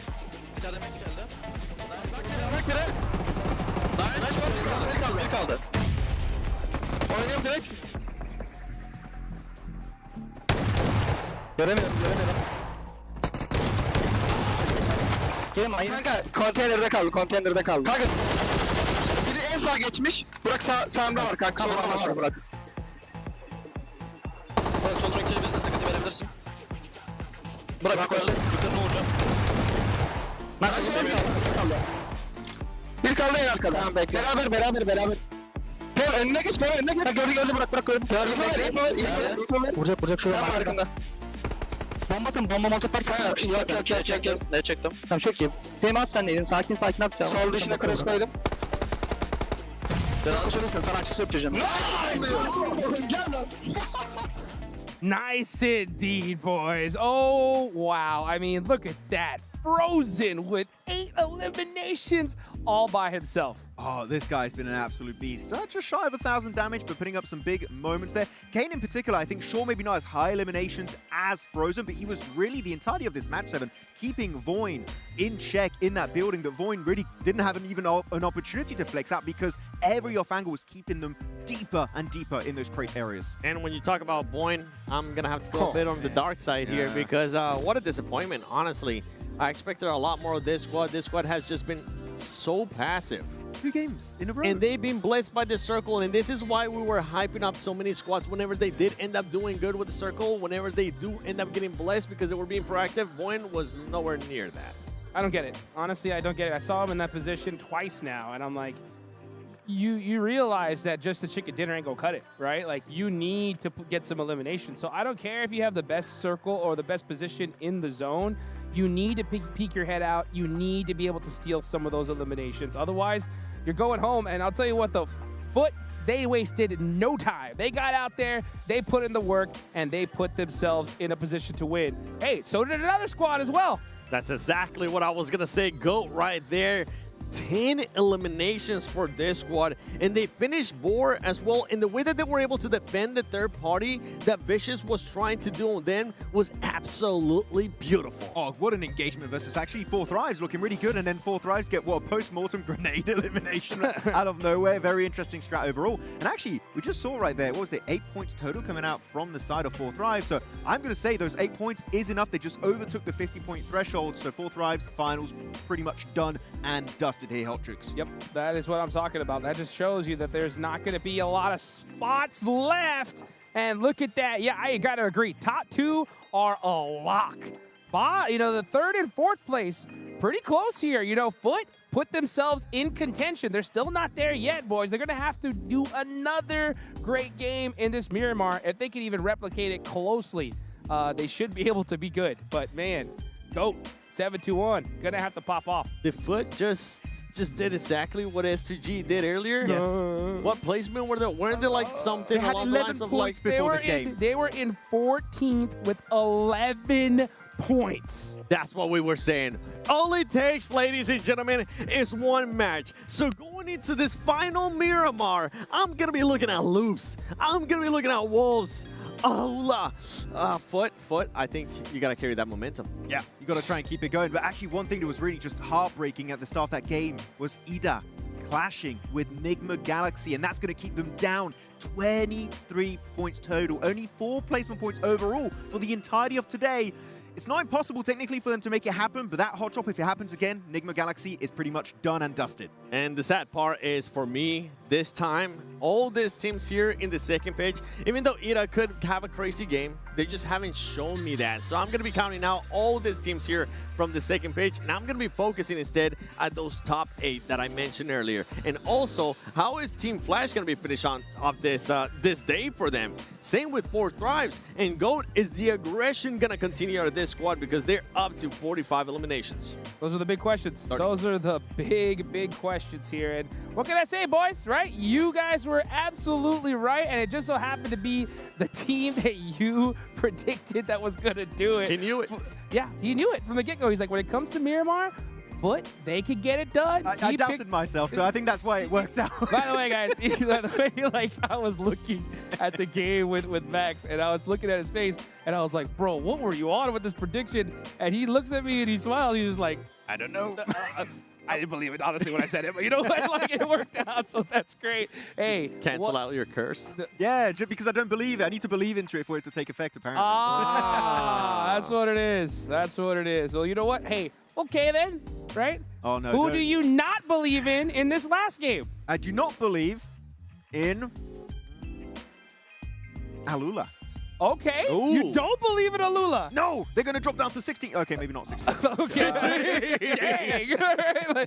All right. Well, let's see what Alula could do with this last game. That's going to be super interesting. I mean, they went top 4 right earlier, and they've just been slowly slipping, just like Wolves, unfortunately. They are in contention. One big game. I feel like we're going to have a bit of a surprise here in terms of who will do just a final push to overtake 71 and maybe GOAT 2, because 45-42, those two teams could fall if things line up perfectly. The crazy thing, too, for Alula is that they do end up having those elimination points. They just don't have those placement points. Even when we ended up looking at Foot, the only placement points that they had today was literally from the win that they just got. So it's going to come down to a consistent match here out of Foot if they want to make it into top 4. For Alula, we need to see that fragging power again, because we know that if you do end up getting some placement points, it might not be enough as we go into the final game. Here we go, baby! Into the last game of the survival stage. We're headed to the desert for one last time. Top 4 teams moving straight to the grand finals. Everybody else, their journey ends right here, right now. Let's get it going. Is that a good playing path that we're seeing? Pretty good. Ooh, you couldn't ask for a better playing path, honestly. Yeah, it's going to be looking really nice. And 71, like, we had too many hot drops happening. Let's go Ruins. Nobody in the entire life goes to Ruin. It should be big chilling there that time around. But I am wondering, we talked about Ball in their respective group for the group stage. They went for a big hot drop on Pandem and Hacienda. Are they going to try and pick another target to maybe keep that dream alive on Miramar for that final match? Squad coming in with 19 points. Top 4, currently the cutoff mark is at 42 points. Yeah, go crazy for me, Boar. Don't put a point. Yeah, everybody needs to go crazy. I don't care if you're in the best spot in the circle. Get out there and get some eliminations. And let's get some amazing casting action for this last game as we send it on over to John, Allen, and Blank for the last time in the survival stage. It is time to go crazy. According to Hot Jukes and over on the desk, we are ready to pop some cloaks here, as plenty of players need to go down before we crown our top 4. Final match, Deja Vu from Group A. Can they make it happen again? Foot drops directly central, just towards the south side of Boar. For Max, the Frenchman, he's still got hope. For me, a Western Europe enjoyer, I just don't know anymore. I just don't know. But for Foot, it looks real good. They start in an incredibly good position on this side, as do the Boars. But we're right, you know, you got to go absolutely insane in this match. Do or die moment. Seriously, right now. No, like for real. But for real. Like, come on. But for real, for real. Lose your mind. Maybe some of your marbles also. It's important. It's important to get a little bit freaky with it now as our teams are down to the wire. As they were saying, 42 points. 7's counting anyone below 8th place out. I might extend that down a little bit further, maybe all the way to the Vicious. I mean, that's what we were talking about during that last match. 25 points. Yeah. Yeah, you had that 20. I think that's a very reasonable assessment from you. But with the caveat... It's the profiteering that's the problem. Yeah. The caveat is that you need everybody ahead of you also to have not a great game. Yeah, that's absolutely true, because right now it's a heavy lanyard of responsibility for these teams underneath that 10th mark, right? Where for you, not only do you have to get above that marker of 40 points, but you've also got to worry about these other teams. And do you take that responsibility of hunting down those squads that potentially lie in your way, or do you just play your own game and hope that it works out? I think this is going to be really down to the wire here. Foot already starting in a really nice position via Demar, so far away from everyone else. This is so free, such a free amount of space for them to play in. This is very nice. It's really easy. And they've already scouted out the entirety of Chumacera foothills too. Got a lot of info. They got a lot of latitude. They got a lot of options, which can sometimes be a little bit of a mental overload, right? You're given the pick of the litter. I think the most notable example is when Alpha 7 had that big opportunity to choose a position around La Cobraria. You hesitate, though. You do hesitate. Because there's so many choices. There's so many choices, and the choice that they made right there was to try and get eliminations on the outside as opposed to going in towards La Cobraria, which didn't make sense at the time. And I felt bad for them, honestly, because they take the tougher of the two choices, which is just to try and fight it out on the edge. So I really felt for them. I was fairly sad alongside with them when they did go down. They're an incredibly good team. I don't think anyone can take that away from them. And they should realize that as well. Even if they do go home in this tournament, there's always future tournaments. For a team that has been chasing for the longest time, yeah, I think for Alpha 7, you can have an off day. Yeah, that's true. And in that final decision, it brings me back to thinking about what are Foot going to do, right? Because they have so many options. Will they stumble? Will they falter? Or will they be decisive and take the correct action to move forward into this circle? A lot of teams actually pushing down the western road pretty quickly towards La Guerra, so could potentially have some pretty noisy neighbors soon enough on the northern side. For Loops, 30 points. Not that far out. We're looking at a 20-point game, which would secure them happily towards that top 4. In that 50 points.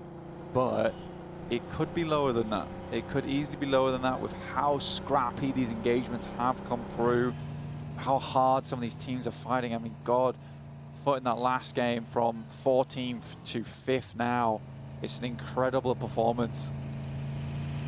You just can't really count a lot of these teams out to have those massive games. For 4th Rise, they're living life to the maximum. 51 points now, no doubt in my mind that these guys are not going through. They can be forward thinking.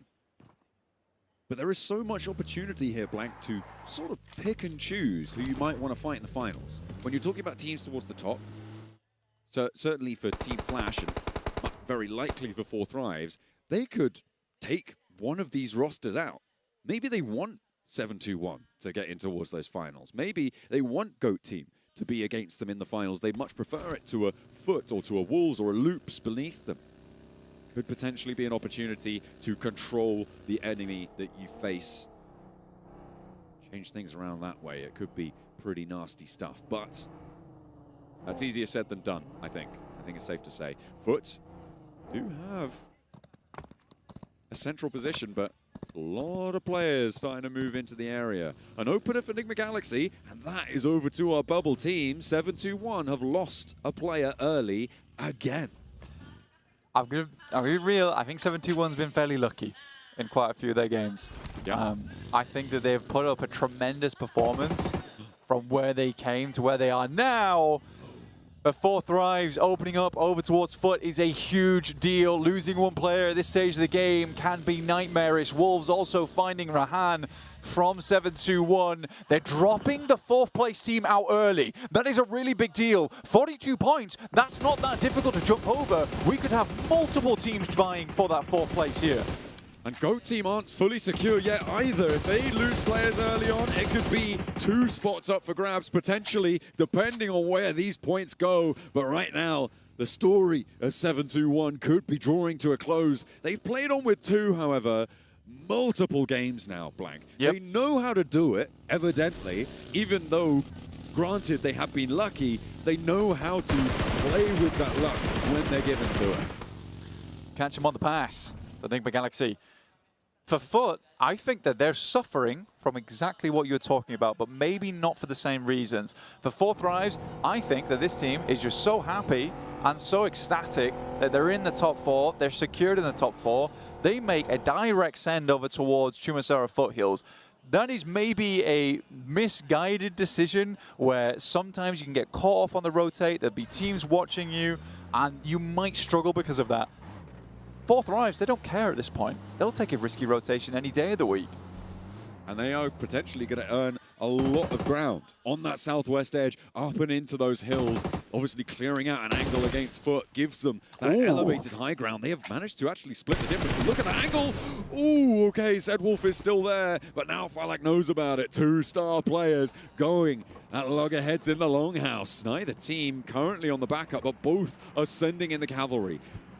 Looks like 4 Thrives don't want to get stuck in, so Falak's playing sensibly here. He's not letting his ego run away with him.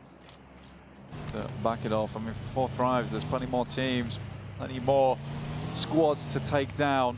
As we go through, the circle was diabolical. Heads over towards the western side. Enigma Galaxy all the way on the western roads, but they are joined by Alula. Boars lose Snowix, Boars lose Terminus, and I think that this might just be the terminus for Boar here. This is the end of the road.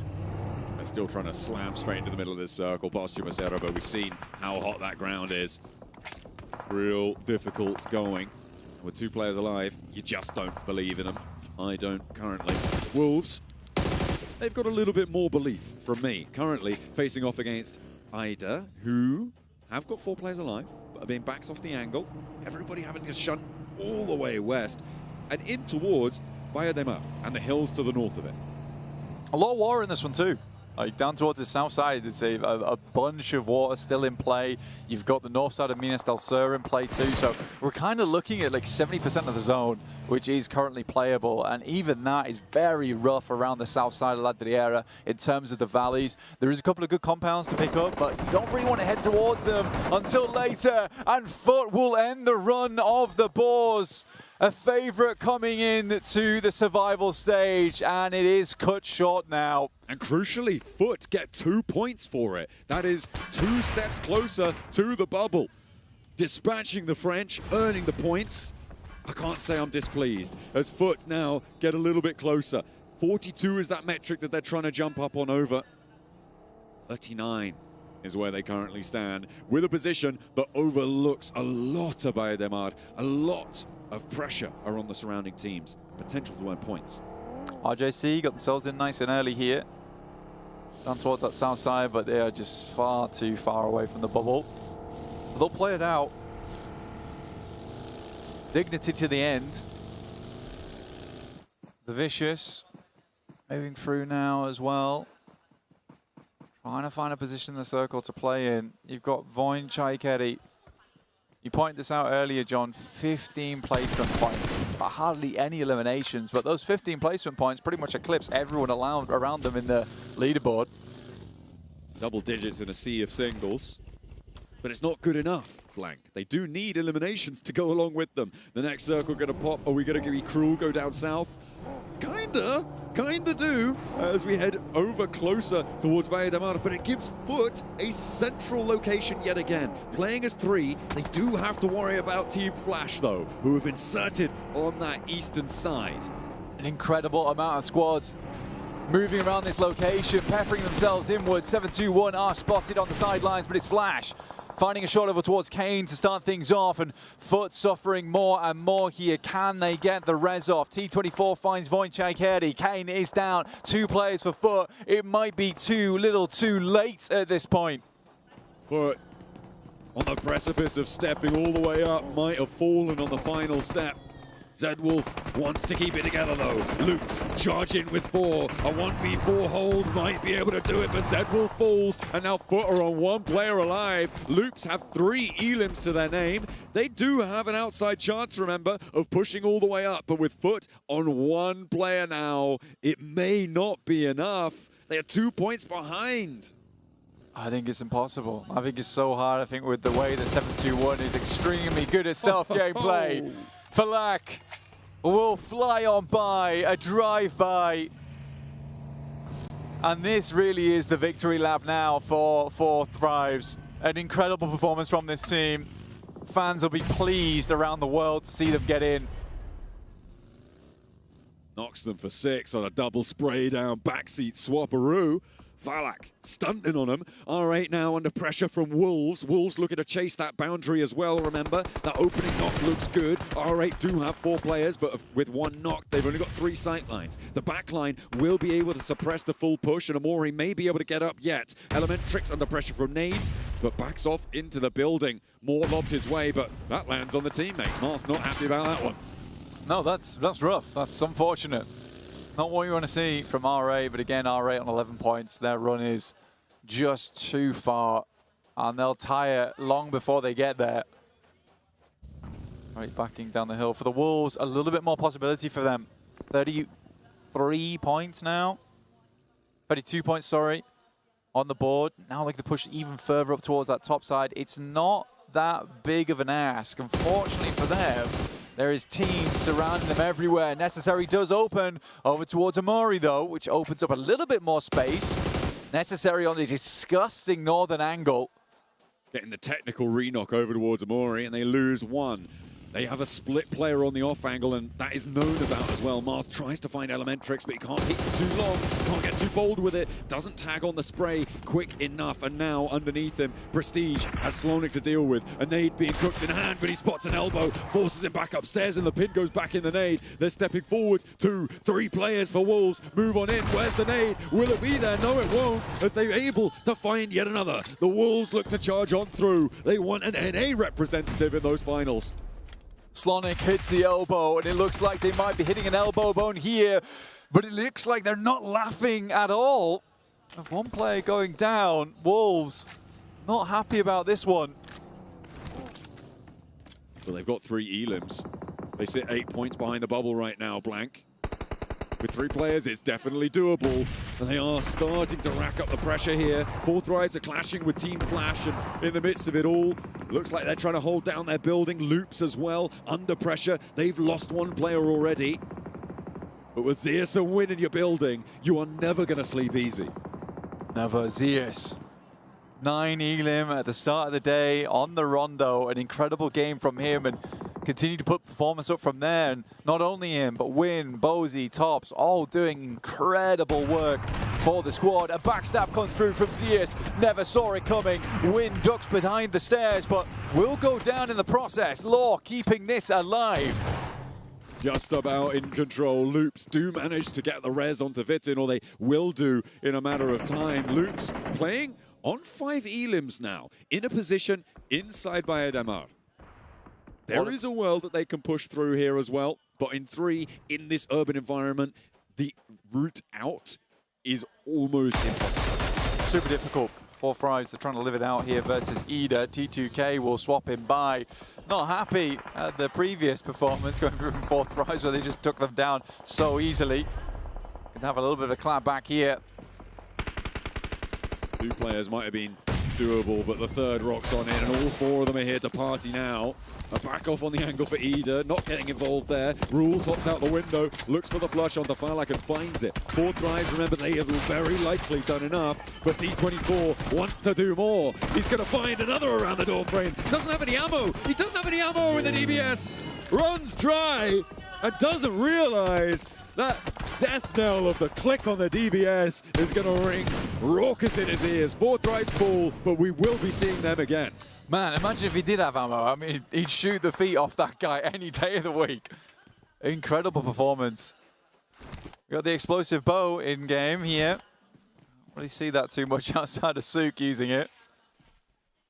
Kind of his speciality, but nice to see it still utilized. Waiting for the next circle to pop here. Does he go down towards Vaidemar? Or do these teams need to think about leaving? This is so nasty for all our chasing teams, right? Because you can have dregs of teams playing inside these buildings. It makes it so hard to guarantee that your opponents are going to get eliminated, and you just can't guarantee that they aren't going to get in towards a top 4 or a top 5, that sort of area where placement points will kick in and be very, very important. I'm thinking specifically about 721, who as a duo are in a building inside Vaidemar, and they have quite a big buffer zone around them. This is an easy place to live in. No one's pushing them. No one wants to move on towards them.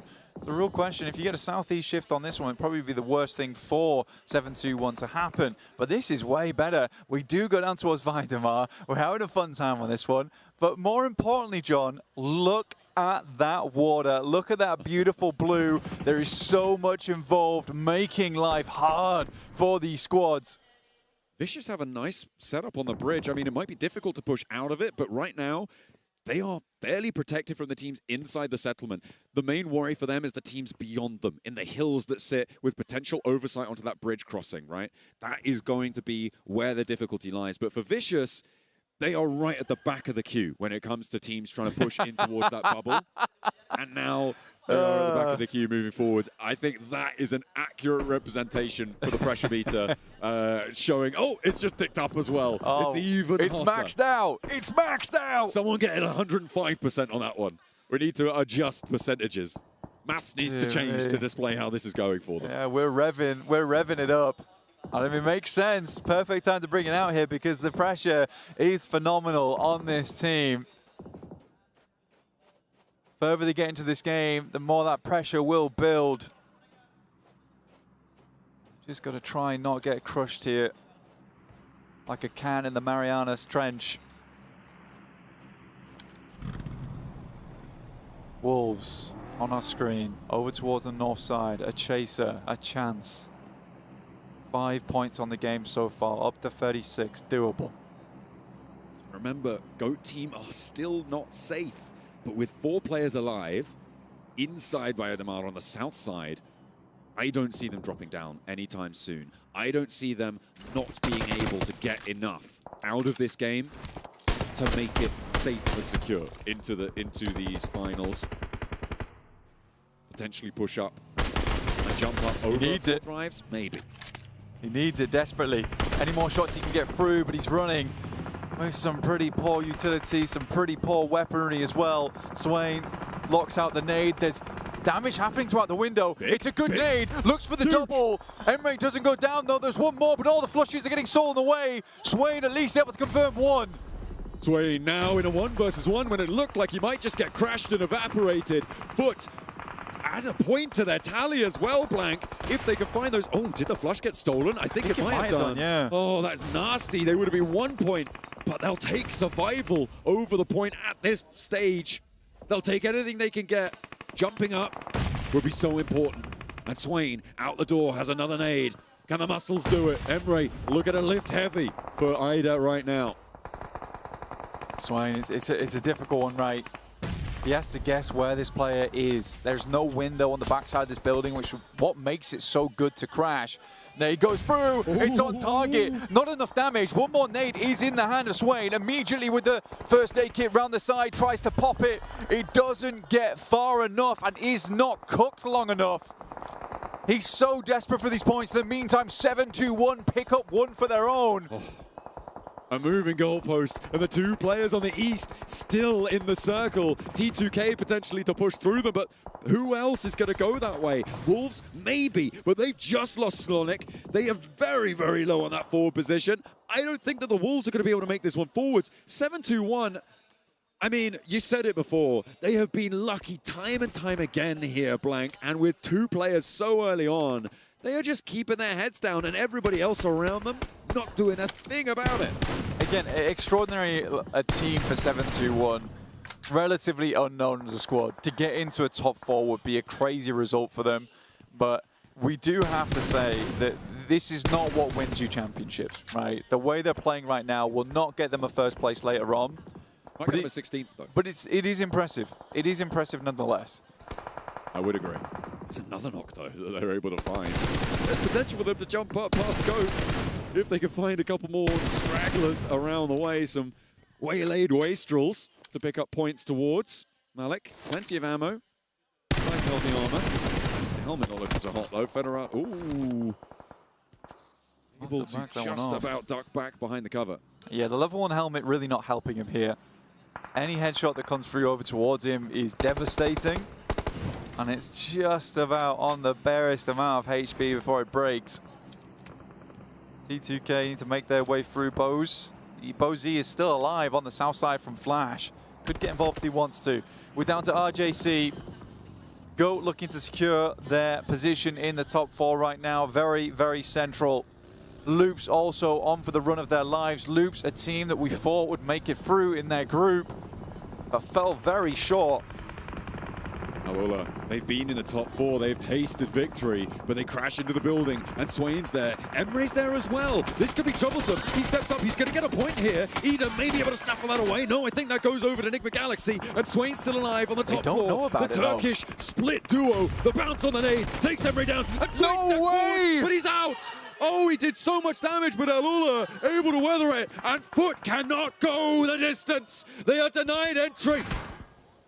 I think it's a whiff nade. I think it's a whiff nade that gets thrown, bounces back onto the stairs and takes him down. They had no way of knowing unless he was still cooking it, pulled the pin on it for the player on the outside, and then just quickly flicks over. Alula, though, 39 points. I can't believe that it is between 7-2-1 and Alula chasing down 4th. I mean, you've also got Loops, and you've also got Vicious, Blank. Vicious, who were our most outside of outside prospects. 4 players alive on this super high ground bridge now. Everybody's starting to get cramped in down towards these buildings, and they can start to unravel the hold that the hillsides have had on them for the longest time. Vicious, like you say, high ground, looking good. Opponents bare in front of them. Enigma Galaxy still up as 4-2. Everyone make their final attempt at victory. The circle, centers up over towards it. The bridge in play, the Vicious in control. Can they get the points? Can they brutalize the competition? Point, I just don't know. I don't think you can get super high elim games from this match though, Blank, because it's so straggler heavy. Teams are going to take chunks out of each other and drag the player count in this lobby down. Goat are going to take 1. They've already managed to get 5, and Blank, they're up to 50 points now. They are very, very secure, but they do want to go further if they can. 51, 52, 53. That's when you're going to start to wipe the sweat off your brow and feel it not getting replaced by more.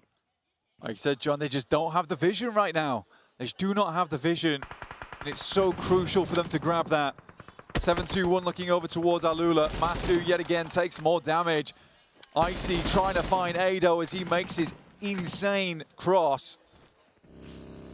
But they do need to get rid of Enigma Galaxy, because then they will be the one Western team to take shots towards everyone on this eastern side. Alula outside the circle. They have to drop the smoke train and keep this train chugging at this point. But where did Enigma Galaxy go from here, right? They are really penned in. They can stay here for the time being, and it may be profitable to do so indeed. But from here, they can't get across because the Vicious will line them up and knock them down, send them left for dead, and they might just have to wrap around after Alula make this move, which they are desperately trying to go for. Last player alive 7-2-1. And they move on in. 7-2-1, you're right, they are still alive, and they are racking up another point from the eastern side. And Vicious, okay, they've taken more hurt than I thought they would. Enigma Galaxy, okay, they can get over the top of this one. Good shots over towards Doran. Really just about getting those bullets through. Enigma Galaxy still on us 3. 7-2-1 starting to make their cross. Malik gets himself to the truck. A nade goes through. Doesn't tag him on. They think he's on the right-hand side. He's not. They know he's there now. Another nade in the right place, and it's all done and dusted. We'll lock in our final bubble position for our teams to aim he's for. barely in! He's so close to the blue zone. You must be joking me at this point. There it goes. So they are on 45. That is a locked-in 45-point bubble for Alula to chase, for Loops to chase, for maybe Vicious to try their best to go for, but they've just lost Doran. For Loops, it's a chicken dinner. They're done. They just need to get the 10-pointer here, but they are on the outside edge. The blue is starting to push them. Goat are down towards their south side. RJC on their west. Fearless still this member of T2K who could cause a big problem for them in the future. Lord keeps hitting nasty shots. They've got such minimal count on ammo. It is looking real bare on the cupboards for Enigma Galaxy. They have managed to get all their players back up and alive though, and already a lot of damage done towards the Vicious. They've taken a player out already. Doran fell before, and more is pouring through. These are high-value rounds that he's sending down range, but they are paying out dividends. Icy starting to get chunked through. Redox not able to survive for too much longer. Lord able to layer it on down. I think that's a weapon swap coming through for Ralph to swap back over to the UMP. The ammo just wasn't there for them, but they are doing so much to punish the Vicious. In the meantime, T2K fall, and GOAT team get another point, and crucially deny that point to the teams looking to chase. The Vicious desperately bandaging, licking their wounds on the other side of this bridge, but more shots come through from Lord. He might have no ammo, but he has the accuracy to boot. I see the last player alive for Vicious. They're trying to stick this res, desperate to get their players back up in an action. But where do they move? I thought Enigma Galaxy were penned in, but no. They've turned the tables, and now Lord's starting to creep up on the girders there.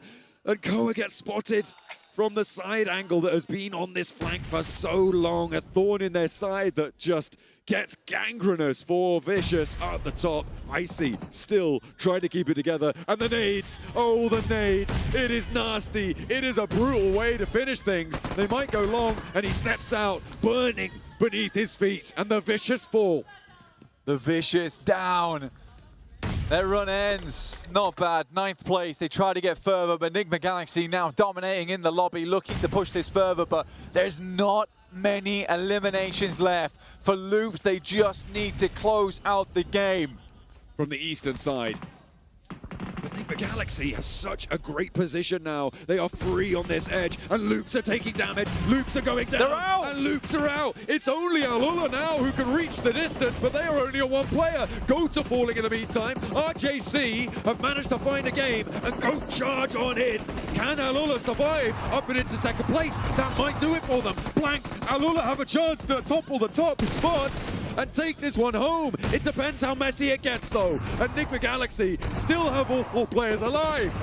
Enigma Galaxy were flying in to try and assist on this one. They knew they needed the points. They knew they needed a bit more action on this game. They've only got 7 elims though, and I don't think there's enough remaining for them. Enigma Galaxy play a blinder at the end, but it is just surely not enough. GOAT team now with 3 players alive, but the need to seal the deal. Enigma Galaxy may not quite make that margin. I think Alula went down just in time, and I think the 7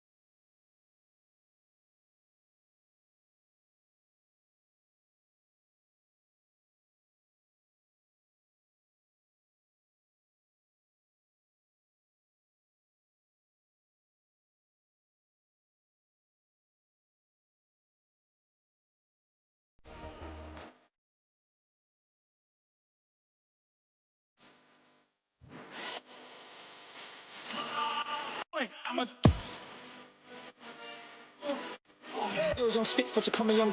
Don't run trap, but I run up a check. Run do it real big, gotta run up the next. Point to the sky with the one up, I'm blessed. I'm young, rich and black, so you know I'm a threat.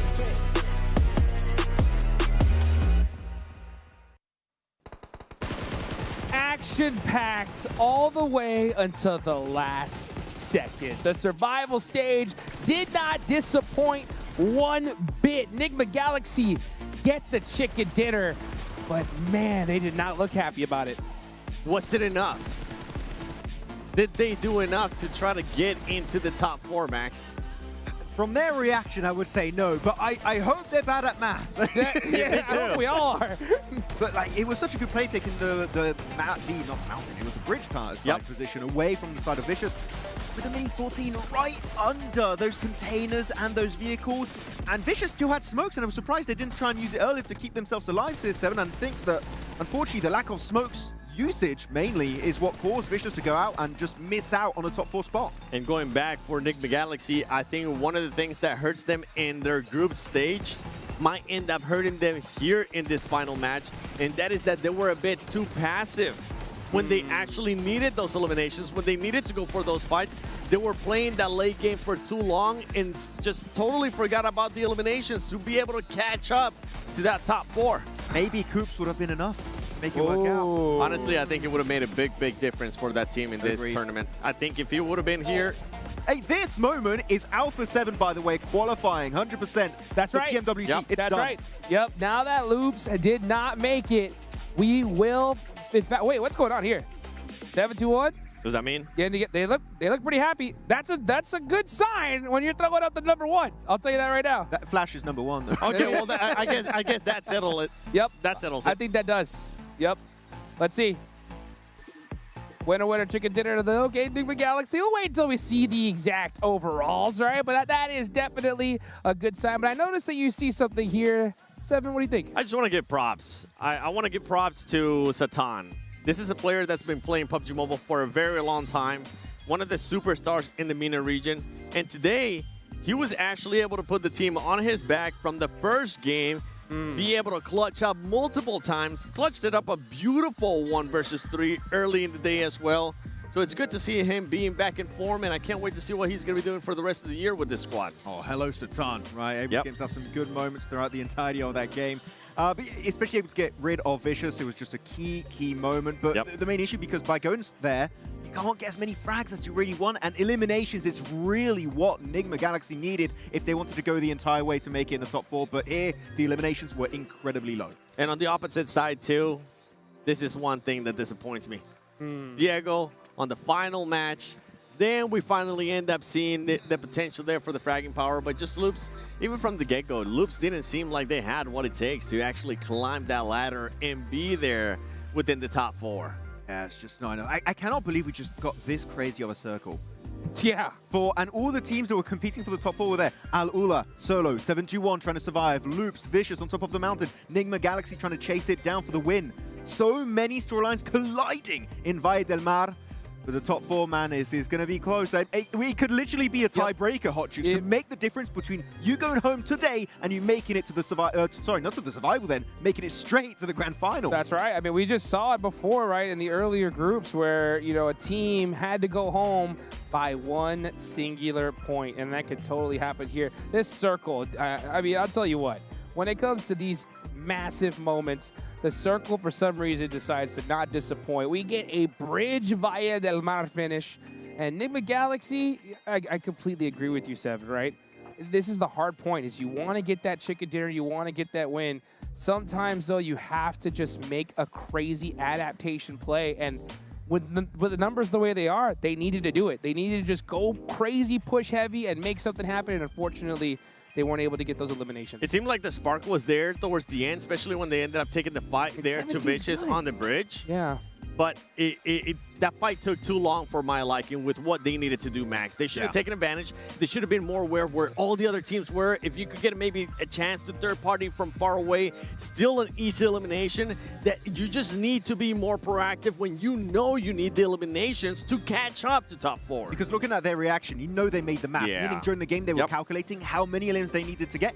And they got desperate at the end. I mean, Satan literally dropped from the heavens down into Valle del Mar to try and get involved. But the thing is, everyone's getting pushed by the blue and fighting each other. I think especially Go, pushing into that building, stole enough eliminations away to make it almost, if not straight up impossible for Enigma Galaxy to make that leap into top 4. So, but GOAT team, by the way, very impressive day. Like, they've really stepped up massively for all of EECA. So, got to be careful. That team is a threat going into that finals. Absolutely. They showed here today that we came to play. I mean, to finish top 4 in a 6-match day with all these squads giving it all they got, it is not easy. And they just said, you know what, we definitely can do it as we take a look at the overall rankings. And Alula missed out by 1 singular point.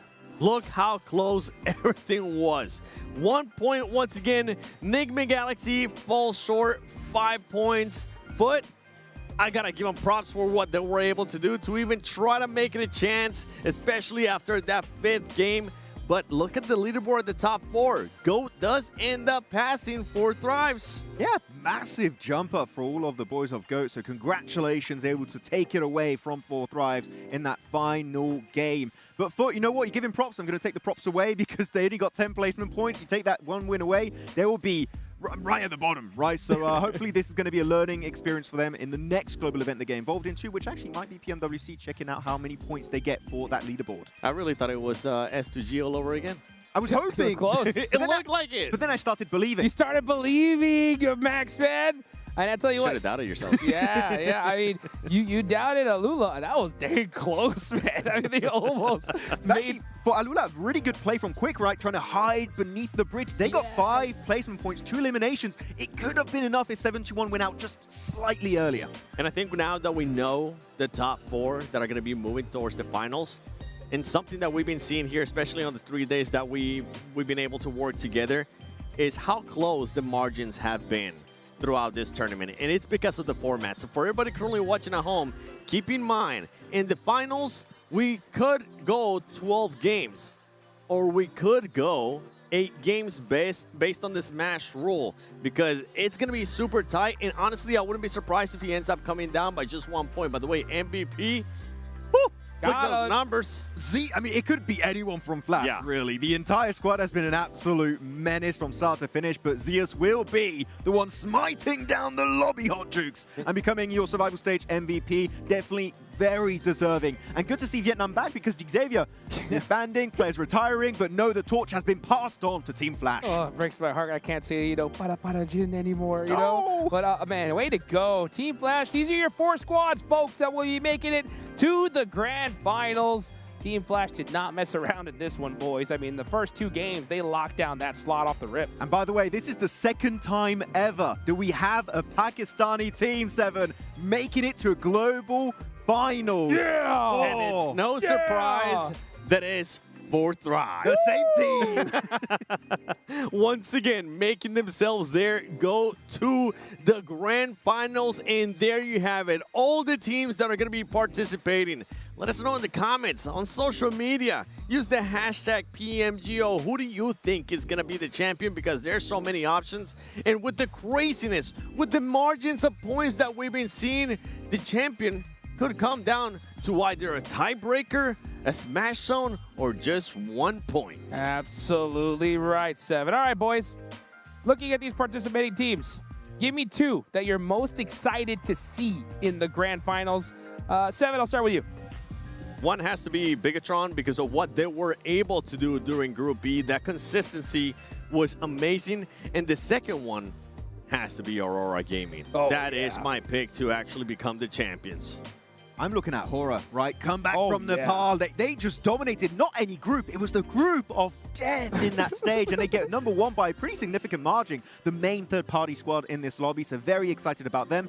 And I would say Ulf, sure, they didn't show their true potential in my opinion, but I feel like that ceiling is incredibly high. And if they get back to that, their old days, not that old, that long ago, but PMGC 2025 style, Ulf could be a contender for that #1 position. Absolutely right. There's a Smash ruling that is going to be taking effect into those grand finals. So remember, at the end of the first day, it is going to set what that threshold will be.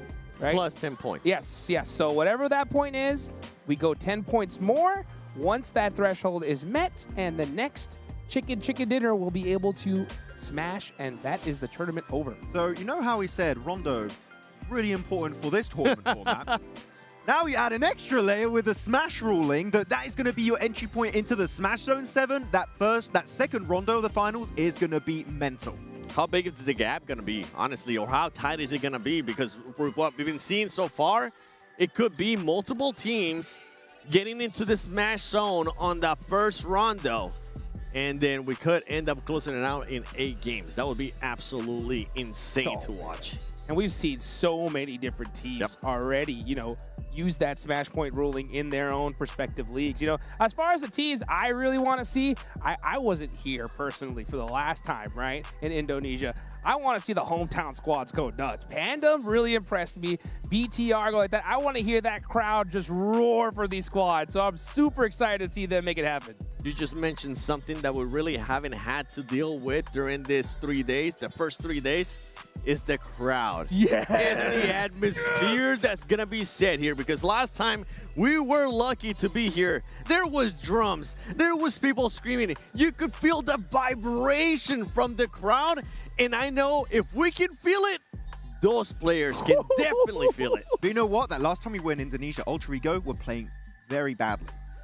Bigatron, I am so hopeful. This is the first time I believe Bigatron since 2019 as an organization could be crowned a global champions. BTR looking damn good. Oh man, yes they are. And I'll tell you what, guys, we got to give one big thank you to who made this all possible. Of course, that Infinix GT50 Pro with real liquid cooling. If you guys want to be able to do some serious gaming at 120 FPS, just like these pro players, that is the device to get your hands on. Oh boy, guys, we have 1 day off, right? 1 day off to relax, and then it's gonna be just non-stop heart-pounding action for those next 2 days as we go into the grand finals. Yeah, I mean, last year we had no Smash with Regnum Karia. They couldn't quite make it happen, but they still won the entire tournament off the back of that. I'm telling you, these grand finals, Smash is inbound. I think a Smash is going to happen. I said who I think is going to be winning. But honestly, I wouldn't be surprised if we end up getting surprised by just a random team in this lobby, because this lobby is heavy. Well, we're going to have to wait and see, guys. It's coming up right around the corner. Mark your calendars. Tell everybody, and we will see you in the grand finals here in Jakarta, Indonesia.